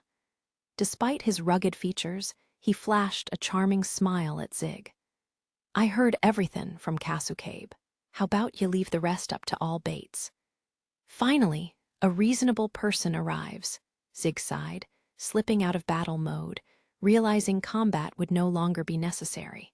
In contrast to Zig's quick uptake of the change in situation, the two women were still on high alert. The only thing they knew was that Zig not only went on a violent rampage in their clan house, but he was also a dangerous individual who had been trying to murder them until moments ago. What's the meaning of this, Bates? The red-haired woman demanded, still brandishing her weapon as the blue-haired woman silently moved into a more advantageous position. Not paying attention to either woman, Zig started taking account of the injuries he'd sustained, sighing at the state of his tattered clothes and overtaxed protective gear. This was going to mean more unnecessary expenses. Bates laughed, amused at how concerned the women were starting to look, since Zig was paying them no heed despite their overt vigilance. "Put down your weapons to start," Bates said. "We'll save the details for once we get this mess cleaned up. Priority goes to tendon to the wounded. Kasukabe, help out with gettin' the table righted." "Fine," said the red-haired woman. "You owe us an explanation after this," her companion insisted. Both women reluctantly started to move at Bates's insistence. They still were on alert, but it felt almost silly for them to be so agitated while Zig tended to his wounds and equipment without a care in the world. They carried the defeated clan members downstairs and called for a doctor to examine them. Thankfully, no one was dead or critically wounded. They would all be able to make a full recovery with enough rest. The news was a great relief to both women. "Hey, we're done over here," Bates called out. "How about we get started?" "Be right there," said the blue-haired woman. "Oh, would you mind grabbing the weapon that's propped up back there? It's an unusual one. You'll know it right away, I reckon." Okay." The women went to grab the weapon, both gasping when they saw what it was. "Wait, isn't this? What in the world is going on?" It was the same type used by the assailant who'd attacked their clanmates. Confusion was plain on their faces as they puzzled over why it was there. It didn't seem like they would be getting any answers until they brought it with them, so they carried it up to the second floor. "This is so heavy." "There you go. Take a seat, but give Zig back. Is weapon first, okay?" The two women instinctively braced themselves as Zig, having finished tending to his wounds, approached. They knew just how dangerous this man was, which was why it took some willpower for them to give his weapon back. However, they had no choice but to hand it over at Bates's silent urging. Now that Zig's weapon had been returned to him, he propped it up against himself as he took a seat in one of the chairs. Though Zig wasn't as relaxed as he looked. The double-edged sword rested on his dominant side, his right arm dangling down so he could grab it at a moment's notice. Once Bates had confirmed everything was in order, he finally started to explain. "Let's see, where should I start? I'm sure y'all know that some of our clan members were attacked, and that assailant used a double-edged sword." Everyone silently nodded. "There ain't too many out there capable of wielding a weapon like that," Bates continued, looking over at Zig. "So, of course, that makes narrowing down the perp easier. And that's how suspicion fell on Zig here. He was a new arrival in Halion and wielded an uncommon weapon, the double-edged sword, and rumors lauded him as a highly capable fighter. Those 3 points alone were more than enough to put him in someone's crosshairs.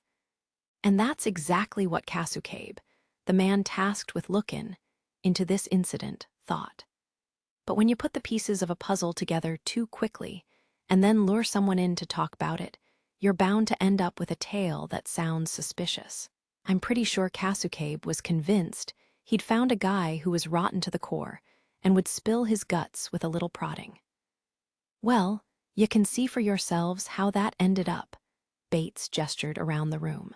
"What do you mean by a suspicious tale?" the red-haired woman asked. "Oh, that. I ain't heard the details yet myself." Kasukabe couldn't help but stutter. He glanced over at Zig, but the man seemed to be wholly uninterested as he gazed out the window. Unable to withstand Bates's silent pressure, Kasukabe relayed the conversation he had with Zig. "Interesting," Bates said, stroking his beard with a slightly pained look. "That's more than just suspicious," the red-haired woman protested as she slammed a hand on the table. "Anyone who heard that alibi would believe he fucking did it." She was so furious that she openly cursed in front of a senior clan member. Kasukabe started to get nervous as the woman jabbed a finger at Zig, but found he wasn't too bothered as she continued to indignantly put him on the spot. "All of this could have been avoided if you were honest from the start. Does that not bother you? I don't know about adventurers, but mercenaries lose credibility if they go yapping about their job, even if it puts their own life in danger, the blue-haired woman buted in. Zig glanced over in her direction, meeting the woman's gaze.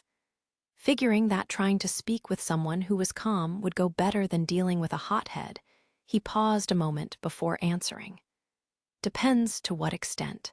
If the situation calls for it, I can ask for the client's permission. And you didn't think that was necessary this time, not until you two showed up. It had been a breeze to handle all the adventurers that Kasukabe threw at him with no threat to himself. Although Zig didn't say that out loud, the clan administrator could read between the lines and lowered his head in chagrin. Bates smiled wryly as he gave the man's shoulder a few rough pats. "Oh, right. I forgot to make introductions. The one with the red hair is Melina, and the one with the blue hair is Sex. I'm Zig." Melina turned up her nose at Bates's introduction, while Sex gave a slight bow. "All right, Zig," Sex continued. "Would you mind telling us now?" "I'll pass." From how he spoke earlier, Sex figured he was more willing to talk, but her brow furrowed as he immediately shot her down. "May I at least know why?" "I believe I've been cleared of suspicion already. There's no need to explain myself." "And what proof do you have to say that's the case?" Sex's dubious expression prompted Zig to shoot Kasukabe a silent glance. The mercenary's look got the message across, and Kasukabe started to explain his reasoning to everyone else. "I believe it's highly unlikely that Zig is the perpetrator. When I ordered the clan members to attack him, he didn't kill any of them and tried his best to leave them only with minor wounds. He might have just been trying to win your trust." Melina's voice dripped with suspicion as she raised that point. Bates chimed in before anyone else could speak. "The two of you fought with him. How'd it go?" Both women winced as they recalled what happened earlier. Melina was still grimacing, so Sex answered on her behalf. "He was strong. I would have been done for without any help." They had fallen short even with the tide of the battle seemingly in their favor, and it was even more frustrating considering how confident they were in their abilities. Bates chuckled as he watched their reactions. "Seein' as you've been able to experience a little taste for yourselves, do ya think Zig's the type who'd fail to finish off 5 talented greenhorns?" That's impossible. Even 5 promising young adventurers wouldn't hold a candle to this man if he attacked them when the conditions were just right. They had the misfortune of experiencing that firsthand in their earlier battle. "So, with that being the case, how about you try not to be so hard on I.M.A.?" Melina couldn't understand why it sounded like Bates was groveling, but Sex went pale as she put 2 and 2 together. "What's wrong, Bates?" Melina asked. "Why do you look so serious?" "Melina," Kasukabe said. What is it?" When he realized that she wasn't getting it, Kasukabe's face turned solemn. He then proceeded to explain the gravity of the situation. "If Zig's not the attacker, not only did we cast suspicion on him, but we committed several crimes against him, including abduction and confinement, forceful interrogation, and attempted murder. All it would take was him rushing to the military police or the guild, and the Wadatsumi clan would be in serious trouble. At the very least, those involved would be stripped of their adventurer status and incarcerated. If Zig were an adventurer, the guild might have some luck urging him into reaching a settlement. But in this case, considering just how far they pushed things with an outsider, even the guild wouldn't have the power to save their skins. Being both young and very talented, Melina and Sex were highly regarded by their peers. It would be a huge blow to the clan if the two of them were involved in such a scandal. Even the young adventurers they nurtured so carefully would be disgusted with them. The color completely drained from Melina's face as she finally came to grips with the severity of the situation. All the Wadatsumi clan members present looked at Zig with ghostly pale countenances. "So is there any possibility you did it?" Bates asked the question that was their only glimmer of hope. "I can't go into too much detail, but there's a trusted member of the guild who I could ask to verify my alibi. The mercenary's statement quashed any optimism the clan members might have clung to, sending them crashing back to reality. "Zig, if I may be so forward, how much compensation are you seeking?" Kasukabe asked, having made up his mind that it was time to start negotiating toward a settlement. It was more like trying to convert an instantly fatal injury into a critical wound, but it was better than doing nothing. His question was the equivalent of waving a white flag, and the rest of the clan members were unable to hide their shock. "Compensation," Zig repeated. "Yes. As I mentioned earlier, one word from you could land myself and anyone else who acted dishonorably toward you behind bars. However, we were single-mindedly trying to take down the individual who assaulted our companions. I humbly ask that you take those circumstances into consideration." Their actions hadn't stemmed from any malice, only out of a desire to avenge their friends. Kasukabe's attempt at an appeal just added to Zig's headache. He didn't really care what happened to the clan members, but there was a possibility of retaliation from others who might hold a grudge against him if they were arrested. On the other hand, if his demands were too unreasonable, they might just throw the towel in and try to eliminate him. Although the scope had changed, the problem of not knowing how much to ask for left Zig in the same predicament he found himself in earlier. This really is a pain in the ass. If he had taken the chance and killed the two, they probably could have called it a draw. He gave them a precarious look as the thought entered his mind, eyeing the attractive women as the talk regarding compensation came up. Melina and Sex's danger senses began to tingle, but the two other men completely misunderstood the meaning behind Zig's gaze, resigning themselves to the unfortunate but ruthless decision. To them, this was the only way. Kasukabe gave a grim nod. "Understood. I'll get the preparations underway immediately." "Huh, Kasukabe," Melina yelped. "I'm sorry, girls," Bates continued. "I'm ashamed of myself for asking this of ya, but it's for the sake of the clan. I hope you'll understand." "Bates, please tell me you're joking," Sex gasped. Both women were distraught that their companions offered them up as human sacrifices. But after weighing the two women against the rest of the clan, it was an unfortunate but unavoidable decision that Kasukabe and Bates had to make. Everything around him seemed to be happening so fast that Zig couldn't keep up. What's going on here?" he asked. "Isn't it obvious? You'll be getting both of them." "I don't follow." Yes, I understand. You don't need to say a thing. Consider this a token of our sincerity, if you get my drift." Kasukabe tried to make it obvious that he knew what Zig wanted even if he wasn't saying the words aloud. Bates looked on meekly as he stood with his arms crossed. "I know I'm not in the position to make any demands, but they ain't bad girls. Be good to 'em, okay?" "I think you've got the wrong idea here."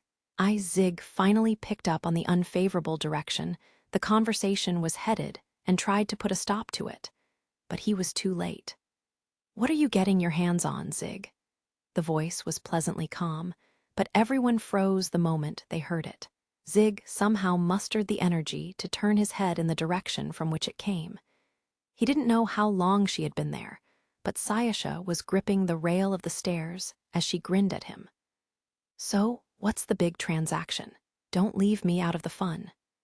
She started walking in his direction, her footsteps light and happy. He couldn't smell any magic coming from her, but the mana surrounding her was so dense that he could feel it. The scene seemed to shimmer and swirl like a mirage as everyone else looked on. WL met, Sayasha. "This is, you see." Beads of cold sweat dotted Bates's face as he tried to come up with an excuse, but one quick glance from Sayasha froze him in place. Paying him no more attention, Sayasha slowly made her way to Zig and put a hand on his shoulder. She gazed up at him with a smile so beautiful and sweet it could put a blooming flower to shame. But the air she was giving off was anything but happy. "You're back early. How was your job today?" Zig didn't meet her gaze as he somehow forced the words out. It was only thanks to his extraordinary courage that he managed to speak normally. We accomplished the task with no setbacks to speak of. I see. That's good. Yes, it was a beneficial experience, Sayasha replied with a tinkling laugh. The mercenary tried to respond in kind, but all he could manage was a weak grin. So, back to my question. Zig paused to think. A poor attempt at deception would only serve to shorten his lifespan, so he decided to come clean. The people here attacked me over a misunderstanding and said they'd offer up these two women as an apology. I tried to refuse, but they wouldn't listen since they're in too deep for me to not accept some sort of payment. Although it was a slightly abridged version of the events, he was able to express the most important parts. Once he finished his explanation, Sayasha slowly turned toward Kasukabe and the women, causing all three of them to silently recoil. Bates still hadn't recovered from the earlier look she had shot his way. They all felt like they were being pulled into her seemingly bottomless blue eyes, unable to look away. Zig is here to protect me. He doesn't have time to be picking up women. Is that clear? Yes. The response that escaped from Kasukabe's throat sounded more like a raspy breath than words, but it must have conveyed his intentions well enough because the witch gave a little nod of satisfaction before finally releasing him from her stare. Let's go, Zig, she said, grabbing his arm and pulling him up from the chair. I'm hungry. It wasn't an aggressive gesture, but Zig silently complied without asking any further questions. Sayasha linked her arm through the mercenaries as they walked past the still-frozen clan members and started heading down the stairs. You owe me one. Zig barely squeezed out the words as he left, closing the book on the Watatsumi clan's near brush with disaster. Zig and Sayasha headed straight for their lodgings as soon as they left the Watatsumi clan house. They were still arm in arm as they walked down the road, neither of them saying a word. She sure seems to be in a foul mood. Well, it did make sense. Even if it was his day off, she'd stumbled across the man she was traveling with as her hired protector, trying to acquire the services of two women. While he didn't let it show on his face, Zig was racking his brain for a way he could brighten her spirits. Unfortunately for him, he didn't have much experience cheering up women, so nothing was coming to mind. Sayasha gave a little cough. Was that good enough? Whwa? He was so confused by the question that all he could muster was a foolish-sounding response, which prompted Sayasha to glance up at him with a bemused look. You seem to be in a bit of a bind back there. I thought I'd put on a little act to give you a reason to leave. Did I go too far? Oh, no, you were a big help. Even though it was their way of apologizing, I don't know what I would have done with those two women. She must have realized it was a misunderstanding. No, of course she did. Sayasha may be a bit naive when it comes to how the world works, but she's as smart as a whip. To think she utilized that aura of hers to come to his aid, Sayasha sure had grown. I figured as much. There's no way you'd purchase a woman for her services, right, Zig? Huh. Right? He could still feel faint traces of that pressure she was radiating before, but he dismissed it as being all in his head. Now that Sayasha was back to her normal self, she caught a whiff of blood. Did you get hurt again? Seriously, is there ever a time you're not injured? She almost seemed giddy, promising to help him recover from his wounds later. Zig sighed dejectedly. I'll have you know that I'm never the one to start these things. Whether it be his scuffle with Asana, the fight with the kidnappers, or the misunderstanding with the clan, the mercenary had never taken the first strike. He only fought back when the other party meant him harm. Oh yeah, by the way, that didn't seem like it was a job. What exactly got you in that mess? It seemed pretty drastic. Do you remember all that ruckus at the guild this morning? The victims were members of that clan Watatsumi, I guess. Apparently, they considered me to be the prime suspect. Zig explained the basic details of the incident to Sayasha. There had been one attacker, wielding a twin blade, who took on a group of 5 people, killing a few of them. Because Zig had been off on a semi-covert job when everything went down, nobody could account for his whereabouts. And since he couldn't go blabbing about what he had been doing on the job to other people, he had to remain silent. This made the Wadatsumi clan even more suspicious, and when they tried to use violence to get him to talk, he responded accordingly. He even told her how, after the misunderstanding had been cleared up, they tried to negotiate compensation for the damages he'd incurred. By the time he was finished with his spiel, Sayasha looked conflicted. It's true that the circumstantial evidence would lead anyone to believe you did it. I felt the same way. That's why I tried my best not to kill any of them while I was defending myself, although I was planning to take out the two that showed up later. Are you sure I didn't overstep my boundaries? Sayasha made an awkward expression as she realized she'd completely ruined Zig's chance to negotiate reparations. He would have been able to obtain a great deal of money from the Wadatsumi clan if he were so inclined. No one could fault him for being furious at the missed opportunity, but he wasn't that bothered about it. It's fine. I was actually struggling with what might constitute a proper payment. Where Zig came from, it was common knowledge that debts were settled with the offending party's head. Here, replicating that system would just lead to headaches, so he ended up leaving the matter of compensation in the clan's hands. And so, hopefully, they'd come up with something that would fairly compensate all the damages. And thanks to Sayasha's performance, he didn't have to worry about them trying to lowball him. Perhaps it was because humans and witches were fundamentally different creatures, but the intimidating aura she gave off was incredible. Still, if it wasn't you, who could have done it? Who knows? It's strange that he'd use such a conspicuous weapon. Maybe it's different from the one he usually wields. Either way, it's got nothing to do with us. True. No matter how many adventurers this guy mowed down, the problem wasn't relevant to either of them. Maybe they would step in if he was trying to slaughter someone right in front of them. But outside of that, they weren't planning to get involved. Concluding their discussion of the incident, they moved on to talking about adventuring-related topics. Sayasha's temporary party planned to take the following day off. The original pace she and Zig had been keeping wasn't the norm. Most adventurers rested around the same number of days that they worked. Thanks to her participation in the recent extermination squad mission, Sayasha had moved up a class, and several more locations were now open to her. She gave Zig an overview of the new monstrosities they might encounter as they delved into their next plan of action. Personally, I'm interested in going to an area that has lizard-type monstrosities. Why's that? Is she particularly fond of lizards or something? Sayasha's eyes sparkled as she began to extol the benefits of lizard hunting. Apparently, some species of lizard monstrosities use unusual types of magic.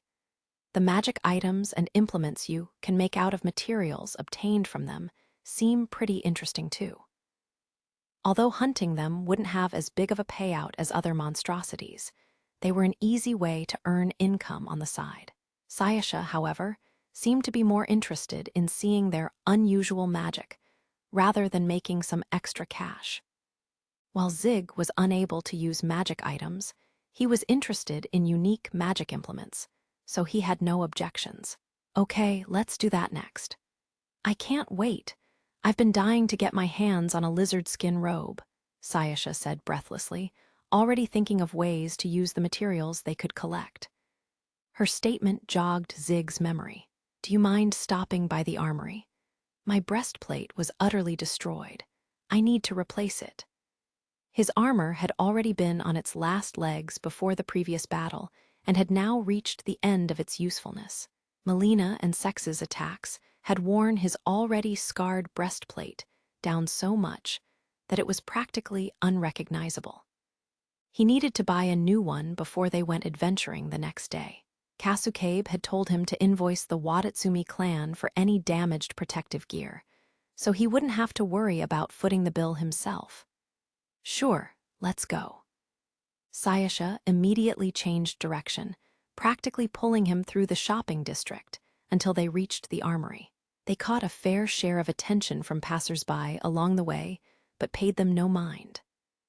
After all, It was par for the course since they came to town, and they were used to it by now. Inside the armory was the usual crowd of adventurers who were finished for the day. But since they were there a little early, it wasn't too busy. The perfect time to visit. The clerk who helped them several times before noticed their arrival and went to greet them. "Welcome. I appreciate you coming back so soon, but I'm afraid I haven't finished putting together a selection of armor for your companion to choose from." "No, we're here for something different now. My armor's busted. I need to get an urgent replacement. Do you think you could bring out the pieces you showed me this afternoon?" "Certainly. Please give me a few moments." The clerk was alarmed to see his armor, which had looked perfectly fine just a few hours earlier, reduced to tatters in such a short time, but she didn't let it show on her face as she gave instructions to the staff behind the counter. "I thought he said he was taking the day off because his companion wasn't around. That must mean he did some non-adventuring related fighting. But that damage doesn't look like it came from a monstrosity. Maybe there's some truth to the gossip after all." She had heard rumors from a certain source regarding this man, and his appearance seemed to corroborate them. That being the case, she wondered what the best course of action would be.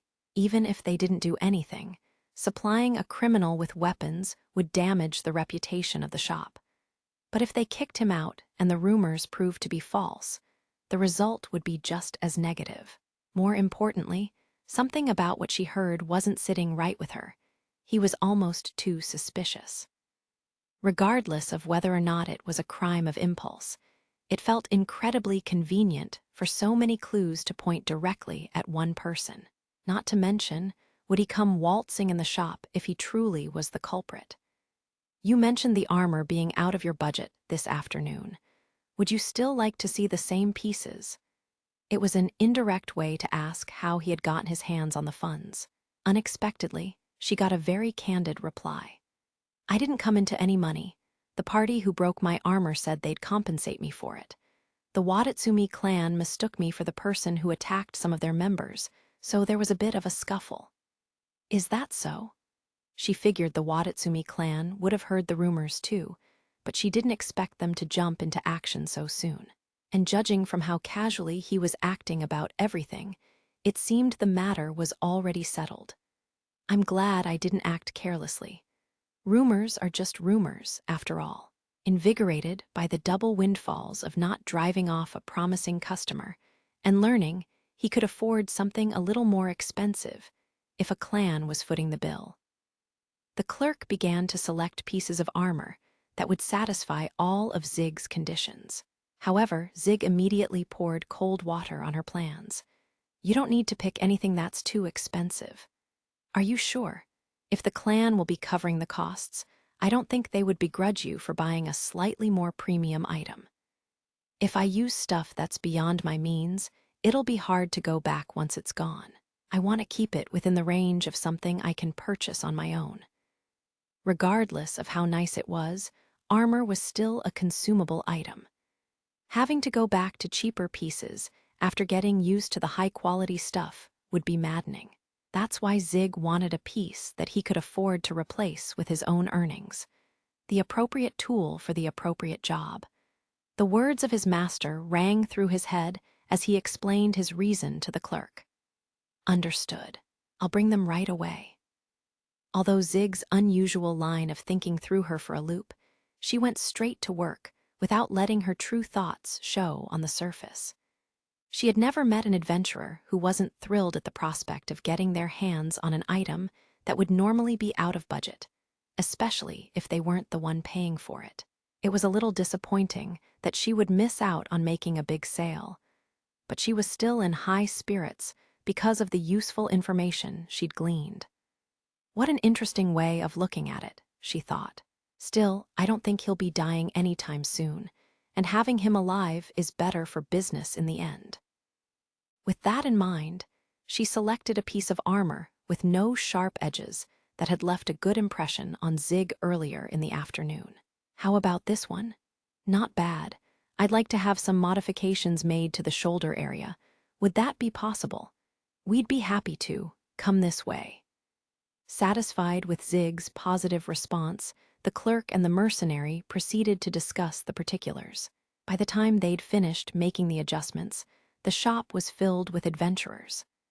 I really dislike crowds. Sayasha sounded like she was completely fed up as they fought their way through the throngs of people. Sorry, that took longer than I expected. Oh, no, don't worry about it. I'm glad you were able to find something you liked. How about you? See anything good? While Zig was selecting his new armor, Sayasha had wandered off to check out some of the protective gear with magical properties that he'd told her about. She looked very content. Maybe something had caught her eye. Ooh, lots of things. I tried imbuing some of them with mana, and the required consumption doesn't seem like it'll be a problem at all. Now I have so many choices. Zig should have expected as much. The witch seemed to have an overwhelming supply of mana at her command. You can also bring in your own materials and have a custom order made. It requires a bit of coin and time, but you can get your hands on much cheaper items that way. If we find a monstrosity that uses interesting magic while we're out tomorrow, let's make sure to hunt it down. As they made their way back to the inn, Zig couldn't help but chuckle at Sayasha's excitement. They bought dinner from one of the food stalls and brought it back with them to eat. Once the witch healed the mercenary's wounds, they both turned in early so they would be ready for the following day. Chapter 4. Consequences of a chosen path. Zig went out on his usual run a little before sunrise. To keep his running route fresh, he chose a different path depending on how he felt that day. He had gone around most of the shopping district, so lately he'd taken to running in the outskirts of town to get a better feel for the local terrain. Since Halion was made up of many back roads, there were a lot of shops and other facilities tucked away out of sight. Familiarizing oneself with the layout was a common practice among mercenaries, and it just so happened to align with Zig's hobby of patronizing various backstreet establishments. It made his daily run even more worthwhile, and he would keep a steady pace while checking out any shops that had an eye-catching atmosphere. It's probably about time to head back. When Zig sensed he had gone the usual distance, he doubled back, taking a different route home. Since he was running at the same pace and stride, and he knew the approximate direction, distance wasn't a problem.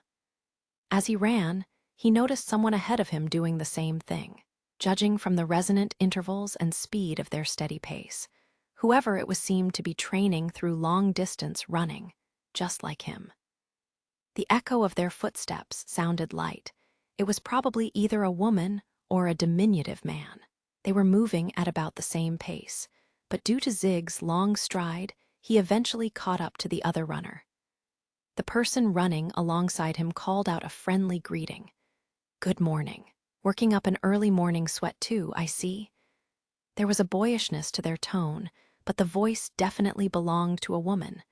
Something about it sounded familiar to Zig. "Yup, Morning," he replied, trying to remember that voice. The woman seemed to recognize his voice too, because she glanced over at him. "Huh, gah," she yelped as Zig turned to look at her as well. "You're the guy from yesterday." Running next to him was the Wadatsumi adventurer he had been locked in mortal combat with only a day before. Her red hair was tied back and bounced with each step. "You're Melina, right?" "Sorry about yesterday, Zig," she said, grimacing, almost reluctant to speak his name. Melina, having yet to come to terms with her blunder from the previous day and the emotional fallout accompanying it, was having a hard time deciding how to act toward him. Just recalling the battle still sent chills down her spine, even if both parties had already reached a resolution. After all, logic and emotion were two different beasts. Settling the matter didn't make it any easier to interact with someone you had previously been fighting to the death. She chose her words with the utmost caution as she tried to quell her inner panic. "I truly apologize for what happened. It's all in the past now, and you can drop the formalities around me." In contrast to Melina's concerns, Zig didn't seem to be too bothered about what had transpired. His attitude came as a relief. But that didn't stop her from trying to come up with a plan to get out of there as soon as she could. But not only was it rude to run away from someone once you recognized them, she was the one who greeted him first. Not to mention the Watatsumi clan was deeply in this man's debt. She couldn't afford to act carelessly. I'll just make some small talk with him and be on my way, she decided as she thought up a seemingly harmless topic. Since they were both running, it felt like the obvious choice for a conversation starter. "Do you run often?" she asked. "It's part of my daily routine. How about you?" "Me? Well, there's something on my mind." She already found herself being evasive in response to his casual question. The battle from yesterday reminded her of her lack of stamina, but her pride in her abilities made her hesitate to admit it. Zig could guess as much from the way she clammed up, so he continued to talk to her as they ran. "I think you're quite skilled." "Are you being sarcastic?" "No." The mercenary's words could have been mocking depending on interpretation, so Melina shot a resentful glare his way, replying a little too sharply. Quickly realizing that she might have messed up, she gave Zig a nervous look, but he just spoke nonchalantly without disrupting his breathing.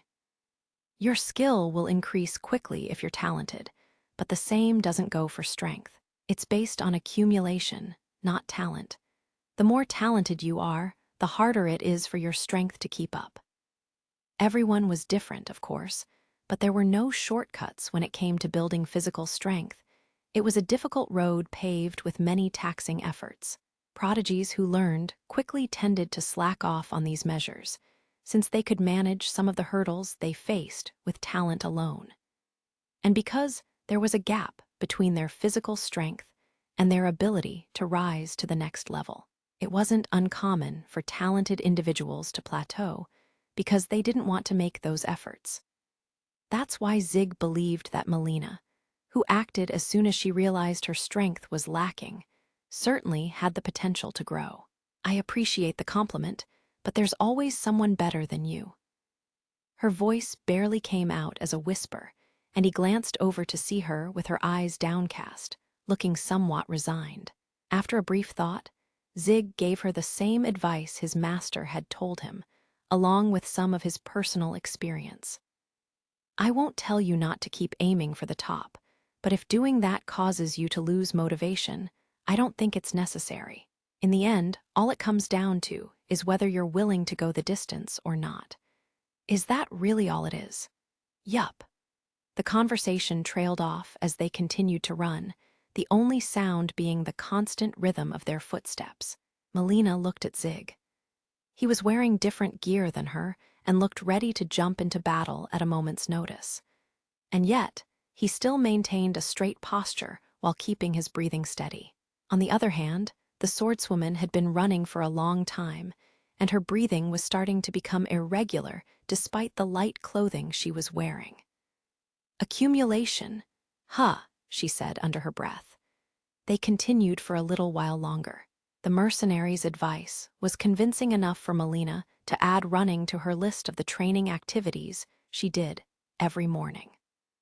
Unbeknownst to him, the people that lived on this continent didn't do much basic training, since they could strengthen themselves through magic fortification. Practicing magic, and not physical training, was what the inhabitants believed to lead to better results.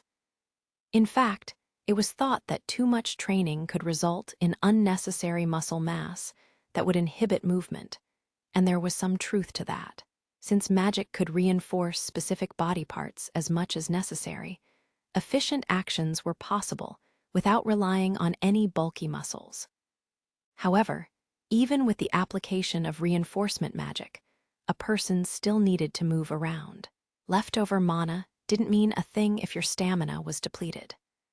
This was known by many people, but there were very few that were willing to forego using magic to improve something they had been managing all this time. It was because they used physical reinforcement that the people of these lands tended to have superior explosive power, but low endurance. After parting with Melina, Zig washed away his sweat and got ready before waking up Sayasha. He knocked before entering her room to find her sprawled across the bed. There was something slightly eerie about seeing her lying face down, with her long hair fanned out all around her. He gently shook her shoulders, causing her to languidly sit up and look at him through sleepy eyes. "Hey, it's morning." She mumbled something incoherent in response. Sayasha had never been a morning person. Averting his gaze from the dangerous sight that was her disheveled underclothes, he placed a wet towel on her face. "NGH?" She seemed to slowly wake up as she mumbled random syllables. He decided to do a few stretches to kill time until she was finally ready. Maybe it was because they were fighting monstrosities lately, but he was feeling fatigue in more parts of his body than usual. It wasn't that the creatures were harder to fight than humans or vice versa, just that he was moving in different ways than he was used to. He made sure to carefully condition his body so he was completely prepared if push came to shove. "Sorry for the wait. Shall we get going, Zig?" He had just enough time to loosen up his muscles before departing for the guild with an oddly enthusiastic Sayasha.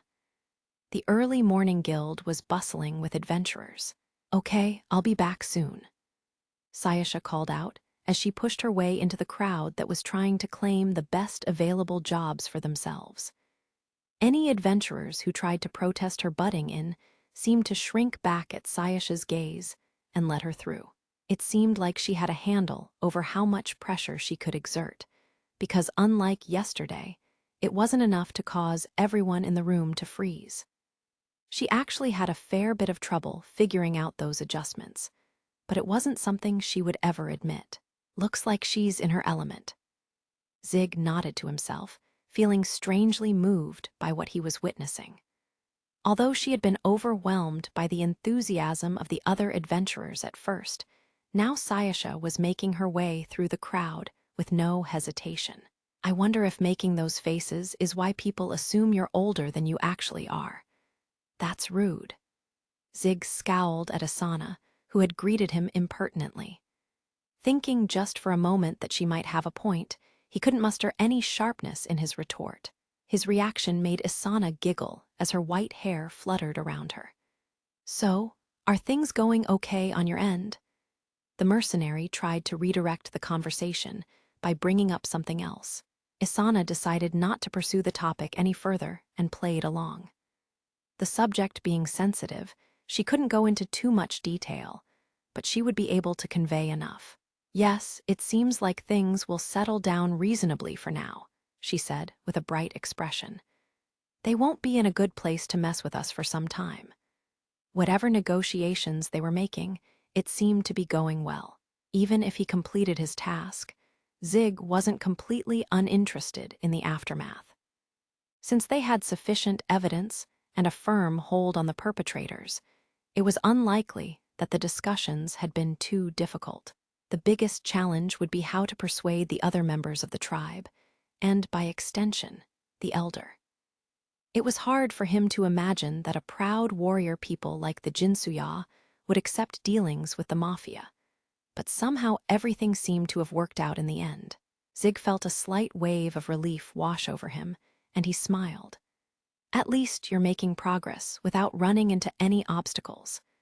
The elder asked me to tell you that he was grateful for your help and that our people will be there for you in your time of need." "Did you tell him about me?" Zig's brow furrowed at the elder's message. He helped them because it was a job, but depending on what other offers came his way, he could be facing them as an opponent next time. It didn't sound like the elder understood that, but Asana just shrugged and laughed. "Of course I told him. You might be our enemy next time, right? And what did the old man say to that?" "He said, 'That's that and this is this. We'll deal with it when the time comes,' or something along those lines." "I see. Wizened leaders have a reputation for being hard-headed, but this old guy seems rather open-minded for some reason."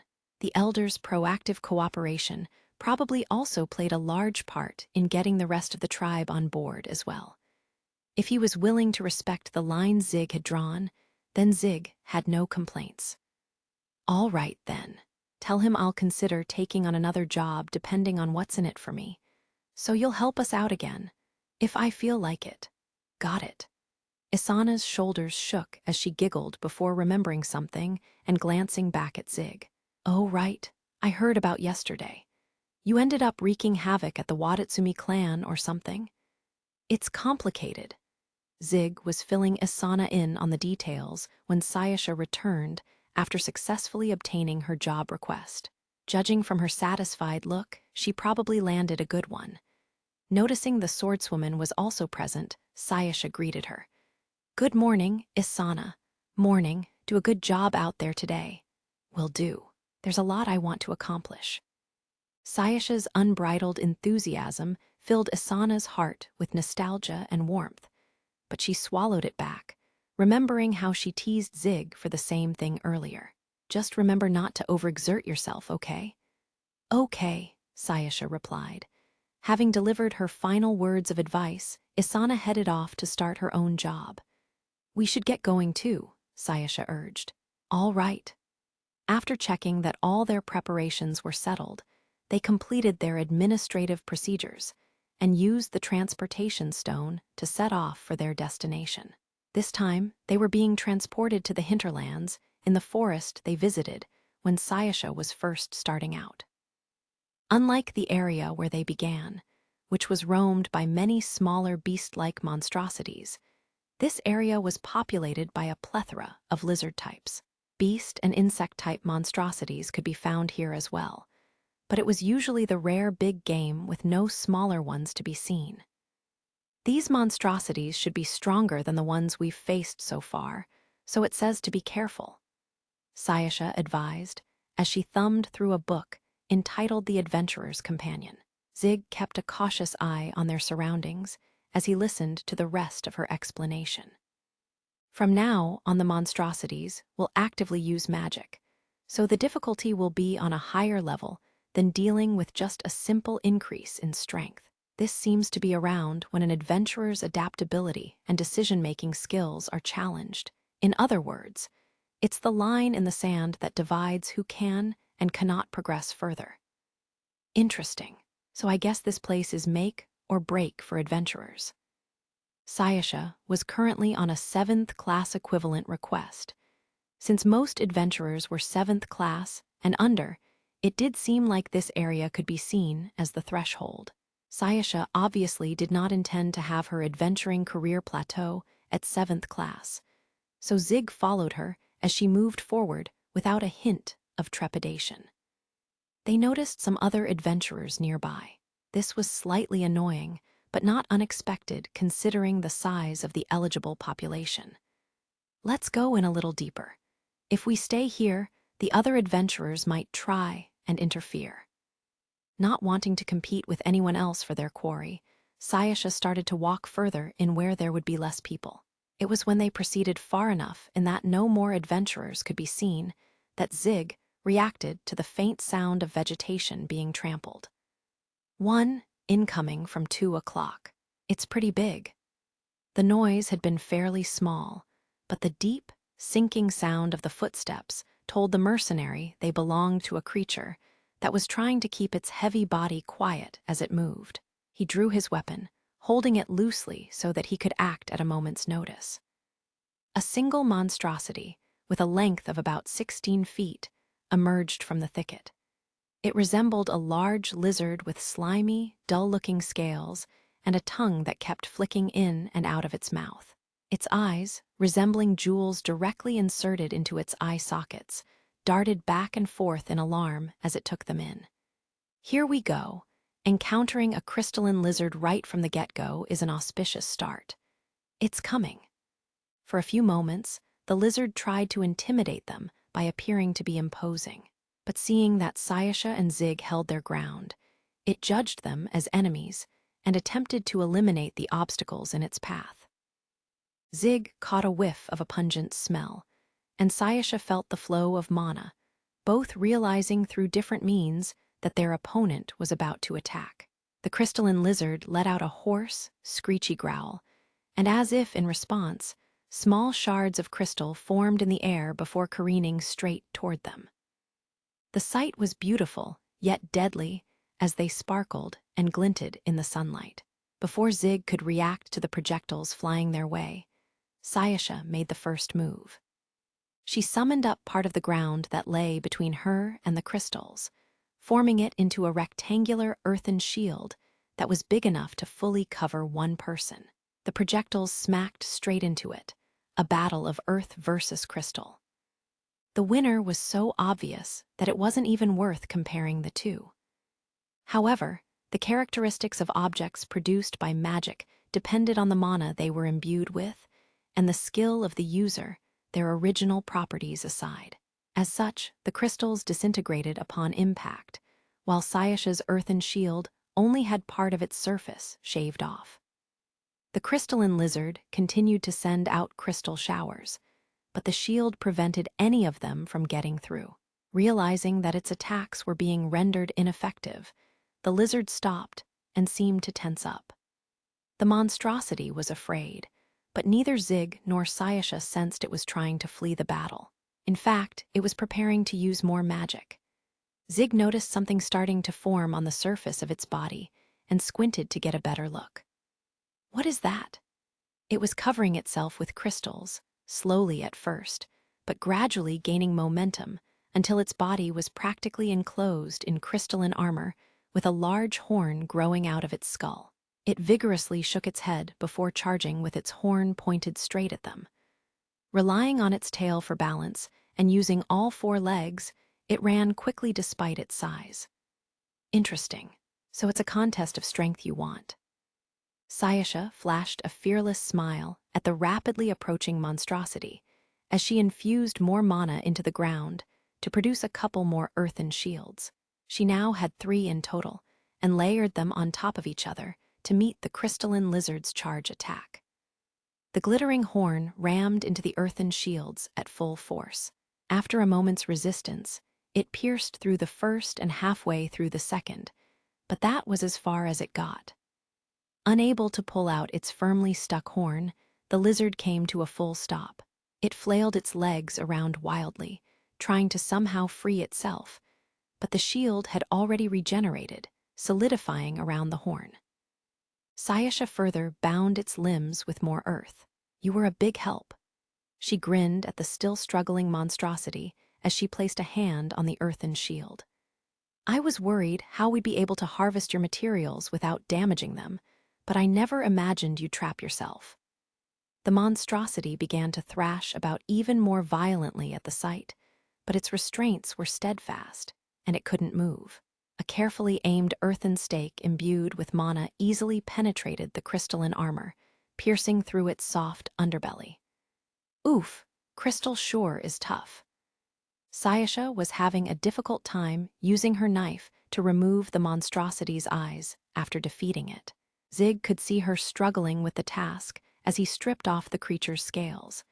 He examined one of the gray scales that shone with a dull luster. So, what kind of materials can you get from this thing? The scales were lighter than he expected, somewhat soft too. They didn't seem like they would provide much protection in this form, but that was obviously before any mana was involved. The crystalline lizard can manipulate crystal? Yes, got it. She finally scooped out the jewel-like eyeball and held it up for Zig to see. There was what looked to be a bunch of nerves still dangling from it, making it a rather grotesque sight. The scales can create crystals, while the eyes can manipulate them. Apparently, both the right and left eyes control different types of magic. Oh, yeah. Are they used to make weapons, or more for protective gear? The scales are used as protective gear, but the eyes can be used for weapons or magic items. I heard you can even create a weapon that produces as many blades as you like, given you have the mana for it. Whoa, that's pretty impressive. Weapon wear and tear was one of the biggest problems sword users faced. Something that solved those issues would be incredibly reassuring. It was times like these that Zig truly regretted that he didn't have any mana. Witnessing the mercenary's excitement give way to gloom was admittedly a little amusing to Sayasha. They consume a lot of mana, though, so they're not as useful as they sound.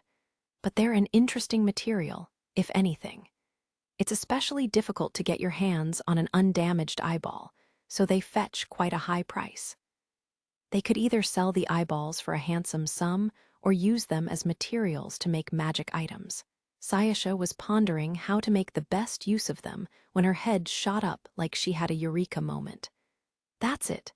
Bagging one more of them would solve everything, she exclaimed before starting to pry out the second eye.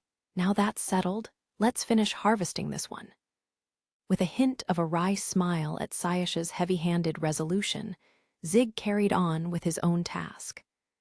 After wrapping up, they continued hunting monstrosities, but they didn't encounter any more of Sayasha's prized crystalline lizards. They seemed to be one of the rarer species, because they matured slowly and often stayed hidden while they were growing. That in mind, they had decided to prioritize going after the monstrosities required by Sayasha's request. Zig grunted loudly as he brought the twin blade down against the collar-like protrusion that surrounded a lizard's head. Quickly stepping away before a heat ray landed exactly where he had been standing. The lizard, now with an unfurled collar, chased after the mercenary, spewing heat rays at him. However, it couldn't catch up as he darted around at high speed, using the trees as shields. When it finally stopped emitting rays as if it were out of breath, Zig approached and cleaved through its torso with one clean blow. Known as incandescent lizards, these were characterized by their ability to gather and release mana using their collars. They were one of the more powerful monstrosities, but it took them some time to amass mana, and they weren't adept at tight turns. They also had poor stamina and tired quickly, so fighting a single creature wasn't much of a threat. However, they could be exceedingly dangerous if encountered in packs, or if they showed up in the middle of a fight with a different species. While there were always requests to exterminate them, not only did their materials not sell for much, their extermination fee also wasn't particularly high. The guild did give them a high evaluation value, however, so they were actively hunted by adventurers looking to advance their rank. Why are the prices for their materials so low? Zig voiced his thoughts to Sayasha as he cut off the lizard's collar as proof of the kill. They sure seemed to use powerful enough magic. Sayasha wrapped string around the collars Zig handed over to tie them all together. First of all, they have poor cost effectiveness. A normal magic user would burn through their mana in no time, and even if you did have enough mana to utilize them, it would be much more effective to rely on your own spells. She placed the bundled-up collars onto the magic dolly, which, unlike normal ones, didn't have any wheels. Since it was engraved with levitation magic, it floated in the air around waist height when imbued with mana. These dollies were convenient items that could be pulled along as they were unaffected by the terrain, making them popular with common people and adventurers alike. Although they weren't cheap, plenty of vendors rented them out, making them easily accessible. The other reason has to do with regulation of function. The lizard's propensity to always fire at maximum output prevents any fine-tuning. That makes them too dangerous to be used as magic items. So not only are they not particularly strong, they're a worthless thorn in the side if left alone. It was no surprise that the value of their materials was low and that adventurers disliked them. They're perfect for people like us who want to quickly go up in the ranks, Sayasha said longingly, as she glanced around the vicinity once more. I was hoping we could take down at least one more crystalline lizard. However, their dolly was getting so packed that it would be difficult to add anything else to the pile. I think we should call it a day for now, Zig said. We're not going to be able to carry much more. That's disappointing. It'd be nice if we could buy a big one of these for ourselves. They were currently using a rental dolly. It was a reasonable item, for better or worse, provided at a low cost by a vendor who worked with the guild. The guild would cover some of the recuperation costs if they broke, but the adventurer was also responsible for shouldering some of the burden. Not to mention, there was a limit to how many could be rented out. If you wanted to bring even more items back with you, the only solution was to get your own. The dolly rentals were an assistance measure put in place to help adventurers who were just getting their feet wet, and the guild barely made any profit from lending them out. Once an adventurer started making a certain amount of money for themselves, it was considered good manners for adventurers to acquire a dolly of their own. Having obtained all the materials they needed, the pair started to pack up their belongings to go home. But what makes the expensive ones different? Beyond the carrying capacity, I understand that much. Apparently, high-performing ones can record the mono wavelengths of their owners and move by themselves. They can even make deliveries on their own as long as you specify the coordinates. Wow, they can do all that? I'm truly amazed by the inquisitive spirit with which humans approach technology. Chatting about magic items as they got ready to leave, Zig and Sayasha headed back down the road they came from. Hey, isn't that? WHO. The adventurers they passed by on the road did a double take when they saw the dolly heavily laden with monstrosity materials. It was still quite early in the day to be going home, yet the two of them had already achieved outstanding results. There wasn't a small number who felt green with envy at the sight. Most of the materials were from incandescent lizards. But when they noticed the excellent condition of crystalline lizard pieces buried among the items in the back, their whole demeanor changed. Crystalline lizard materials sold for a premium. And these were so well preserved that selling them would net one enough money to fool around for a considerable amount of time. It was more than enough of a sum to drive a money-strapped person crazy. A few of the men exchanged silent glances before dispersing to move out and surround Zig and Sayasha. Wait! Someone grabbed a man by his shoulder, and the rest turned around in surprise. Oh, it's you, Kane, the man said, relief flooding through him as he recognized the man who stopped him as an acquaintance. Don't scare me like that. One of the others peered at Kane with a sneering smile. Oh, did you want to get in on the action? Sorry, but we saw them but Kane spoke over him. Those two are? Even though they were all adventurers of the same rank, the group was starting to get irritated with the younger man's actions. Kane made sure they were paying attention to him before he clearly spoke out. Those two are not to be trifled with. A fragile tension began to permeate the air as the men realized Kane's words were not a request. You know, Kane, acting all high and mighty is one thing, but don't go getting too big for your britches, the man said, glaring at Kane as he grabbed him by the collar. Sure, you may be talented, but there's no reason for you to be gratuitously ordering us around. Kane's expression remained unchanged despite the intimidating gesture.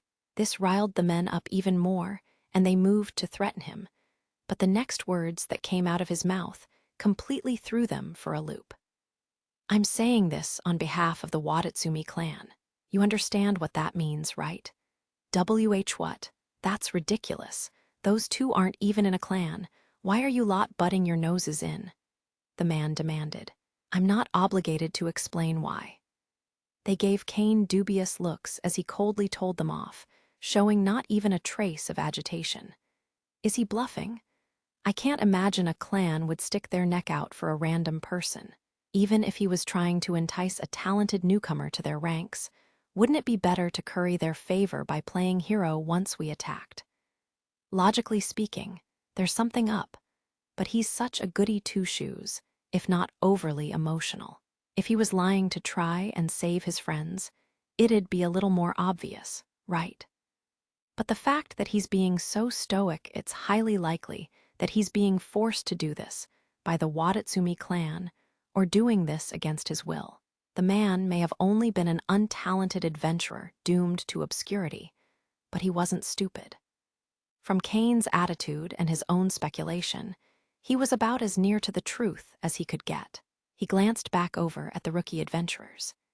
It would be a shame to miss out on crystalline lizard materials, but it wasn't worth provoking the Watatsumi clan's wrath.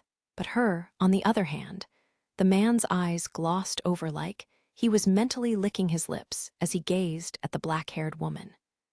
Now that was a beauty you didn't come across very often. She was too good of a woman to be allowed to go off adventuring, or anything else for that matter. Even if it'd piss off the Watatsumi clan, if I could only get my hands on her. The man snapped out of his thoughts as Kane broke the silence. Consider this a piece of well-intentioned advice. He must have been able to tell what the man was thinking from following his gaze.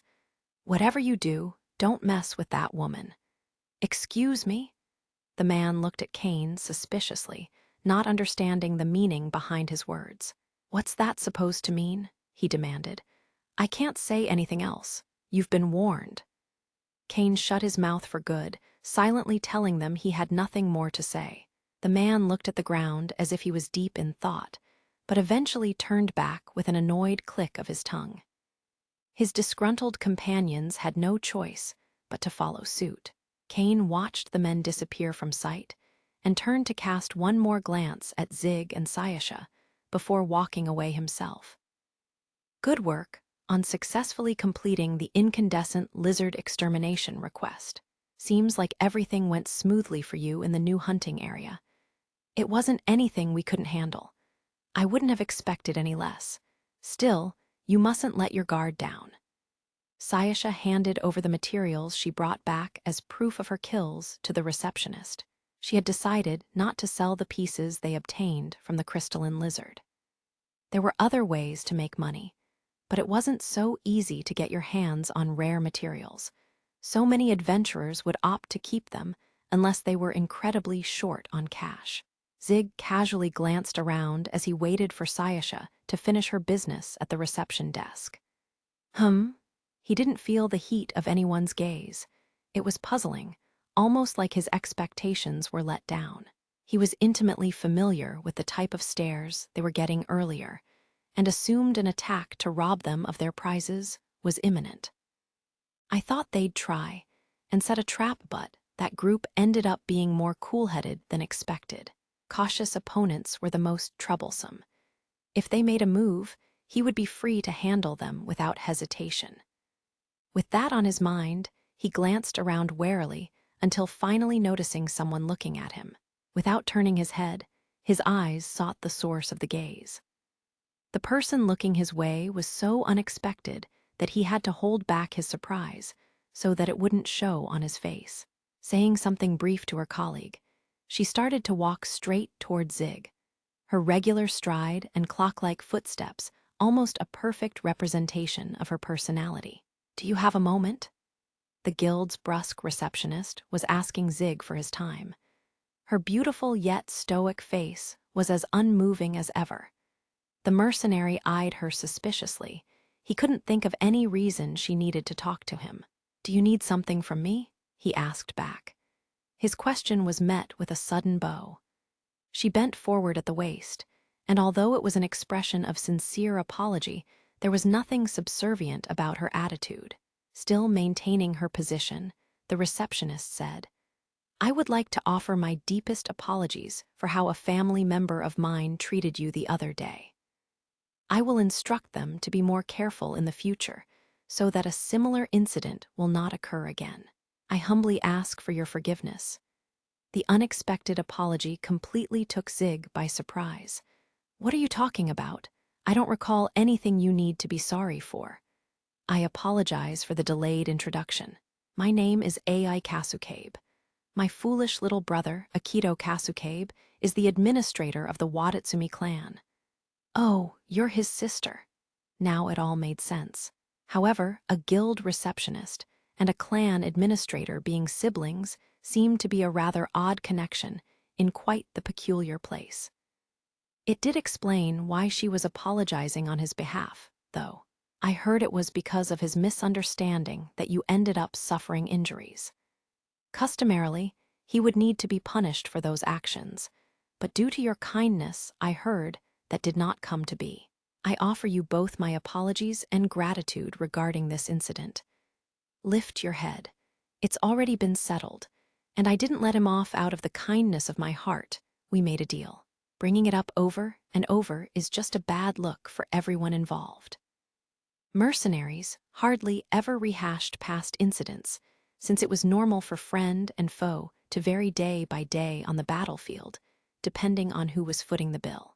Zig didn't particularly enjoy anything that was a done deal being shoved in his face time and again. AI couldn't have understood the exact reason why, but she did realize that pressing the matter any further would offend the mercenary, so she raised her head and met his gaze. Her face was clear of all expression save for her businesslike smile. Although it was in different ways, both siblings seemed adept at not letting anyone read their motives. Zig wasn't dim-witted by any means, but even he was completely fooled by AI's performance. I don't know if you've heard, but there were situations at play that made your brother's miscalculation almost unavoidable. Don't be too hard on him. AI shook her head at Zig's attempt to cover for her little brother. Even if it's a 99% possibility, one should always assume that the unlikely event of the 1% will occur and refrain from acting precipitously. That's what separates adults from children, my brother's inexperience showed. The receptionist's harsh assessment of her younger brother made Zig wince. Because she was usually so stoic, it was a little surprising that she couldn't conceal the outrage she felt at her family member. Her eyes, brimming with silent anger at her little brother, turned to him. You mentioned this matter was settled upon making a deal. That concluded your business with the Wadatsumi clan, but as a relative of the person who wronged you, I believe appropriate compensation is required for the trouble he caused. What do you think? He's not a kid, you know. He should be able to clean up after his own mess. But if you're working at the guild as a receptionist, you're going to have a lot of adventurers, including my client, relying on you. I'm expecting you to do a good job when it comes to that. Is that enough to ask? AI seemed to ponder his statement for a moment before giving a somewhat reluctant nod. Of course. Please feel free to consult with me if you have any problems. Just to be clear, you're not coming up with some vague request just to get me off your back, correct? Of course not. Beads of cold sweat began to dot Zig's forehead as the receptionist spelled out his plan exactly. But whether she was aware of that or not, AI gave him another bow before heading back to the reception area. I thought she was supposed to be apologizing to me, so why am I the one feeling flustered? Zig mused as he made his way over to Sayasha, who had finished with her administrative procedures. Did something happen, Zig? She asked. Nope, nothing at all. How about you? She beamed with pride at his question. The reward money wasn't much to speak of, but I earned a lot of evaluation points. If I keep going at this rate, it won't be long until I'm able to move up to the next class. Oh, and I want to stop by the shop that sells magic items. I want them to take a look at this and tell me what they can make with it. Sayasha's eyes lit up like a child's as she held out the jewel-like eyeball. Zig couldn't help but laugh at the sight as they exited the guild. Oh, I heard that a bounty got posted, Sayasha said. A bounty? For whoever attacked those adventurers, you mean? No, they're still looking into that case because there's not much information. I'm talking about a bounty for a monstrosity. Bounties were sometimes posted for monstrosities as well. Adventurers that could take down a monstrosity, the guild considered a priority for extermination, were rewarded with ample money and evaluation points. The targets of these requests varied and could cover one or multiple creatures. But what made them different was that they were rated by the target's degree of danger and damage, and not just raw strength. There were usually a lot of low-level adventurer casualties when a dangerous monstrosity showed up in a place where it normally shouldn't. But it was hard to prevent them from going to work there, since they relied on the income. Therefore, large bounties were posted for out-of-place monstrosities to get rid of them as soon as possible.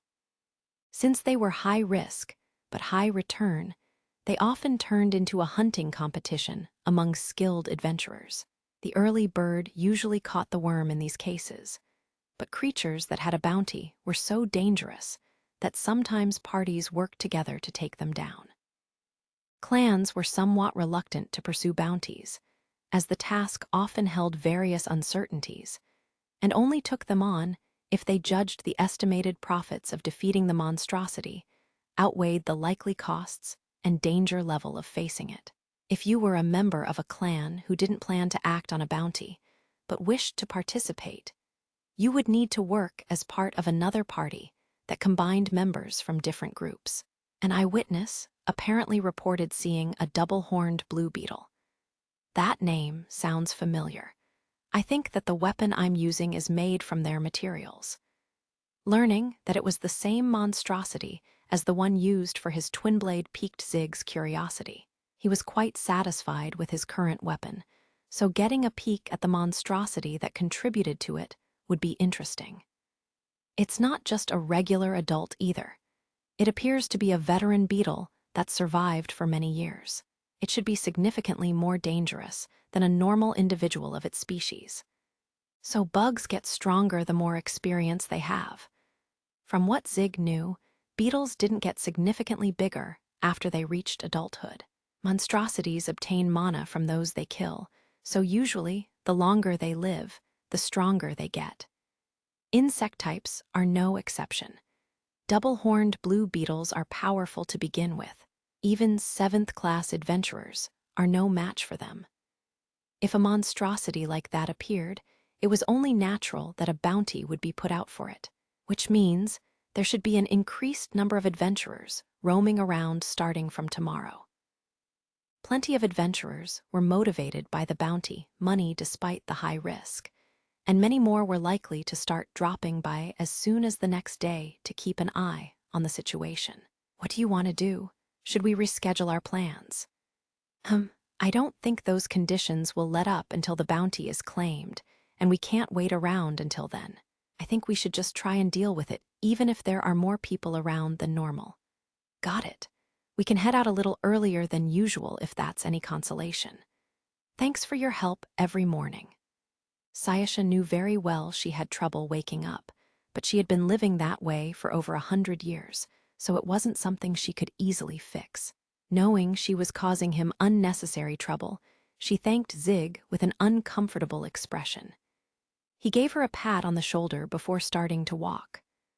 Sayasha softly giggled and said nothing else as she trailed after him, a spring in her step. It was nice to have someone around that was okay for her to inconvenience a little. She never realized that until now. You can't do it. Do what? Early the next morning, there were more people around than usual. Judging from their demeanor, it was likely they were there because of the bounty. Zig and Sayasha arrived at the guild early to select a request for the day, and were about to go through the administrative procedures at the reception desk when the receptionist laid into them right away. I'm talking about the bounty, obviously. I'm sure you've been plotting a way to accidentally encounter and defeat that monstrosity, am I right? I don't know what you're talking about. There wasn't a trace of deception in Sayasha's slightly confused expression, but the receptionist noticed Zig's composure waver for just a moment. Even if you play innocent, it's not allowed. I've heard that you were going around and asking about the bounty quite eagerly. I've also confirmed that you borrowed the Encyclopedia of Monstrosities, which lists information about double-horned blue beetles from the reference room. Irk! The receptionist looked at Sayasha like she was cornered, prompting her to groan when she realized the evidence was so neatly stacked against her that deception was impossible. Indeed, she had been planning to secretly try and claim the bounty herself. But unfortunately, the receptionist had figured out her scheme and was trying to put a stop to it. Attempting something so dangerous is unacceptable. But what if we accidentally encounter it? The receptionist smiled at Sayasha's desperate attempt to make an excuse. Run away with everything you've got. But then, if you are deemed to have engaged the monstrosity after repeated warnings from the guild, you may be subject to disciplinary action and even demotion. You've been officially warned as of right now. I've even made a note of it. That's any excuse or loophole she might have tried was out of the question. If she forcibly attempted to defeat the monstrosity now, rather than winning favor, she might find herself being punished. Considering that she was trying to increase her rank, it was a terrible blow she couldn't shake off. The receptionist sighed at Sayasha's dejected response. Listen, you're still only 8th class. Do you really think someone in that position would be allowed to mess around with a bountied monstrosity that's shown up in a hunting ground for 7th class adventurers? For this double-horned blue beetle, we're making the minimum requirement 6th class. No doubt about it, you're talented, Sayasha. And I'll admit that it's possible you could even claim the bounty in your current state. The serious tone of the receptionist's voice prompted Sayasha to look up. However, the receptionist continued, what if other people saw you and thought they could bend the rules as well? Can you take responsibility for that too? You can't, can you? Because it's the guild's responsibility, not yours. If we turn a blind eye to one person's recklessness, there will be plenty more who believe the same applies to them, and many of them will die. That's the reason the guild has rules in place. You understand, don't you? Yes. Rendered helpless by the receptionist's flawless argument, Sayasha walked away from the reception area in a daze. After watching her leave, the receptionist turned her eyes to Zig, who hadn't said a word. He maintained his silence as they held each other's gaze for a few moments. The mercenary shrugged and then followed after Sayasha. Seeing this, the receptionist sighed and went back to her work. After taking the transportation stone to the forest, they headed deep inside to the place they were in the previous day. As expected, there were more adventurers around, so they had to go in quite far to find a hunting spot that didn't overlap with anyone else's. Well, that was disappointing. Sayasha's voice was laced with bitter regret as they made their way past the trees. Rather than trying to start a conversation with him, it sounded more like the words had spilled out of her involuntarily, which made Zig chuckle a little. Looks like you're going to have to give it up this time. She's got a point, you know. The one who's on the hook if anything happens is the guild. Even if there's emphasis on self-responsibility in this line of work, they can't allow it to turn into complete pandemonium. After all, it's them that'll lose out in the end. Special exceptions for this time only, that applied to numerous people, would almost certainly cause the system to fall apart.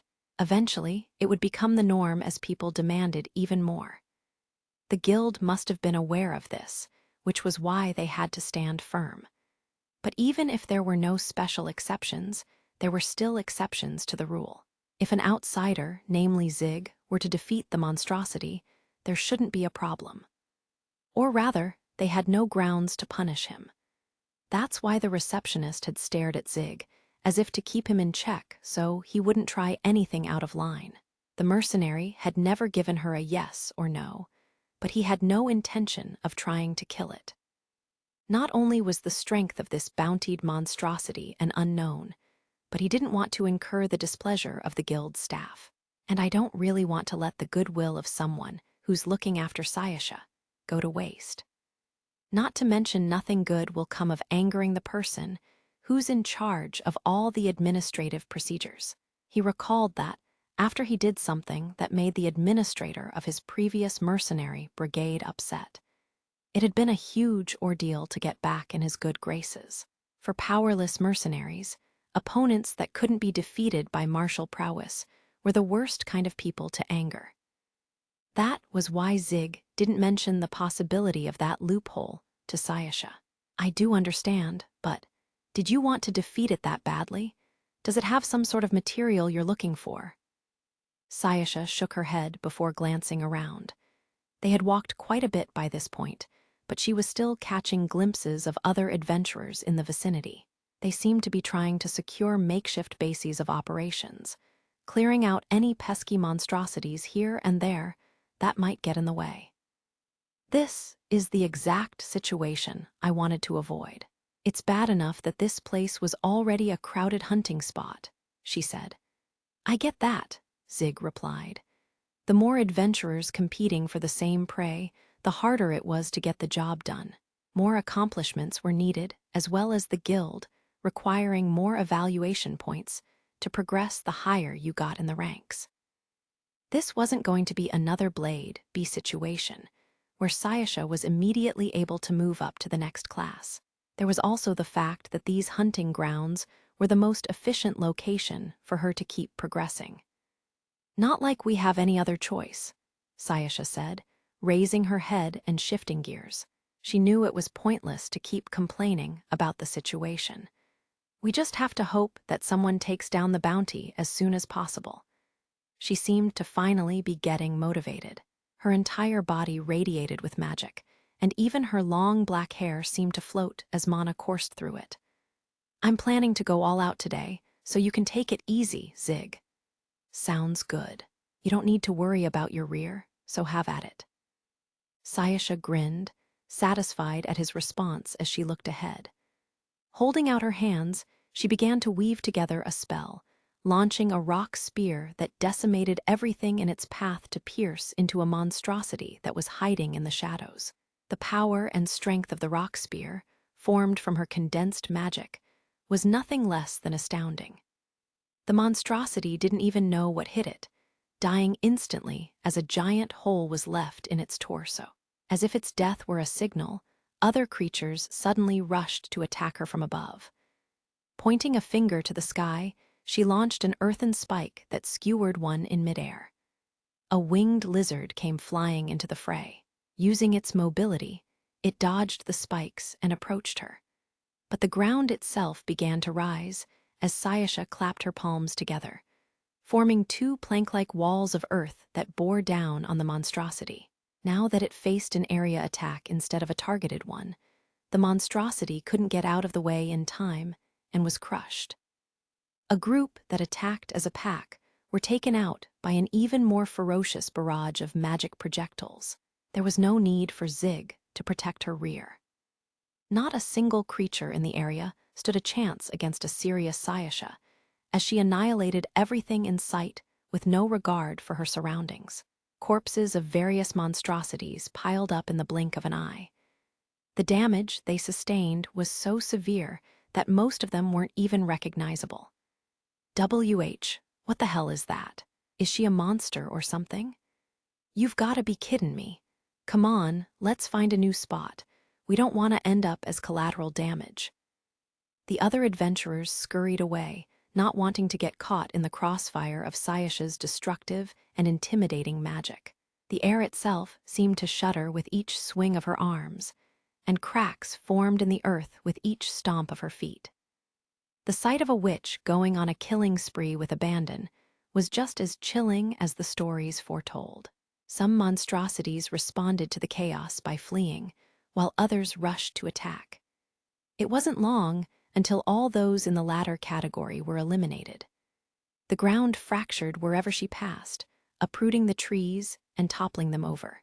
But these were trees that sustained themselves with the blood and compost of monstrosities, and their growth was remarkable.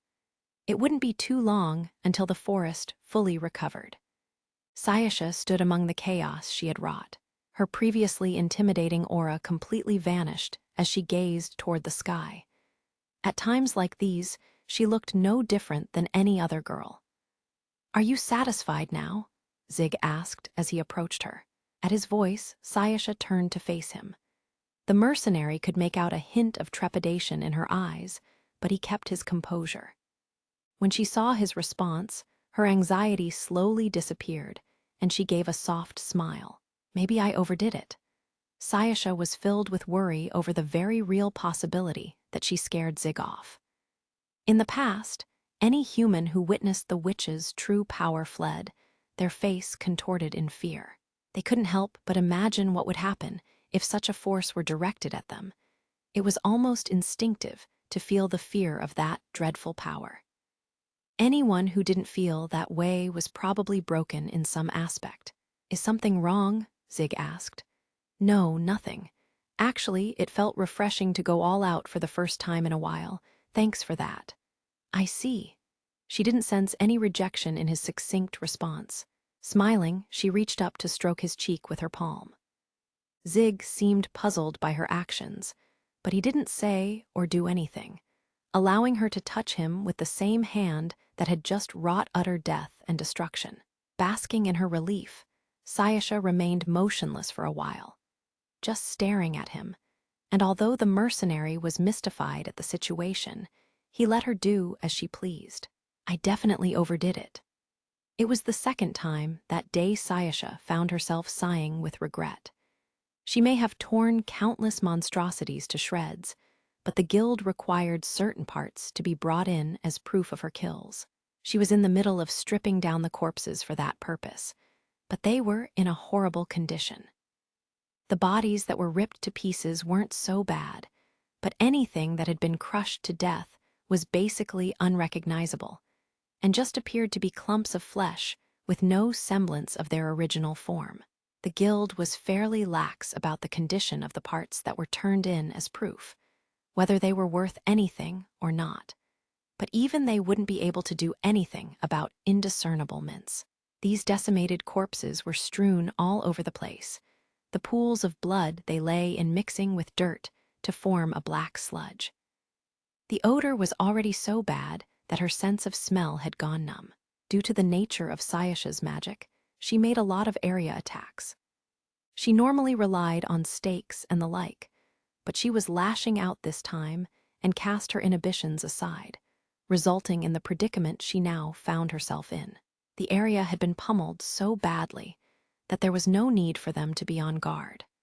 And since the fallen trees cluttered their visibility, she and Zig split up to collect the parts they needed. This is pretty bad. The scene was so ghastly that even Zig, who had witnessed his own fair share of horrific battlefields, felt slightly disturbed. Due to who they were, Zig and Sayasha were able to endure, but any normal adventurer would have vomited on the spot. I should probably add a few more spells to my repertoire, Sayasha solemnly murmured. She never had to consider the type of damage her magic left on its targets until now, so her current options were limited. I figured this day would come eventually. Looks like it's already here. She had been thinking about the idea for a while now, but it was probably time for her to start working on it earnestly. Zig, I'd like to take the next 2 days off. All right. You've been busy with work the last few days, so make sure and get some rest. Sayasha and Zig had been doing their own things recently, with her constantly going out on adventuring work. It didn't seem like the chaos was going to die down anytime soon, so a day or 2 off sounded pretty nice. Thanks. It'll be a good opportunity for me to think about my magic, and it might be a lucky break if someone claims the bounty in the meantime. True. Repeating today's performance whenever we go out probably wouldn't be very efficient. Sayasha responded to Zig's banter with a wry smile before continuing to harvest more parts. In the end, they were unable to collect parts from about half the monstrosities she killed, but their dolly was still overflowing with various materials. Knowing they wouldn't be able to bring back anything else, they finished their adventuring for the day. You're back early today, and it seems like you've brought quite the haul with you. How did you find this many at once? Were you swarmed? Something like that, Sayasha replied vaguely, knowing that there was no way she could admit to going on a rampage and inciting them to come to her. They caught us off guard and boom. The receptionist could tell Sayasha was clearly acting differently than she had that morning, but she took the story at face value. If you were able to kill all of these safely, that's wonderful. I apologize for nagging you so much this morning. I just didn't want you to do anything reckless. Sayasha laughed awkwardly. I appreciate your concern. I think I got too ahead of myself. I'm so happy you understand. I'm certain you'll be able to get to the top, so please keep doing your best. Okay. The receptionist smiled with delight, but Sayasha was so filled with guilt that she couldn't look at her straight. Zig had to hold back a chuckle as he watched Sayasha avert her gaze, her face twitching as she tried to maintain a fake smile. She returned to his side once the administrative procedures were complete. I'm not a big fan of being talked to like that. You just gotta deal with it sometimes. Witnessing Sayasha's growing pains was a bit amusing to Zig. I'm going to be out late shopping from now, so you can go home first, she said. Got it, what about dinner? Sorry, but let's eat separately tonight. Zig watched a somewhat dejected-looking Sayasha walk off in the direction of the guild's reference room. She planned to borrow books and other materials to help her devise some new magic the following day. What would happen when efficient magic, stemming from human research, was combined with the mana supply and manipulative ability of a witch? As he glanced around the guild, a thought crept up on Zig. She might come up with something completely absurd. It was still just early afternoon. Since most people were out working at this hour, there were very few adventurers around. There was also a fair amount of those who looked to be non-combatant types coming and going from the reception area. They seemed to be bringing in various goods and asking for signatures, so they were most likely common vendors. The receptionists busied themselves handling their various inquiries. I guess adventurers aren't the only ones they deal with, Zig mused. He figured they would have a lot of downtime in the afternoon, but now he realized that had been a rude assumption. He was sitting in a chair, watching them work as he wondered about what to do for lunch, when someone approached him. Well, if it ain't Zig. Hi. Glancing in the direction of the two voices, he saw an amicable middle-aged adventurer with a muscular body and a bald head. Melina stood by his side. Oh, Bates, not working today? A man's gotta rest sometimes, you know. Besides, we're technically on the job right now. That's right. I'm sure you've heard about Owa. A hollow thud rang out as Bates knocked Melina on the head with his fist right before she could spill the beans. Her eyes started tearing up when he looked her way with a sigh. You really should be, he began. Oh, whatever. Say, Zig, join us for lunch. The food here ain't too bad. Now that you mention it, I've never eaten here before. I guess I could try it. He walked with them toward the attached dining hall that was often used by the guild staff. As it turned out, the food served at the guild didn't really mesh well with Zig's preferences. The meals didn't taste bad. If anything, they were quite decent considering the price. There was just one fatal flaw he could not overlook. This isn't nearly enough. The amount of food was less than satisfactory. The guild's dining hall, which was primarily there to serve its employees, was mostly patronized by women. Because of that, it served a wide variety of contemporary dishes, but the portions were tiny. I'm surprised this is enough to sustain you, Bates. Zig highly doubted the food could satisfy an adventurer who was so reliant on keeping his body in shape, but Bates glanced down at his stomach with a melancholic expression. I'm having a little trouble keepin' my waistline trim these days. Don't say that, Bates. You sound like an old man, Melina said tactlessly when Bates voiced his concern. To be fair, the portion size was only a problem for Zig. The average adventurer would consider it more of a light meal that was perhaps slightly lacking. It would cost so much for the mercenary to satiate himself at this place that it wasn't worth it. I'll make sure to eat an early dinner, something hearty, he decided as he sipped his tea. He was sitting there relaxing with the others when, good afternoon, bro. Two things happened at the same time. A voice from close by called out to Zig, and a presence made itself known. Bates's eyes grew wide as he was caught off guard, realization dawning on him that someone had gotten so close without triggering his senses. Melina followed with a gasp a moment later. The voice was like the oral equivalent of having a knife stroked across your neck. Just hearing it made their hair stand on end. Although adventurers didn't specialize in fighting other people, neither Bates's nor Melina's capabilities were inferior compared to Zig's. And yet, they didn't notice their visitor approach until he called out to the mercenary. This man was so versed in the art of stealth that he could have killed them if he was so inclined.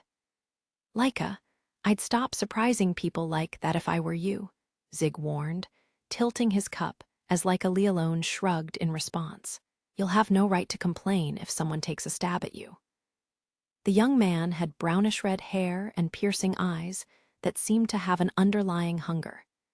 He wore a robe in flashy colors that exposed his chest, carried two short blades at his waist, and pointed ears topped off the look.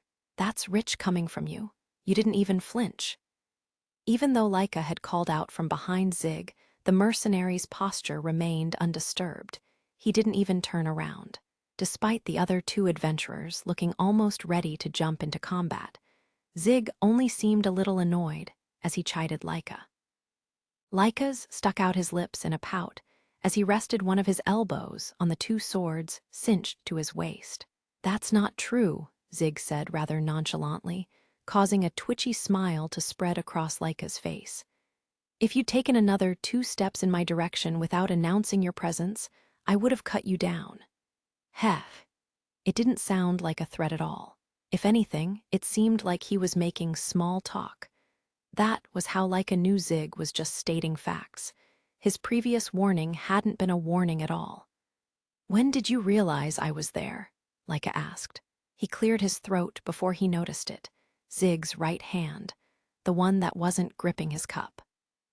Although he appeared to be in a relaxed position, his arm was hanging down so that he could immediately pull out his weapon, and the swordsman only realized that now. It had been his intention to keep an eye on Zig, but he didn't even know when Zig shifted into that position. "Probably around the time you tried to get into my blind spot." The mercenary still was on his guard as they spoke. While his tone sounded casual, his gaze and awareness were on high alert. He was prepared to handle an incoming attack at any moment. Shivers ran down Laika's spine. This mercenary terrified him just as much as the two adventurers who were still on edge. "I thought it was called a blind spot because you couldn't see it," he asked. "If you're so blatant about trying to avoid someone's line of sight, they'll notice even if they don't want to." The unconscious hypervigilance was already second nature to him. Aside from combat strength, he'd adopted various tactics to survive a turbulent war. No matter how strong you might be, a pitiful death was the only option if you found yourself surrounded by men stabbing at you with their spears. Don't let yourself get surrounded or isolated. Maintain a broad line of sight that covers the entire battlefield and not just the enemies before you. Be sensitive to movements happening behind you or that try to take advantage of your blind spot. These were the skills mercenaries had to develop. "Gotcha," Laika said with a nod, thrusting an arm into the folds of his flashy garments. "I'll keep that in mind going forward." Although his expression never wavered, the almost imperceptible wiggling of his ears showed that he wasn't as composed on the inside. "Don't tell me, are you the one they call Laika the Blade Whistler?" Bates asked, still obviously wary and about to rise to his feet. Melina was also halfway standing up, her right hand reaching for the longsword at her waist and ready to strike at any time. However, Laika didn't seem to be bothered by their caution as he regarded Bates with an air of indifference. "Heh, I didn't realize even adventurers had heard of me. That's pretty cool." He seemed quite satisfied that they knew who he was. Bounty hunters usually weren't as well known as adventurers. This was partly because being a bounty hunter was scorned as a profession, and partly since there weren't many who specialized in it. Unlike adventurers who needed to register with the guild, bounty hunters were just paid for bringing back wanted people's heads. Sometimes adventurers or mafia members would come across bounties by chance and collect them. It also wasn't uncommon for those who felt confident in their combat skills to do it as a side job. But there wasn't always a plethora of good bounties available, so those who specialized in the profession either really enjoyed it or had something to hide. "And what business might a lowly bounty hunter like you have here?" Melina threatened in a low voice, her hand still on her sword. Some adventurers had a severe dislike for bounty hunters or other adventurers who moonlighted as them. Usually, bounties were placed on people who had committed crimes deserving of such a penalty, and no legal action was taken if they happened to be killed. But there were always people who didn't believe in killing other humans outside of self-defense. Actually, that was a very normal view to have. Her intimidating remark didn't seem to affect Laika's attitude. In fact, he seemed to brush it off as the whining of a puppy more than anything else. Lowly bounty hunter. Now, it's not nice to discriminate based on one's profession. Don't you agree, Mr. Mercenary? I suppose if you're a lowly bounty hunter, that makes me a humble mercenary. Zig chuckled in agreement as Melina's expression became conflicted. She appeared taken aback as she picked up on the familiarity between them in their exchange. "Do you know him, Zig?" she asked. "A little bit, through work." Melina glared at Laika in disbelief. "I'm flabbergasted. Do you understand how dangerous this man is?" The disgust in her eyes seemed a little too fierce to be directed at someone who was just a bounty hunter. Something about it almost looked familiar. Oh, I get it. His unusual preference must be what's made him so famous. That made sense. The deep disdain she was regarding him with was the same as what he saw from the Jinsuya. T was toward Laika's homicidal impulses, the joy that he took in killing. It looked like his reason for choosing the bloody profession of bounty hunting was well known even among adventurers. Laika seemed to be enjoying himself, laughing at Melina and her apparent disgust. "Don't waste your breath. This guy's even more crazy than me. Your normal values aren't gonna fly here." Zig wondered if he should step in and say something, seeing as the conversation had already been derailed far enough. "So, to what do we owe the pleasure?" "I'm sure there's a reason for a bounty hunter to go out of his way to make an appearance at the Adventuring Guild." At Zig's prompting, Laika's red eyes grew wide and he clapped his hands together. "Oh, that's right. I recognized your voice, so I made the spontaneous decision to try and conceal myself and talk to you, but I'm actually here for work." After the clap, he stuck one hand back in his robe to pull out a document which he spread open on the table. It looked like a wanted notice, complete with the name of the individual being sought, their crime, and the sum of the offered reward. "I'm looking for someone at the moment. Tracking down some culprit who mowed down a bunch of members from some adventuring clan the other day. You folks know anything about it?" So he was in the middle of hunting for a bounty. Zig glanced at the document out of curiosity, but its contents were disturbingly familiar. The target is a dangerous individual who attacked members of the Watatsumi adventuring clan, killing and maiming several people. Name unknown. Likely a male of average height, presumed to have reasonable skill as they attacked multiple people alone, even though it was a group of younger adventurers. Wields an uncommon weapon, a double-edged sword. Reward of 600,000 dren, dead or alive. P.S. Please note that the large man who wields a blue double-edged sword has no relation to this incident and is very dangerous. We will not be held responsible for any damages incurred by mistake. "Come on now," Zig quipped. It was obvious from just a glance who that last bit was referring to. "Gimme a break, Kasukabe, that was goin' too far." Bates chewed on his fingernails, a grimace on his face. The attacker of the young Watatsumi clan members seemed to still be at large. Leaving the matter unresolved for too long would start to affect the clan's reputation, so Kasukabe had taken it upon himself, thrown pride to the wind, and sent out a request to bounty hunters in hopes of catching whoever was behind the crime. Based on their reactions, it didn't seem like Bates or Melina had been made aware of this decision. "Hef, so not only do you know about it, but you're also involved in the matter. That's a lucky break for me." The edges of Laika's lips curved into a smile, his expression resembling a beast that had found its prey. But it soon faded, and he tilted his head to the side, cupping his chin in one hand when he noticed the twin blade on Zig's back. "Wait, this big guy in the postscript. Is that you, bro? You were using a naginata back then, but that's your usual weapon. A double-edged sword, that's quite uncommon. I guess."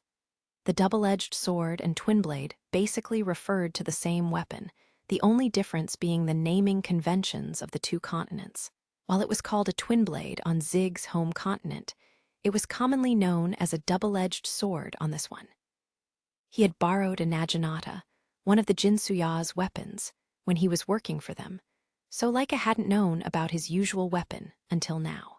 The young man read the document once more, seeming to piece together the situation by comparing Zig's weapon and height. Still, for it to be written this way, did they attack you by accident? Zig didn't respond, but Melina's face darkened as Leica's observation brought forth memories of everything that had happened that day. Realizing by her reaction that he hit the nail on the head, the swordsman smirked and gave a mocking snort. And you really had the gall to call me a lowly bounty hunter. You, who mistakenly attacked the wrong man. I bet he took mercy on you, huh?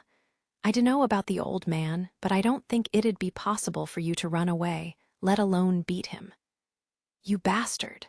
Melina bristled at the blatant insult, but he spoke the truth. Zig had defeated them even though they had fought 2 against 1, and her partner would have been killed if their companions hadn't come to their aid. She was also aware that the bounty hunter that stood before her was an extraordinary combatant who was beyond her own capabilities. Enough, Leica. That matter's been settled. Whatever. I shouldn't be digging into things that the person in question doesn't care about. The tension in the air was growing thicker by the second, but Leica backed down at Zig's reprimand. As if to change the subject, Bates wrapped the document holding the bounty information with his palm. So what made you decide to go after this bounty? That's my job. I take on requests that pay reasonably well, kill the target, and collect my money. That's it. Although if I had to say a reason, I was a little intrigued by the unusual weapon. Leica didn't appear to be lying or trying to hide anything. Just from what he told Bates, he most likely wasn't pursuing this particular bounty for any personal reasons. I see. Well, how about you stop by our clan house after this? Give him my name. I'm sure our administrator will supply you with more details. That would be great. I appreciate your cooperation. Well, see you around, bro. Leica rolled up the unfurled document, tucked it away, and walked off in his peculiar sliding gait without offering much of a goodbye.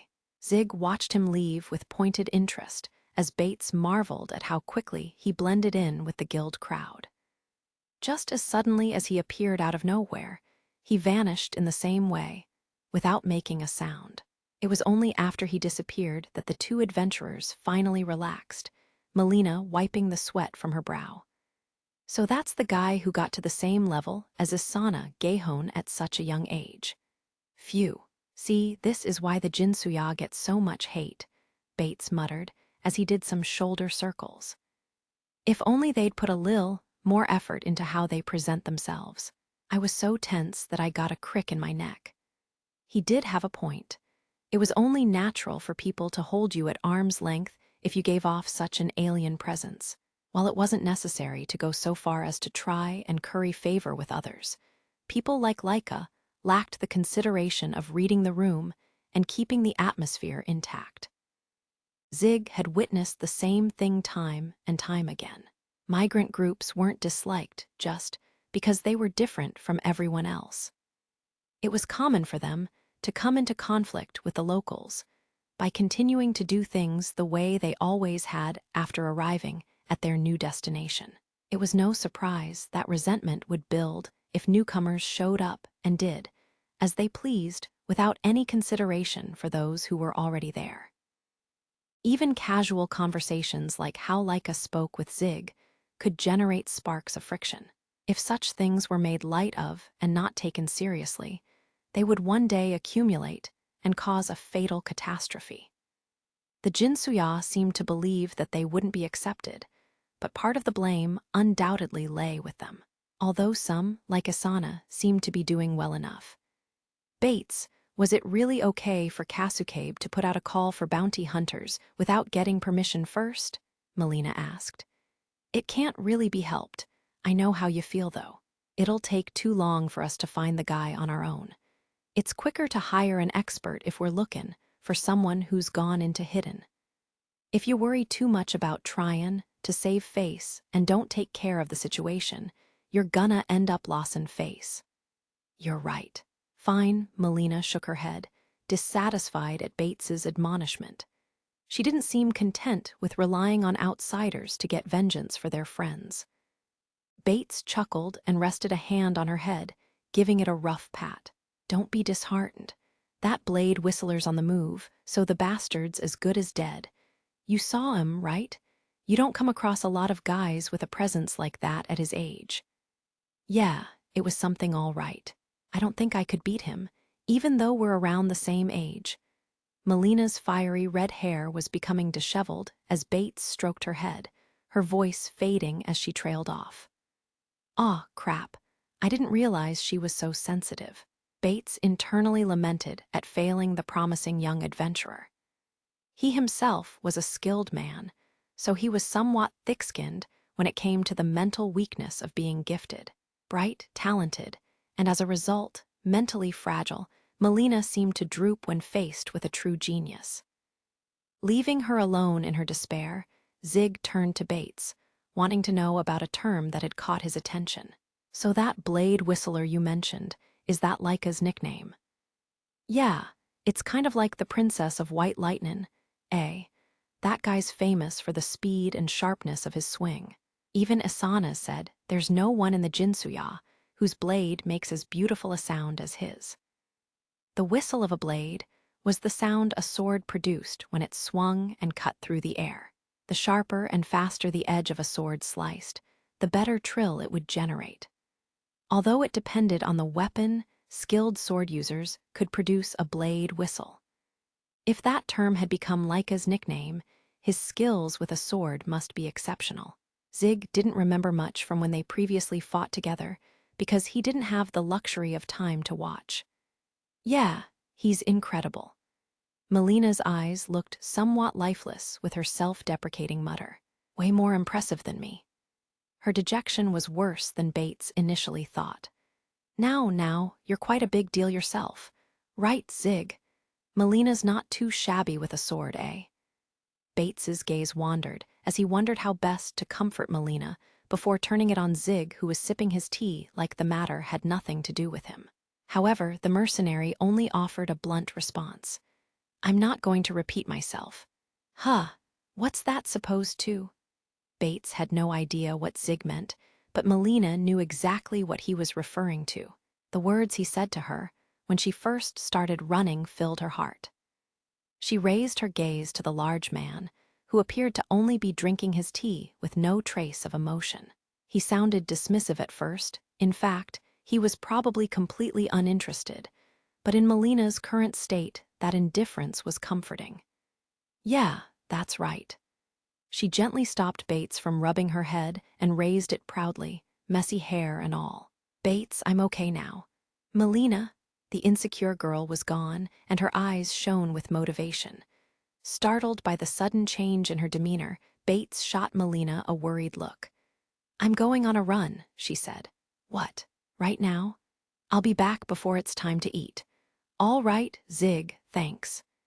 The mercenary glanced at Melina from above the rim of his cup, perfectly placed so that she couldn't make out the tiniest hint of his lips curling into a smile. Make sure to look ahead when you run, he said. Got it, Melina responded enthusiastically before exiting the guild, leaving behind a still confused Bates who could only watch one of his junior members dash off. He turned to Zig, who was wondering what to eat for dinner. What in the world did you say to Bates asked, suspicious. Exactly what you heard, Zig replied rather curtly. To keep her eyes straight ahead and focused while she runs. That's all. He got up from his seat, making a silent decision. That settles it. I'm going to have meat tonight. The sun had long past set, and it was late at night. La la la la la, Sayasha happily sang to herself as she walked the dark streets alone after finishing up her shopping. Her persistence in sticking around until late had been rewarded by finding something good. She was in an excellent mood, humming a little tune as her hair bounced around her. Her jet-black hair, still glossy in the dark, otherworldly blue eyes, and pale face, a perfect mixture of innocence and femininity, made her look ethereal. Sayasha strolled down the dim streets, a picture of vulnerability and radiating a devilish charm that could drive a man crazy. Normally, one look at the intimidating mercenary by her side would have returned them to their senses, but this time he was nowhere to be found. By a stroke of luck, this street wasn't a popular one, which was precisely why he found her. The man hungered, his thirst unquenched. His name was Benelli Rasquez. Benelli was strong. He was born with a talent for the sword, and the bloodbaths he dived into again and again honed his manhood, allowing him to achieve some semblance of status and prestige. But he was also weak, drowning himself in his own ego and unable to cultivate the mental fortitude that should have grown along with his abilities. This was why he envied those above him and sought to find why he wasn't appreciated by others. The reason I get no recognition is because everyone else is incompetent. If only they could see me for what I truly am. He didn't like it. And he especially didn't like Alan, the younger adventurer who had achieved the same fourth-class status as him. Despite being younger, Alan was skilled and admired. Even famous adventurers held him in high regard. Benelli didn't like any of that one bit. Once upon a time, he had been in the same position, a skilled up-and-coming adventurer with high expectations and envied by those around him.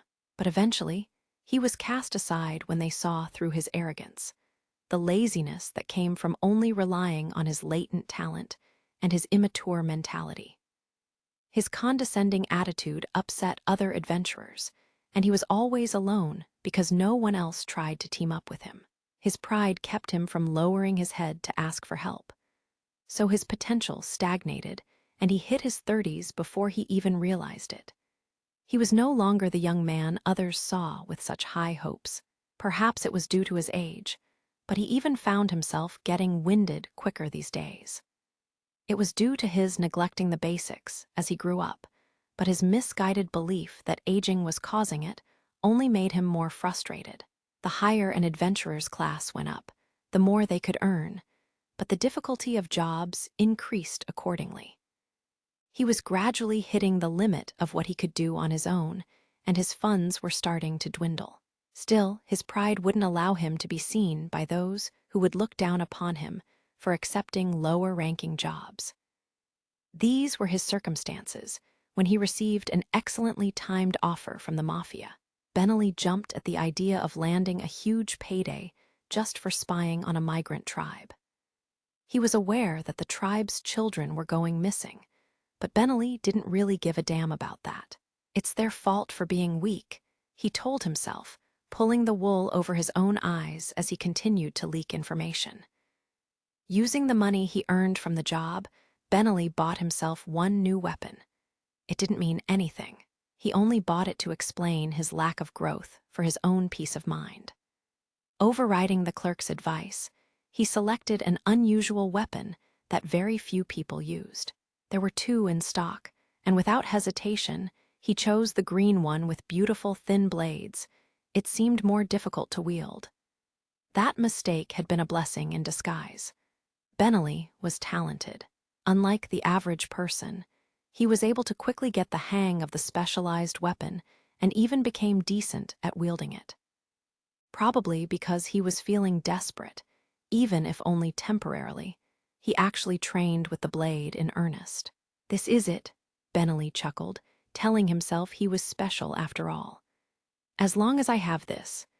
The reason he was stuck at his current adventuring class all this time was because of his weapon. With this new one, reaching 3rd class, no, even 2nd class wouldn't be out of the realm of possibility. Now I'll show them. The adventuring guild who failed to recognize him despite his copious achievements, and the various clans who never offered him an invitation to join they would finally see. He would show them who was on top now. Benelli's frustration dissipated after changing his weapon and earning some dren. The feeling of being able to make big sums of easy money further corrupted him, and he became saddled with debt after counting his chickens before they hatched. But good things never lasted forever. The man who had been his liaison suddenly terminated the job. Benelli, who was deep in debt by this point, desperately asked for more work, But they turned him down, and he never heard another word from them again. He had used up all the money he earned working those jobs by that point. All he had left were looming debts. It was game over. Benelli tried to drink his anxieties away that day before heading home in an intoxicated state. If he had been able to make it back to his lodgings with no incident, perhaps his future would have been dramatically different. Making his way home, he noticed a few adventurers hanging around. They were all still young, but surprisingly poised and carrying decent equipment despite their ages. The sight of them made him remember when he used to be like that. The dulled thoughts of his inebriated brain twinged with agitation. He clicked his tongue loudly. "Get out of the way, you stupid brats," he yelled. The sight of the young adventurers alone was enough to vex him, not to mention he could tell immediately that they were skilled, young, talented, and surrounded by companions, all things he found detestable. Benelli menacingly raised his voice, his heart unable to bear the feelings of frustration and irritation. Hearing the cursing from some drunk man, one of the young adventurers furrowed his eyebrows in displeasure and glared back. "What's the deal, old man?" he snapped. One of the short-tempered adventurer's companions backed up and cleared the way, trying to discourage his friend from getting into a fight. "Come on, cut it out. We're in the wrong for blocking the path. Sorry about that." "Damn punks," Benelli scoffed. The young adventurer's attentiveness to the situation further rattled Benelli's nerves, making him positively furious. He made sure to purposefully ram his shoulder into their group as he passed, even though they stepped out of the way. "Why you?" "Wait, calm down." Another of the short-tempered adventurer's companions stopped him from trying to bite Benelli's head off.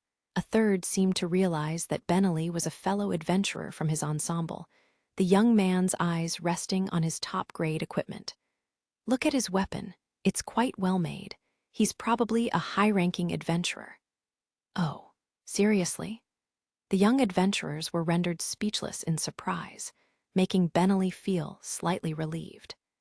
He was about to regain his self-esteem now that they finally noticed how wonderful he was when he overheard one of them say, "But isn't Alan much better?" "What?" Benelli froze in place at those words. All the blood rushed to his head in an instant, and everything he saw was dyed in crimson. His heart was beating so loudly that the sound echoed in his ears, but he didn't have the mental space to care. "I mean, look at him. That guy's fairly on in years, isn't he? He's got nowhere else to go but down. No future, right?" The young adventurers hadn't noticed Benelli pause, their words continuing to deliver one devastating blow after the next because he wasn't looking at them. "True, I doubt he could make many friends with that attitude. I doubt any clans would accept him either." Benelli pretended he wasn't watching them. He felt something flare within, his heart reaching its breaking point. The limits of his reason were being broken by the reality that confronted him. His high capabilities and overinflated ego, coupled with his extremely immature mental fortitude, couldn't bear the reopening of old wounds. "By the way, do you even know who he is?" That was the moment something snapped inside him. By the time Benelli returned to his senses, it was already too late. Even a group of adventurers with high potential was no match for him, a man who had clawed his way to a fourth-class adventuring rank all on his own. It was a tragedy how the fates of the young men were dashed at the hands of a high-ranking adventurer who had lost himself and lashed out in rage. Several of them were unmistakably dead. One that appeared to still be alive was seriously injured with a severed arm. Oh, well, now he'd gone and done it. It's not like it was his first time killing someone. He had taken down some bandits when they tried to attack him. But what was this feeling? This flutter of excitement. He killed the bandits because he was in a desperate situation, but he didn't feel anything then. He could have gone after the survivors that tried to escape, but he just didn't care. He started to laugh as he tightened his grip on his weapon, the double-edged sword. His body was burning with a strange elation. His expression shifted into one of joy. I never realized how pleasant it would feel to kill those I despise, those weaker than me. He began to laugh again, louder and longer this time. It was at that moment a serial killer was born. Benelli was strong, but he was weak. Therefore, he couldn't control his urges and couldn't resist. No, didn't resist. Yes, the perfect prey. Benelli approved of Sayasha with one glance. After all, he was a high-ranking adventurer. He had bedded his share of good-looking women. However, he immediately realized that there was something different about this one when he saw her at the guild. It was just hard to define that difference. Elegance? Refinement? No, it wasn't quite that. But no matter how many times he tried to find the words, none of them seemed to make sense. But one thing was for sure. She was extraordinarily intriguing. In the few days since he lost his sense of reason, Benelli had killed several other people, mostly women or young male adventurers, fulfilling his dark desires through slaughtering fledgling youths who still had their futures ahead of them. It felt so good to trample the weak. No matter how many times he did it, he still couldn't forget the sensation of stealing everything away from someone who was begging for their life. He began to pant. Just the sight of that woman was making his breathing ragged. His palpitations intensified, and he became aware that his skin was covered in goosebumps. How will it sound when she squeals?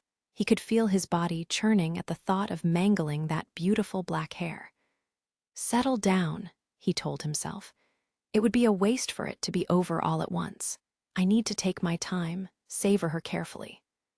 For the time being, he needed to calm his heart and the double-edged sword he grasped, both longing to attack her then and there. He continued to use the double-edged sword with its thin jade-colored blades since that day. But not for his usual work. Since it was so unique, he feared it might lead back to him. However, the more notorious the incidents became, the more likely it would only be a matter of time before the armory he bought it from released some information. And then suspicion would be cast on him. Benelli planned to leave town once he made this kill tonight. This is almost too good to be true for my final quarry. He had given up on the idea of targeting her because that large, dangerous-looking man was usually attached to her at the hip. But tonight it was as if she were being offered to him on a silver platter. This was his lucky day. He began to close the distance between them, not bothering to hide the distorted smile that covered his face. Not yet. Not quite yet. He gulped some spit down his dry throat as he waited for the perfect timing with bloodshot eyes. Just a little longer now. The moment the woman entered striking distance, Benelli physically fortified himself and went for the attack. The black-haired woman didn't even realize he was there. He panted loudly, unable to suppress the emotion overwhelming him as he exhaled. First, he would go for her legs, slicing them up so she couldn't get away before starting to incite fear by carving into her. The woman finally turned around as he got close, but it was too late. She was apparently a very promising new adventurer, but as expected, magic users, who usually stayed in the rear, were slow to react. She was all his. Feeling secure in his victory, Benelli moved to cut off the woman's legs with the delicate jade blades, when, that's when he saw it. Her blue eyes flickered with a mysterious glow. His entire body froze as a bubbling sensation ran up his spine, preventing him from acting. Or rather, it was his sword that had been halted. The two blades he tried to use to cut off her legs were blocked by a column of soil that had risen from the ground. What's going on? He had been stopped, his sword blocked just by this simple column of soil. Not wanting to concede, he pressed the blade in further, and while it made a slight dent, cutting through it didn't seem to be possible. Just how much mana was condensed into that waist-high column? Are you by chance? Benelli's head jerked up at the first words the woman spoke, and he looked at her. His gaze landed on her face, her beautiful face, as dangerous as it was lovely. She was gazing back at him. Trying to kill me? Her eyes were like a pair of dazzling blue jewels, glass orbs that offered no emotion he could read. How could he have been so mistaken about the reason why his heart raced when he saw her, the reason she gave him goosebumps? It had been his instincts warning him. He let out a terrified yelp. Seeing the witch's eyes up close made Benelli's face contort in terror. Still, it was perhaps his raw talent that made his reflexive action the correct one. As if propelled by great fear, Benelli distanced himself from her immediately before a stake drove up right under where he had been standing. If he paused a moment longer, it would have skewered him. It only took one look to realize this was strong magic, but the speed at which she was casting it was unreal. It shouldn't have been humanly possible. Oh, you've got surprisingly good intuition. Sayasha cocked her head to the side, looking slightly surprised that he avoided her magic. What was normally a cute gesture now looked creepy, like how an insect might occasionally tilt its neck. Benelli's hair was standing on end as he spluttered in fear. WHWH, what the hell is she?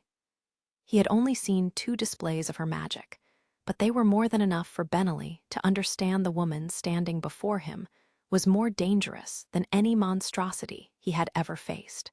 Even so, you seem half-hearted about killing me. Are you seriously going to try it? Sayasha asked suspiciously since he wasn't trying to attack her, before she realized that thinking about it was pointless and ceased to let it concern her. Either way, since you've turned your blade on me, I'll be taking your When the witch looked back at Benelli to strike him with magic, he had already turned around and fled the scene. He was sprinting at full speed. Determined to escape like a fleeing rabbit, he quickly put a large amount of distance between them. What? Wait up. Weren't you the one who started this? Sayasha never expected someone to attack and immediately flee the scene. Having been caught by surprise, she tried to launch a follow-up attack, but it was hard for her to aim in the darkness of the night. She could have prevented him from getting away by reducing the whole area to rubble, but that wasn't an option for someone who had decided to blend in with the human world, since it would be impossible for her to chase down an adventurer who was a fighter specializing in close combat.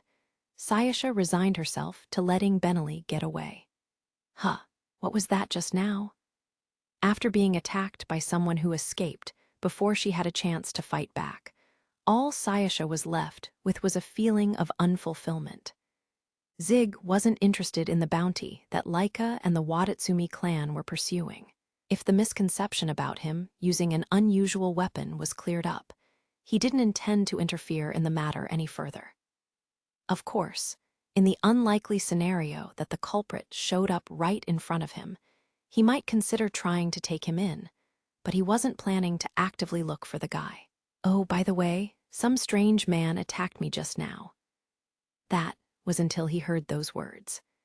After her shopping trip, Sayasha stopped by Zig's room to tell him she had been attacked, almost like she was making small talk about spotting a dog along the way home. Zig, the mercenary, who had taken off his equipment and was in his casual wear, immediately stood and lifted Sayasha up, who looked at him mystified. Holding the grown woman up like it was nothing, he began to turn her around, examining her for any injuries. I think it was probably the man they mistook you for, the one who killed those adventurers, right? Sayasha was used to Zig's inspections by now, and she let him twirl her around as he pleased while she told him what happened. But his murderous intent seemed incredibly half-hearted. As soon as I stopped one of his attacks, he ran away. What in the world was he trying to do? Oh, I'm not injured, Zig. Seems like it. The mercenary put Sayasha back down, satisfied that she had no external injuries. She seemed to be happy as she started to pinch and prod at his forearm. What do you mean that his murderous intent was half-hearted? He asked. When he flexed his arm, Sayasha made a disappointed moan, poking at the hardened muscle. I have no doubt that he meant to kill me, but it was like his purpose was different. Like he wasn't prepared enough. He tried to aim for my legs first. It almost seemed like a game compared to the sharp desire to kill I sensed from opponents when I lived back there. On the other continent, she would have encountered those who wanted to kill her because she was a monster, a witch. It wasn't out of the realm of possibility that the murderous intent directed toward one human by another felt warm in comparison. She mentioned it felt half-hearted or unprepared. Considering that he aimed for her legs, he's a pleasure killer. Sayasha seemed puzzled at Zig's statement as she fished around for the items she bought. What's that? They're rare, but they have a unique preference, deriving pleasure from killing people. Sayasha raised her eyebrows dubiously. It wasn't a gesture of displeasure or disgust. She simply didn't seem to understand. What's so fun about killing people? It can be a little comical to see them crucified by a stake, though. I'm just relieved that's not a preference you have. A bloodthirsty witch would be unmanageable, he added only in his mind. There are different types of pleasure killers, he continued. Since you said he ran away as soon as you fought back, he's probably the type who enjoys harassing those weaker than him. He said there were various types, but most of them fell into that category. People like Laika, who enjoyed when his target put up a fight, were far rarer. HMPH sounds pretty pathetic if you ask me. Despite being the one who had been assaulted, Sayasha was already losing interest in her attacker. With her nonchalant reply, she found what she was looking for and held it out to Zig. The item appeared to be a brilliant vermilion comb. Its unique design seemed similar to the clothing that Asana and Laika wore. Zig understood the gist of why she was handing him the comb. It wasn't that their relationship had reached a point to where one could understand what the other was thinking, but it was that she simply didn't know how to ask for help. The proof was in the way she tilted her head in confusion, not knowing what to say as she offered it to him. Well. Even as her bodyguard, Zig was under no obligation to brush her hair, of course. It should be no issue if he refused. The mercenary was perfectly aware of this, but when he saw Sayasha stammer as her blue eyes darted back and forth, he reached out for the comb. Oh, even though she had been the one to offer, Sayasha seemed surprised as Zig's rough fingers took the vermilion comb from her pale hand. She said nothing, turning to sit on the bed, facing away from him. Zig, who had never properly held a comb in his life, started brushing her black hair. He moved it carefully and slowly through her soft waves as if he were handling a fragile object. Sayasha's black hair caught the light of the magic item she was using. It felt dewy to the touch, like threads of silk. The movement gradually became smoother with each repetition. When he first began, Sayasha's shoulders had been stiff like she was nervous, but now she seemed to be comfortable. Zig couldn't see it from where he was sitting, but she was perfectly at ease, almost like she'd forgotten someone attacked her not that long ago. That was about as much value a serial killer held for her. But the same couldn't be said for Zig. Even if the attempt had failed, the man who threatened the person he was supposed to be protecting was still alive, and he needed to do something about it. Zig felt a little boredom setting in as he combed through Sayasha's glossy hair. How long would he need to keep it up until she was satisfied? In the end, he continued to comb her hair until she softly started snoring. He then carried her to her room. Under the cover of darkness, a figure dashed through the quiet nighttime streets. "Damn it, what the hell?" he exclaimed through ragged breaths. What the hell was that? Benelli couldn't help but utter one curse after the next as he recalled what had just happened. His plan should have gone off without a hitch. It should have been a simple hunt that destroyed his vulnerable and exquisite prey. But that wasn't the reality of the situation. Benelli had been forced to shamefully flee for his life. There was probably distance between them now. It didn't seem like she was coming after him. But no matter how far he ran, it felt like he couldn't escape. Damn it all to hell. Those blue eyes haunted his memory whenever he tried to stop, forcing his tiring legs to start moving again. Still, he couldn't keep going forever. Benelli stopped in his tracks, his body desperate for oxygen since he hadn't paced himself as he ran. He coughed and spluttered through labored pants.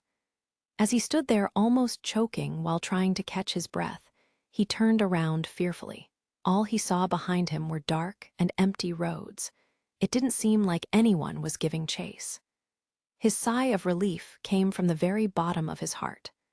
Suddenly, the fatigue he had momentarily forgotten about came rushing back, and he collapsed to his knees. Son of a bitch, why'd this have to happen to me? Now that he was aware the danger had passed, anger replaced his fear. A desire to get his revenge against that woman came bubbling up, but he didn't have the balls to face that gaze of hers once more. Looks like it's the end of the line for me here. I'll leave this town tomorrow. He could move quickly now that he decided his plan of action. He would get all of his things together during the afternoon and depart under the cover of night. In the meantime, I need to take a break. He needed to recuperate his body that was exhausted from running and his incredibly fatigued spirit. Benelli started to walk again, albeit unsteadily, as he made his way to a place where he could rest.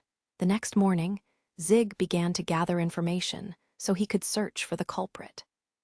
Sayasha couldn't remember anything about him when he asked her for a description. She remembered he was a man and his general height, but no other defining features beyond that. According to her, men all looked the same. Unless it was someone she was particularly curious about, the witch didn't even register human faces, and they were all identical in her eyes. Zig wasn't sure if this was a biological characteristic of all witches, or just because Sayasha herself was uninterested. Her attacker was a man who was taller than her, and he wielded a twin blade. Even though she had looked at his face directly, that was all the information Zig got from her.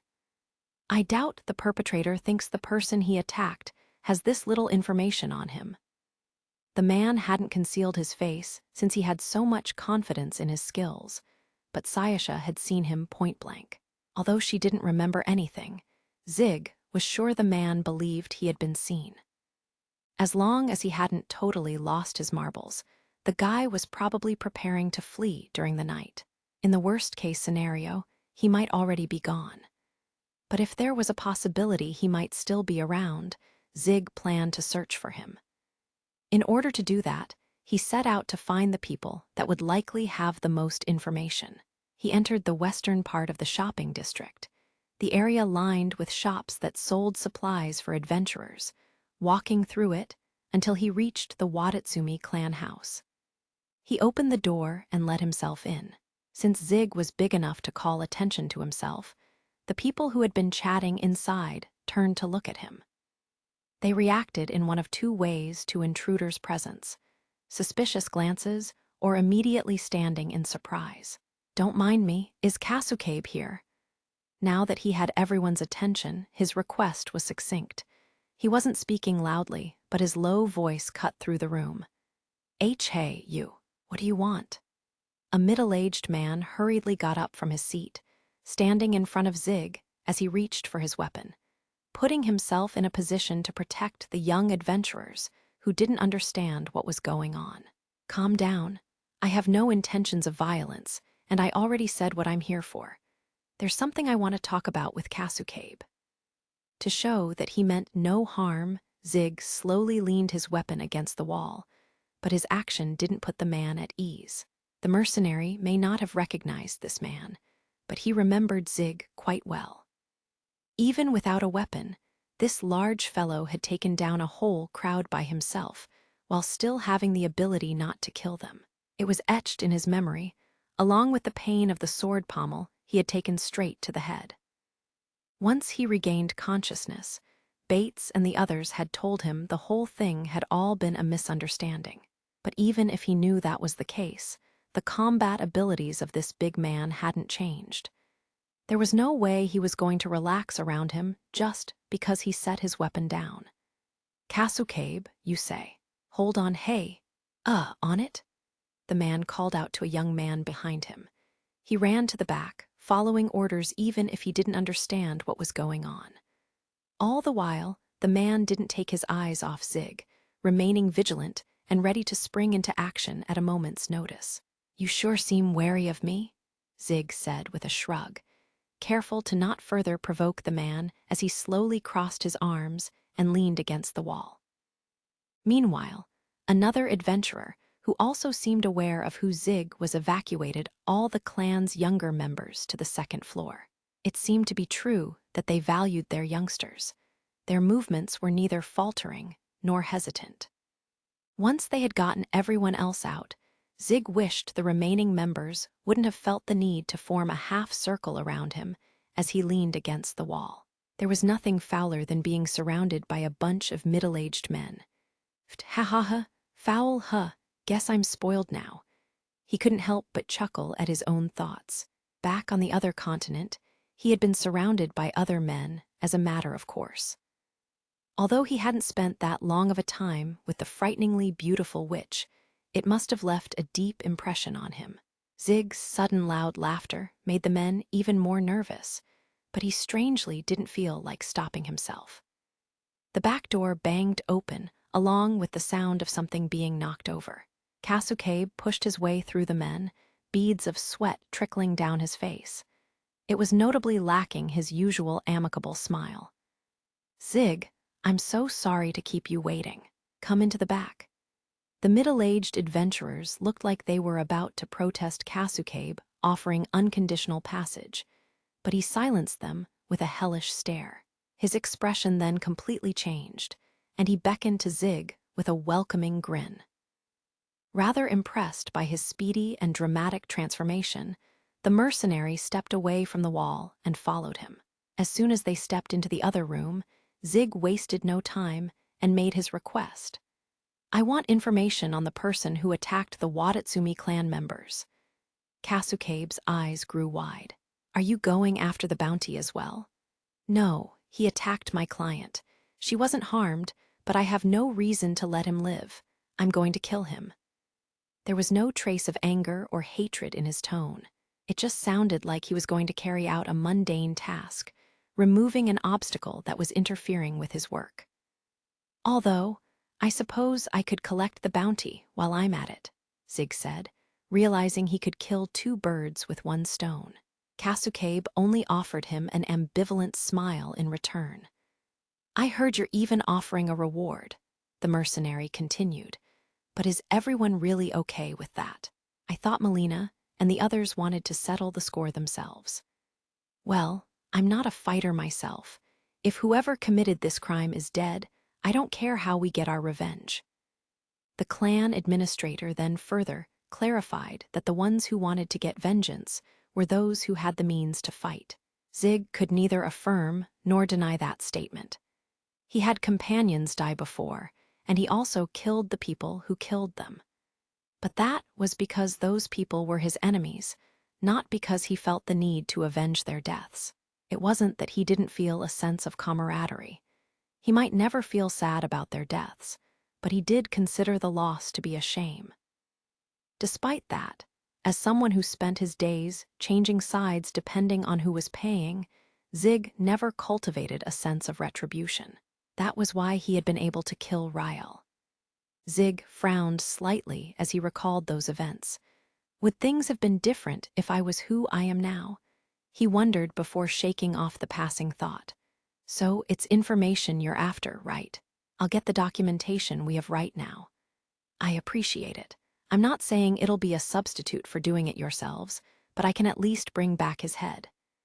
Kasukabe was about to turn down Zig's gruesome proposal with a wry smile when that won't be necessary. They were suddenly interrupted with the opening of the door. A man strolled through, Bates, the oldest of the Wadatsumi clan adventurers. "Bates, I didn't realize you'd returned," said Kasukabe. "Sorry, Kasukabe, but I need to see the bastard offed with my own eyes," Bates said, his eyes full of remorse for the death of his comrades. "It's the least I can do to take some responsibility for letting people under my care die." He had told Melina it was a necessary evil the other day, but the veteran adventurer himself didn't seem to have given up yet.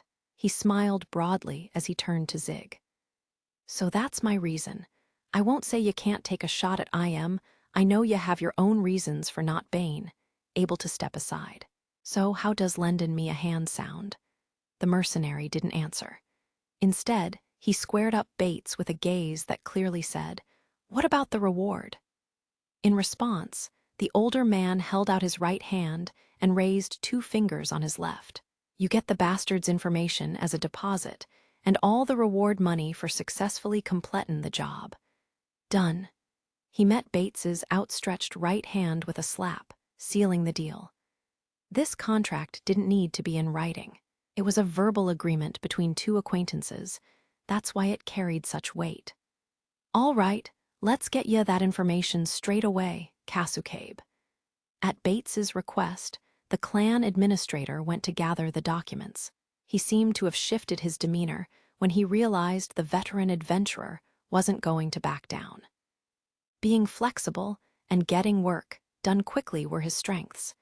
They came in very handy for the Watatsumi clan. Including the incident with our clan, we believe this murderer has struck 4 times, 5 if you count the unsuccessful attempt on Sayasha. Zig sat back in his chair as he listened to the information Casucabe was reading aloud. It didn't sound like this perpetrator had much patience, committing crimes at a brisk pace. Not many days had passed since the rumors started to spread, and Zig sighed, half in shock and half in disgust. At hearing, this man had made 5 random attacks in that short a time. He uses a green double-edged sword. It's a sharp weapon that leaves deep cuts and slashes. From observing the bodies, it doesn't seem like he kills them immediately, and there are signs of torture. The attacks were done near back streets spanning the east to west districts. All his targets have been younger adventurers, but they have nothing else in common beyond that. As he continued to explain, Casucabe spread open a map with several markings. The crimes took place in spots that Zig had passed by several times during his runs. Just as the clan administrator said, there didn't appear to be any relationship between the locations or victims. It seemed like this guy was just attacking people indiscriminately. Of course, I asked around about double-edged swords users, but no matter who I talked to, the only information I received seemed to be referring to you. Casucabe trailed off apologetically. You do leave quite a strong impression. Bates nodded as if that was just to be expected. When comparing an average-looking human to a large and muscular man with a height of 6'5" and a perpetual stoic expression, it was understandable why the latter might stand out more than the former, even if they were using the same type of weapon. Regardless, even if you attract lots of attention, Bates went on, double-edged swords are uncommon. It's strange that there ain't any information at all, which means it's likely that he usually uses a different weapon, Zig said, making the older man snap his fingers as if to express, "You got it." The mercenary knew exactly what the man was trying to say. He uses a different weapon as a facade, while also wielding a twin-blade, double-edged sword. There are only so many people who are that dexterous. Right, Bates agreed. We just need to figure out how this guy got his hands on that sword. But even if we go to each armory and explain the situation, it'll be dark before we've finished mackin' the rounds. Both men, one an executive member, and the other the administrator of the Watatsumi clan, visibly slumped at the thought of lacking that one piece of pivotal information. Zig thought, furrowing his brow.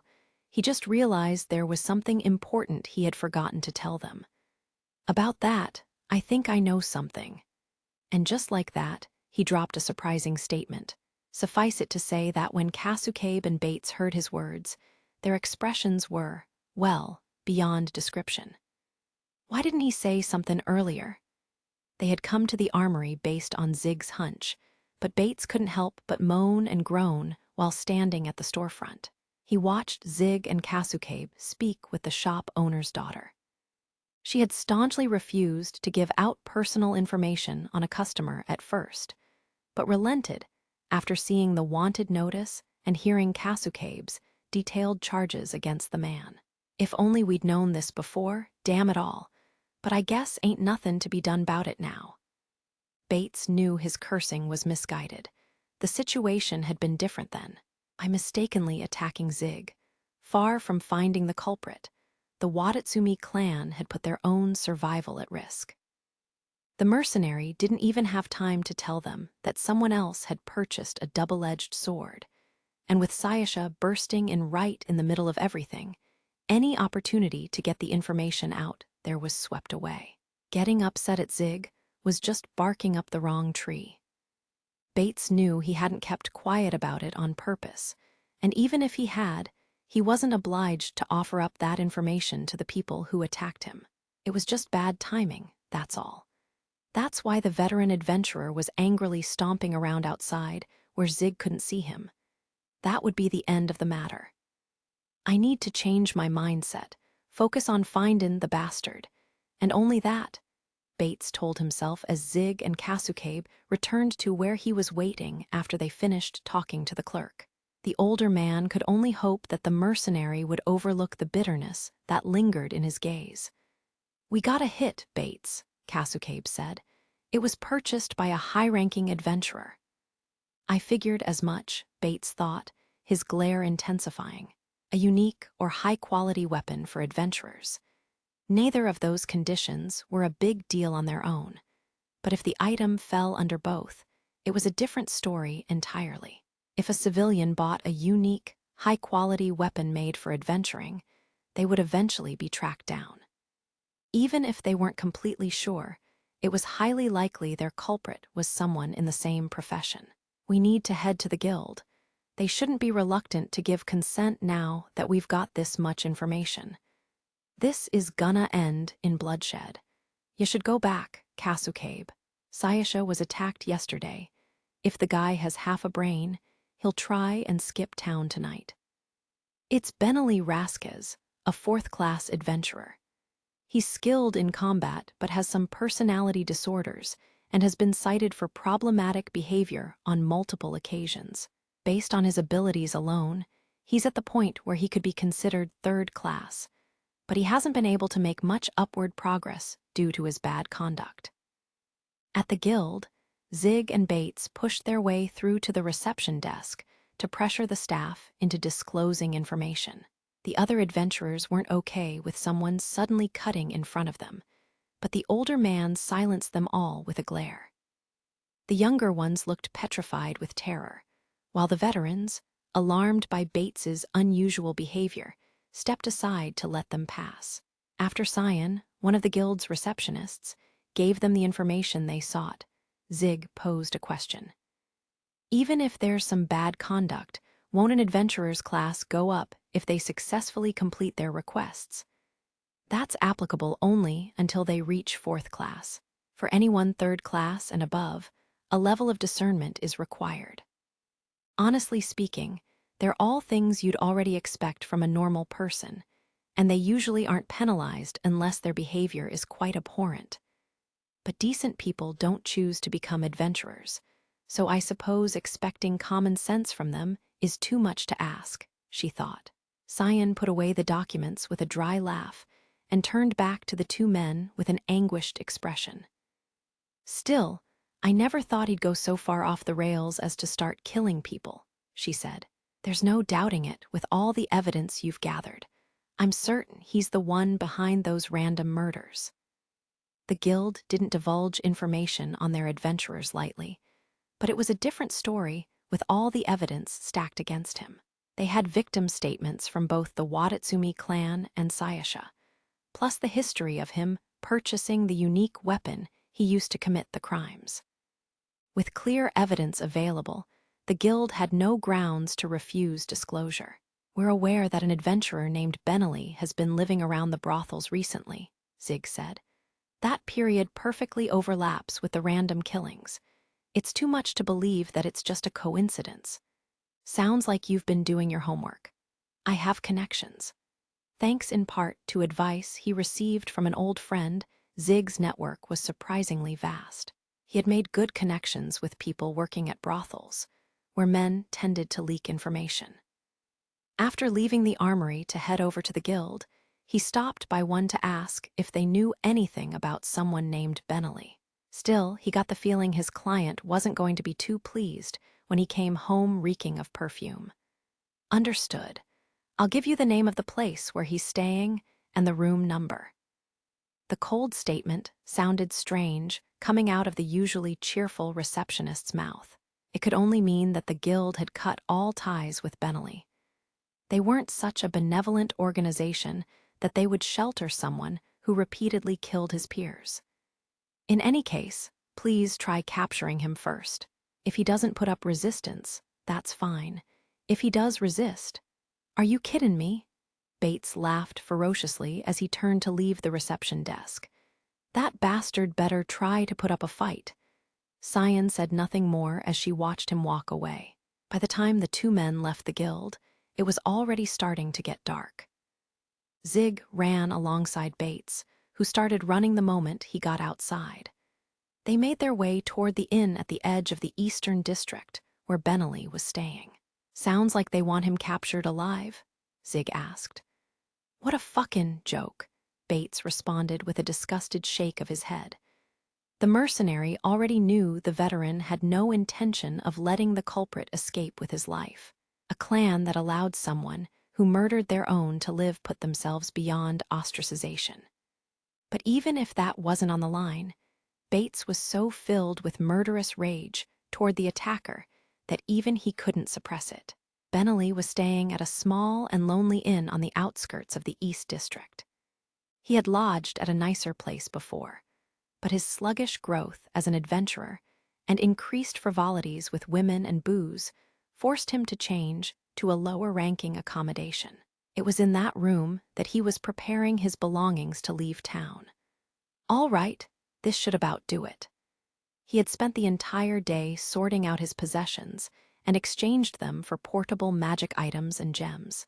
He could have fled immediately, but found himself unable to leave all the money and equipment he accumulated behind.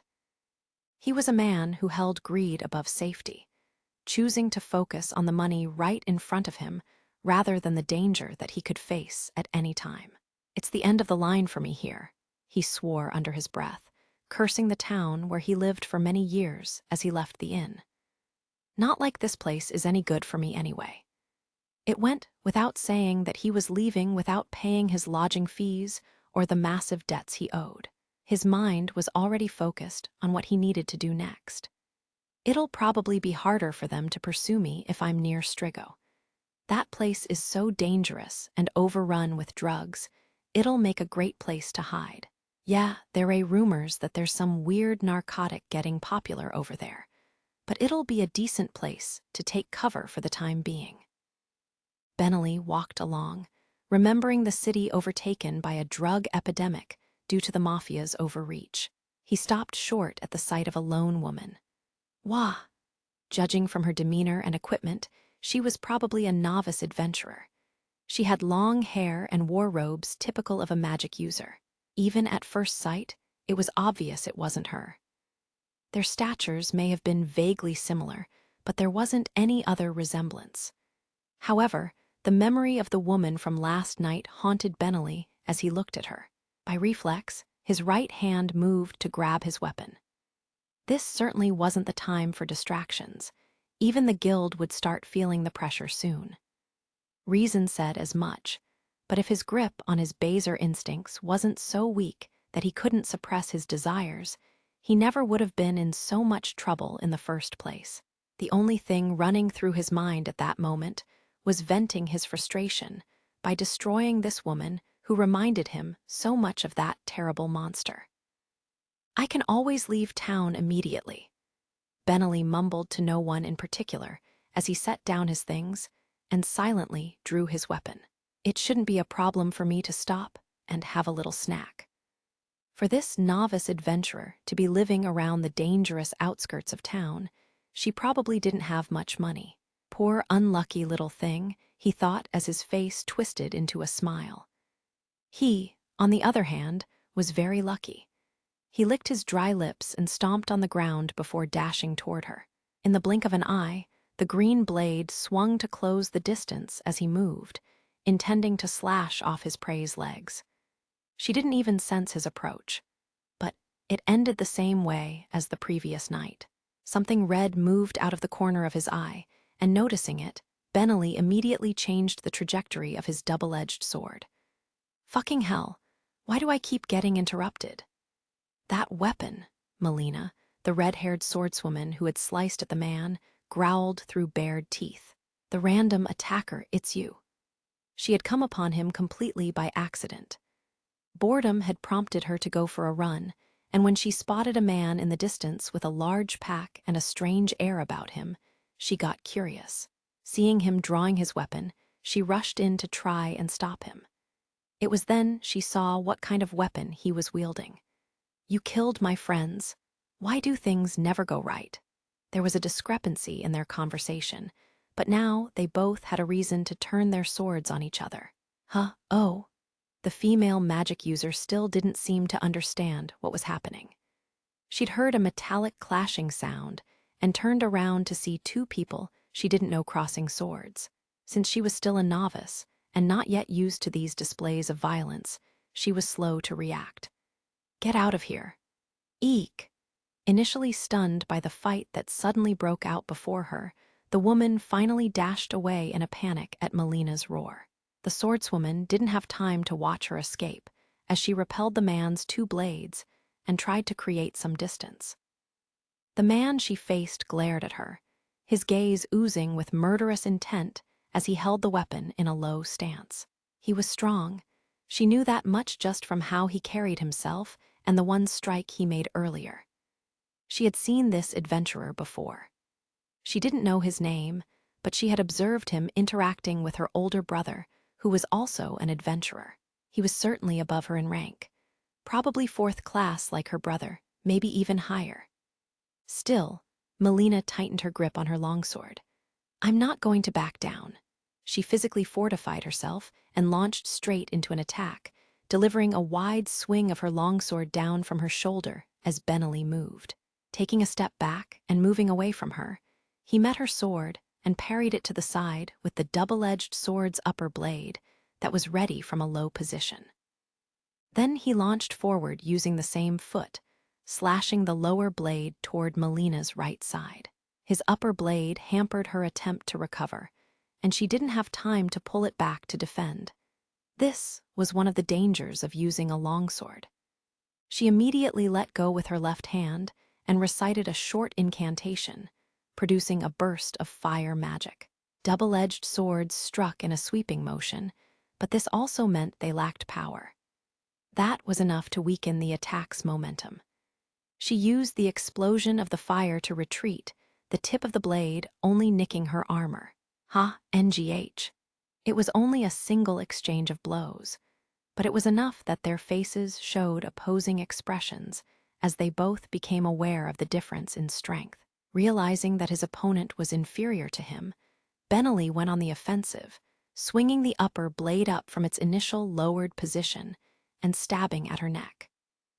Melina deflected it with her blade, her eyes widening with surprise at how weak the blow felt in comparison to its speed. He feinted another stab, the lower blade closing in on her, but she was able to fend it off by pulling the longsword back. Again, the blow felt light. She managed to block the lower blade, but Benelli stepped back again, using the upper blade to stab at her once more. The double-edged sword grazed her shoulder as he pulled it back, and the extraordinary sharpness of the thin blade was more than enough to cut her. "Ah!" Melina exclaimed at the rush of heat and pain spreading across her shoulder. "Too shallow, damn instincts." Benelli annoyedly clicked his tongue, unsatisfied at the inadequate result.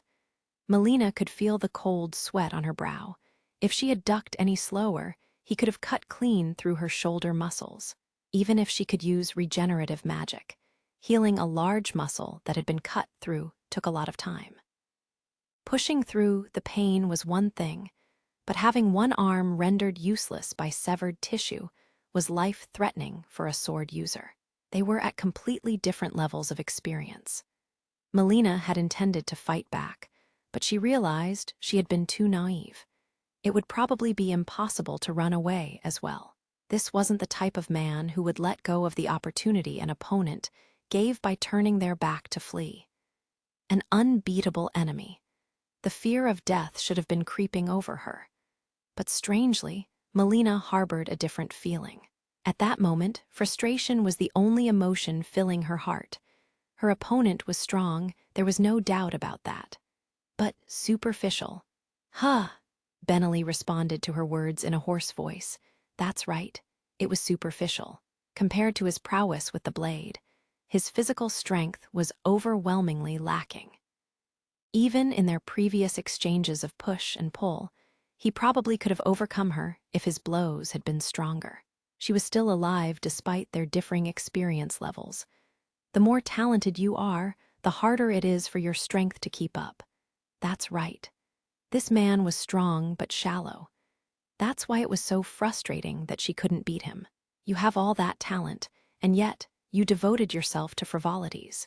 You would have gone so much further if only you'd made a serious effort. You know nothing about me, wench. Benelli's eyes glazed over at her blatant goading. She figured as much. It wasn't just his body, his heart was also weak. It took so little to get him riled up. Bring it, old man. Can you keep up with me and all my youthful energy? You little punk. Overcome with anger, Benelli put all his murderous rage toward his blade and swung at her. Melina parried it with all her might. The more Benelli lost his composure, the more his double-edged sword lost its bite. That's all you've got, is it? She quipped, though she was barely hanging on by a thread. Still, she managed a smile and scoffed at Benelli in a show of bravado. Don't you dare laugh at me. To Benelli, being mocked by a talented young adventurer was unbearably humiliating. The rage dulled his blade, extending Melina's survival in turn. This further frustrated him, sending him into a negative spiral. Their swords glinted in the darkness of night, accompanied by the echo of metal clashing. How many times had she staved off her opponent's attack by now? Considering the difference in their combat prowess, Melina was putting up a good fight. But there was still a clear distinction in their abilities that she couldn't deny. The swordswoman was only buying time by defending. The cuts she suffered from being unable to fully push back some of his attacks were dyeing her body and clothes in red. Even if she managed to heal her wounds, she couldn't replenish the blood she had lost. Both her mana and stamina were steadily being depleted. NGH. She had reached the limits of her mana pool, and her body, moving on pure willpower, was beginning to ignore her commands. HFF, that's a good look on you, bitch. Benelli was out of breath, his face twisting into a sadistic smile as he took in the sight of Melina's wounds. She seethed when her body refused to move, but still managed to shoot the man a dauntless glare. I don't like that expression of yours, but I wonder if you'll still be able to make it once your legs are gone. Shall we find out? He brazenly flaunted the double-edged sword. You think I'm gonna let you die peacefully? First, I'll take off one of your legs. Oh, don't worry, I'll patch up the wound so you don't bleed out. After that, I'll chop off your fingers one at a time, slice open your stomach, and stuff them inside of you. He grazed the double-edged sword, already stained with her blood, against her leg, making another cut. She breathed in sharply, her expression slightly wavering out of pain and fear. Seeing her look scared for the first time, Benelli chuckled. Yes, that's it. That's what I want to see. I can't get enough of it. He then swung the double-edged sword, aiming for Melina's ankle. The weak should fear the strong, all they're good for is trampling down. I completely agree. He heard a voice, but where had it come from? His shuddering body moved before his mind could process what was going on. Kicking off the ground with all his might, he sprang away. In less than an instant, something large crashed down exactly where he had been standing. He was able to avoid the brunt of it by hurling himself to the side, but his ear didn't completely make it out of the way. He felt a chunk being sliced off. A loud boom and a cloud of sand accompanied the impact, the unmaintained ground fracturing with cracks that looked like spiderwebs. There had been tremendous power behind that attack. If Benelli had moved only a fraction of a second later, his entire body, and not just his head, would have been smashed like an egg. Fucking hell. Now what? The man readied himself in a stance to see what had fallen from the sky. He thought it was perhaps a large boulder created by magic, but standing in the center of the cracks was a human silhouette. Just remember this. Power will inevitably be destroyed by an even greater one. The enormous shadow moved, unsheathing his blue double-edged sword as he prepared to face Benelli. By the time Zig and Bates arrived at Benelli's inn, he was nowhere to be found. The landlady told them that he left not too long ago, carrying a large pack. Just when they were about to split up and start looking for him, a young adventurer spotted them and asked for their help. She was running away after a man had suddenly tried to attack her, but was stopped by someone else. It seemed like she had gotten away as fast as she could because her voice came out in ragged breaths. A red-headed swordswoman came to my aid. I don't know if she'll be able to handle him. Bates's face went pale at the mention of those specific traits. Understanding from her words that time was of the essence, Zig asked the girl for their approximate location and ran off ahead of the veteran adventurer. He took the shortest possible route, running over the roofs of the buildings, and didn't even have time to pull out his weapon before trying to crush the perpetrator with a stomp. "Are you okay, Melina?" Less than 30 seconds after the mercenary arrived on the scene, Bates caught up with him and protectively stepped in front of her. "Bates, sorry, Don't say a word," Bates said. He examined Melina's wounds, his eyes shooting daggers at Benelli as his voice took on a beastly growl. "You did good. Now, NNGHH, we finally meet, you son of a bitch," Bates said fiercely, gripping the hilt of his axe so tightly he was almost crushing it. "I'm gonna tear you apart piece by piece with my own 2 hands. But then he paused. "Sorry, Zig. I know I just ran my mouth, but I leave I am in your capable hands." The tension lifted from Bates's shoulders as he entrusted the fight to Zig, who was already facing off with Benelli. "Are you sure?" the mercenary asked, not taking his eyes off his opponent. "This is your chance to take your long-awaited revenge." He was sure Bates had been waiting for the opportunity to avenge his clanmates. "I hate that man with all my guts. I'd love to rip IM in half, but..." Without hesitation, Bates turned his back on his opportunity for vengeance to hand Melina a medicine imbued with regenerative magic. "Instead of avenging my friends who have already passed, it's much more important for me to protect one that's still alive." The dead weren't coming back. Getting revenge wasn't for them, but for the people left behind. Even amid the storm of violent emotions, Bates never made mistakes when it came to his priorities. Zig shot Bates a fleeting sideways glance, a thin smile forming as he said 4 words. "Leave it to me." "Sorry to keep you waiting," the large man who had suddenly fallen from the sky said. He crouched down. "Shall we begin?" Benelli said nothing, only grinding his teeth as he faced his opponent. The large man had apologized for making him wait, but the other man hadn't just been idly standing around as they spoke. As soon as they showed up, he began looking for an opportunity to escape. But there was a reason why he still hadn't moved from where he stood. The large man standing directly in front of him. His vigilance was impeccable. It seemed to be his natural state. He wasn't consciously on his toes. There just didn't seem to be any weaknesses that Benelli could find in this man's awareness. There was a saying, "always on the battlefield." It meant to always be combat ready, or more simply, to never let your guard down. But how this man was holding himself almost seemed like the complete polar opposite. Even in this fearful environment, where a battle to the death could erupt at any time, he was acting like it was just another moment in his everyday life. Perhaps the battlefield was his everyday life. There seemed to be plenty of opportunities for him to escape, but the alarm bells in Benelli's head were ringing, telling him he'd be dead as soon as he turned his back on this man. "You mentioned that the weak should just let themselves be trampled on, am I correct?" "Heh, what of it?" Benelli said mockingly. "You didn't care for that statement? Let me guess, you're going to tell me that it's the duty of the strong to help the weak, right?" He had heard more than enough morally upright sermons. He hated them. The strong helping the weak, what a load of bullshit. He couldn't understand why someone as powerful as him had to accommodate those who were vulnerable. I already said it. I completely agree with you. What do you mean? Benelli couldn't help but ask for clarification.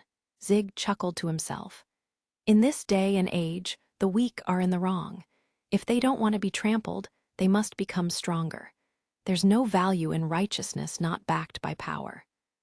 A twisted smile spread across Benelli's face as he listened to the mercenary speak. It looked like he found a kindred spirit. If I play my cards right, I just might be able to get out of this, he thought.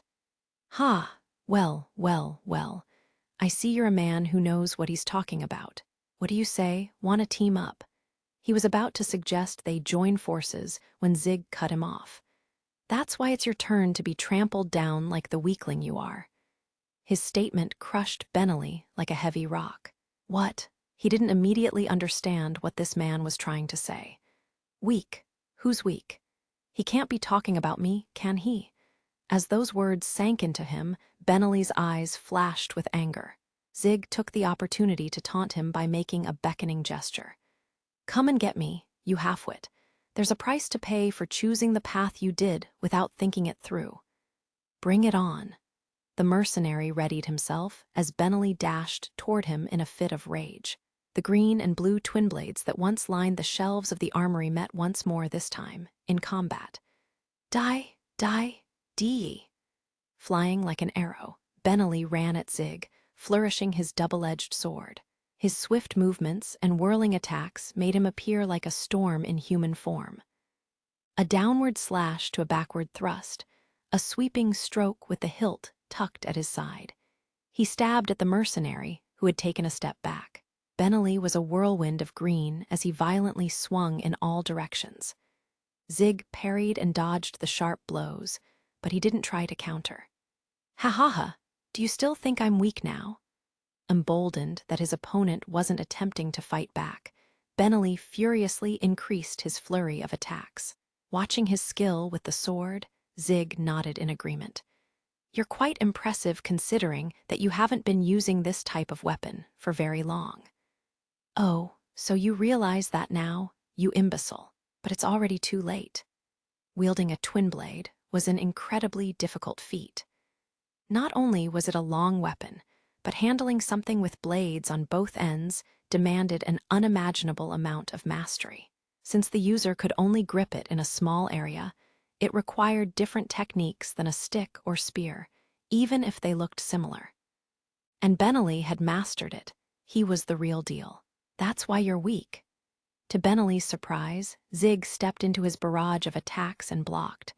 Although the move was just for defense, it stopped his rotations.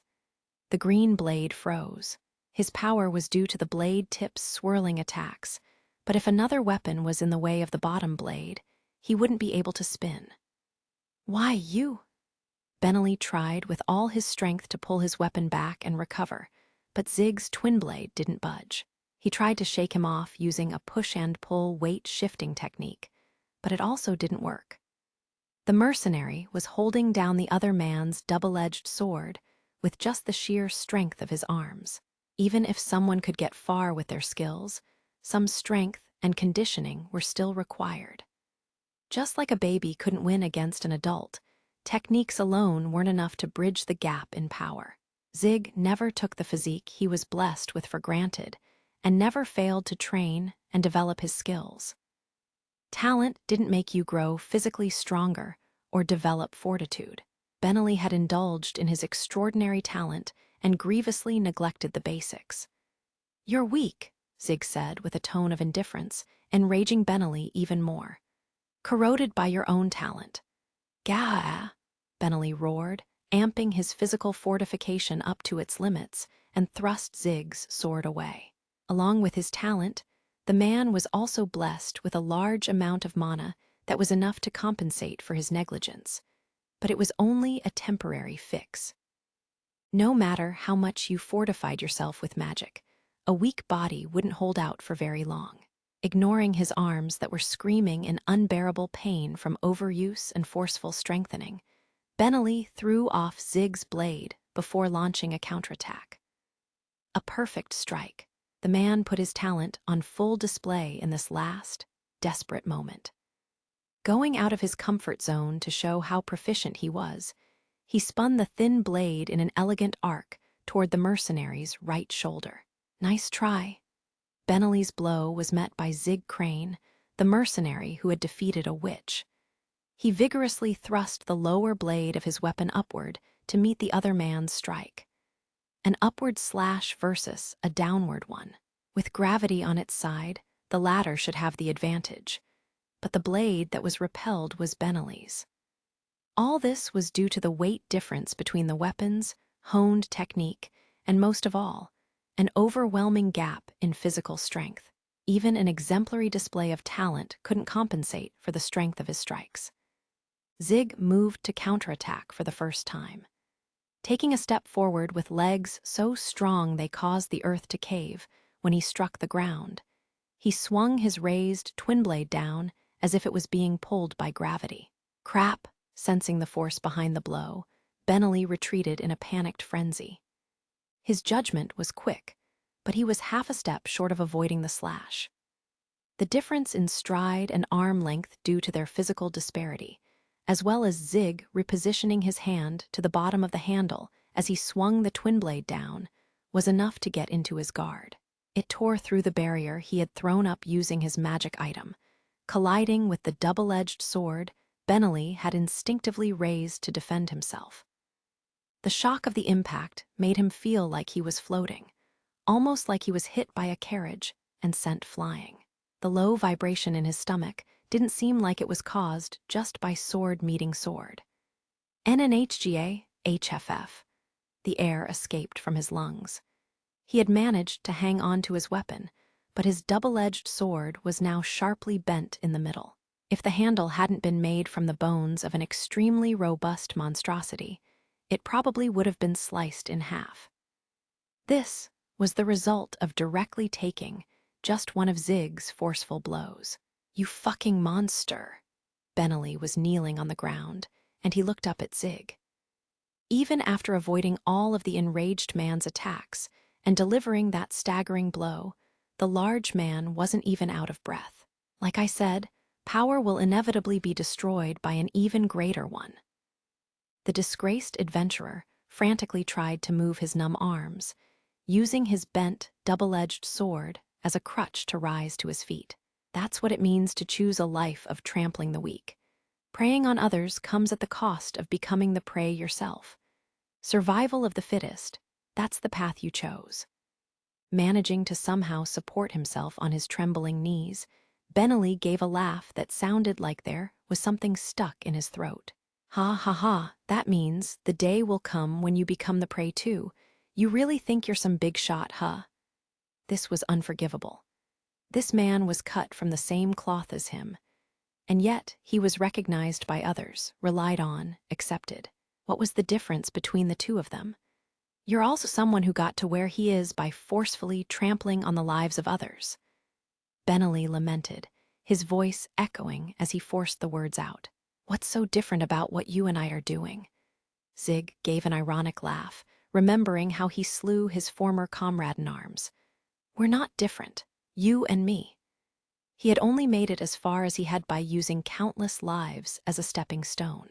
He knew that far better than anyone else, which was why, "You're the one I'll trample next." As if those words were a signal, the two men moved at the same time. Both aimed for the other's neck, two flashes of lightning that held no sense of self-preservation and only sought the demise of the other. Streaks of green and blue, two arcs in line to cut off their enemy's head. They only met for a moment, and only one continued to stand. A blade sang as it sliced through the air. In a beat, the dark of night was dyed with a spray of blood. A single line dripped down Zig's cheek before he was drenched in a curtain of red. Fresh blood ran down his face, dripping to the ground as the now headless body crumpled over with a dull thud. The head flew through the sky before landing in a bloody puddle with a sickly wet smack, joining the corpse. "I'll be taking that," Zig said, flicking the twin blade to shake off some of the blood before picking up the head that was Benelli's. He was about to close the eyes, still open wide with surprise, but stopped. That was too good for him. The life of Benelli Rasquez, a fourth-class adventurer gifted with talent, had come to a disappointing end. "So, what are you going to do now?" the mercenary asked, glancing over his shoulder. The figure who had been hiding in the shadow of a building for some time finally showed himself. The young man wore disheveled robes and had red eyes and pointed ears. Like smiled as the moonlight shone down on him. "Aw, man, you beat me to it," he said, although he didn't seem particularly surprised. "I had no idea you were getting in on the action too, bro." Leica gave Benelli's headless body a dismissive glance. His gaze was bored and cold, staring at the corpse like it was nothing. Still, what a bore. The young man turned toward the head Zig was holding with a sneer. Killing others as he pleased, but never preparing for the possibility that he'd be killed himself until the very end. "Sorry. Feels like I stole your kill. It's generally first come, first served in the world of bounty hunting. Sucks that I lost my prey, but there'd be nothing enjoyable about killing a half-hearted fool." Leica shrugged. He really didn't seem bothered, or more accurately, he didn't seem interested. Unlike Benelli, Leica only gave a damn about killing strong opponents. "How about you make it up to me by having a match someday? Yeah, that would be far more entertaining." Without waiting for a reply, the young swordsman waved a casual goodbye and disappeared back into the darkness. "It's done." Turning in the direction of the voice, Zig saw Bates carrying Melina on his back. He had been able to perform first aid on her wounds, but she still hadn't recovered all the energy she lost. Her pale face rested on Bates's shoulder as she slept. Zig wordlessly held up Benelli's head. "Good. Now they can finally be." Delight flooded Bates's face at the sight of his enemy's head, but there was a lingering sadness in his eyes. "Still, it's an empty feeling. Revenge, that is." The happiness was only for a moment before his expression sank once more. "Just because he's been killed, it won't bring our dead companions back." "Right." Zig didn't have the right words for him. Only superficial expressions like "revenge is justified" or "it brings closure to those left behind" came to mind. But as someone who didn't truly understand the meaning of revenge, the mercenary was hesitant to offer those phrases. In some ways, war was a cycle of revenge. People whose families and comrades were killed in battle got their revenge by killing the enemy country's citizens. The relatives and companions of those killed would kill in revenge.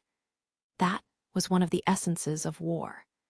Mercenaries could be considered a hired vanguard unit of revenge.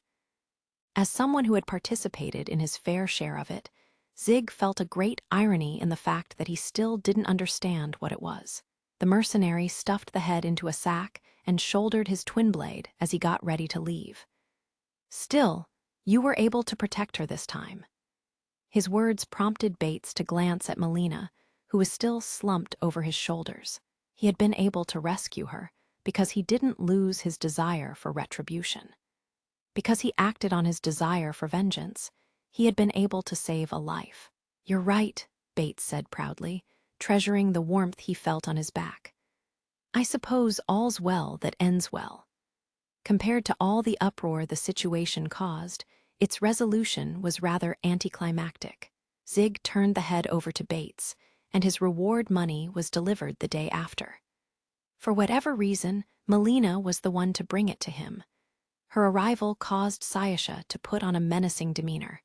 But it was what it was. "You took on another job?" the witch asked Zig as he combed her hair. It had gone wild when she intimidated Melina. Sayasha's threatening presence had made the other woman shrink back pitifully, but the young adventurer still managed to properly express her gratitude for the previous day. "That wasn't my intention, but I guess it ended up that way." Money was required to make sure he had suitable equipment for adventuring work. If he couldn't earn coin from participating in wars, it didn't hurt to have as much capital as possible. A cordial relationship had been born from misunderstanding, and it almost seemed like a strange twist of fate that it had led to him being offered work. He had often heard from senior mercenaries that connections with others would usher in jobs. Now he realized that was nothing to scoff at. "Hey, Zig," breaking out of his thoughts and realizing he had been slow to respond, Zig finally answered. What is it?" Sayasha turned around, her blue eyes locking with his. Do you ever think about wanting to go back to the other continent?" She looked apprehensive. Even if it was only for a moment, seeing the fragility in her expression made him forget that she was a witch. It was easy to get the wrong impression from her usual cheerfulness, but Sayasha wasn't that emotionally stable. She just didn't react to things she wasn't interested in. On the other hand, such a question from her meant that she was interested in Zig's inner workings and thoughts, proof that she was trying to learn more about him. In other words, she was worried. Since the mercenary never really showed his emotions, she wanted to know what he was thinking and how he was feeling. That's what it all came down to. Zig murmured. The deputy leader who took him under their wing had said never changing your expression on the battlefield was an advantage, even if you were in a tight spot. But no one ever taught him how to handle a client who was acting distressed in a situation like this. Even though he didn't show it, Zig felt a little flustered as he wondered what he was supposed to say. Seeing him remain silent, Sayasha became even more anxious. This isn't a good equilibrium, the mercenary thought. In that case, the witch's shoulders jerked as he moved. Setting the comb aside, Zig placed his right hand on her head, not minding how startled she was as he sloppily stroked her hair. Zig interrupted Sayasha before she had a chance to speak. "When I first heard this place didn't have wars, I worried about how I was going to make ends meet." He still hadn't come up with the right thing to say, but that probably wasn't a big deal. "But I'm still finding leads for work here and there, and I get to see fancy tricks like magic every day." The mercenary didn't feel displeased with his current life, so he just needed to put that feeling into words. "It's not bad." With that, he removed his hand from her head and picked up the comb again, gesturing with his chin for her to turn back around. "Okay." Zig went back to combing her disheveled hair. He had somewhat gotten the hang of it compared to when he first started, but he couldn't, nor did he intend to check Sayasha's expression since she was facing away. Zig, what is it? You can pull a little harder." At her request, Zig pulled the comb through her hair with slightly more force, though still with care. The awkward atmosphere from earlier was now completely gone. "By the way, the man that attacked you is dead now." When the mercenary changed the subject, Sayasha almost cocked her head to the side in surprise, but stopped herself, remembering that he was still working on her hair. "What? Oh wait, that did happen, huh?"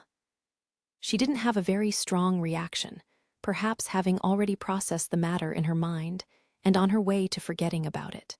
Well, something like that. People who preyed on others were devoured by the strong and promptly discarded. It was a suitable ending for people like Benelli and himself. "I wonder how long I can keep this up." "Zig." He continued to comb her hair, telling her it was nothing when he heard her react to the thought he didn't mean to voice. One day, he would be gobbled up by someone stronger than him, someone he couldn't beat and die. But that was fine. He was prepared for it. He had made his peace with that destiny long ago. But as he looked at Sayasha comfortably squinting like a cat that was being petted, he had a thought. At the very least, I have to protect her. Because it's my job, he added, as if he just remembered.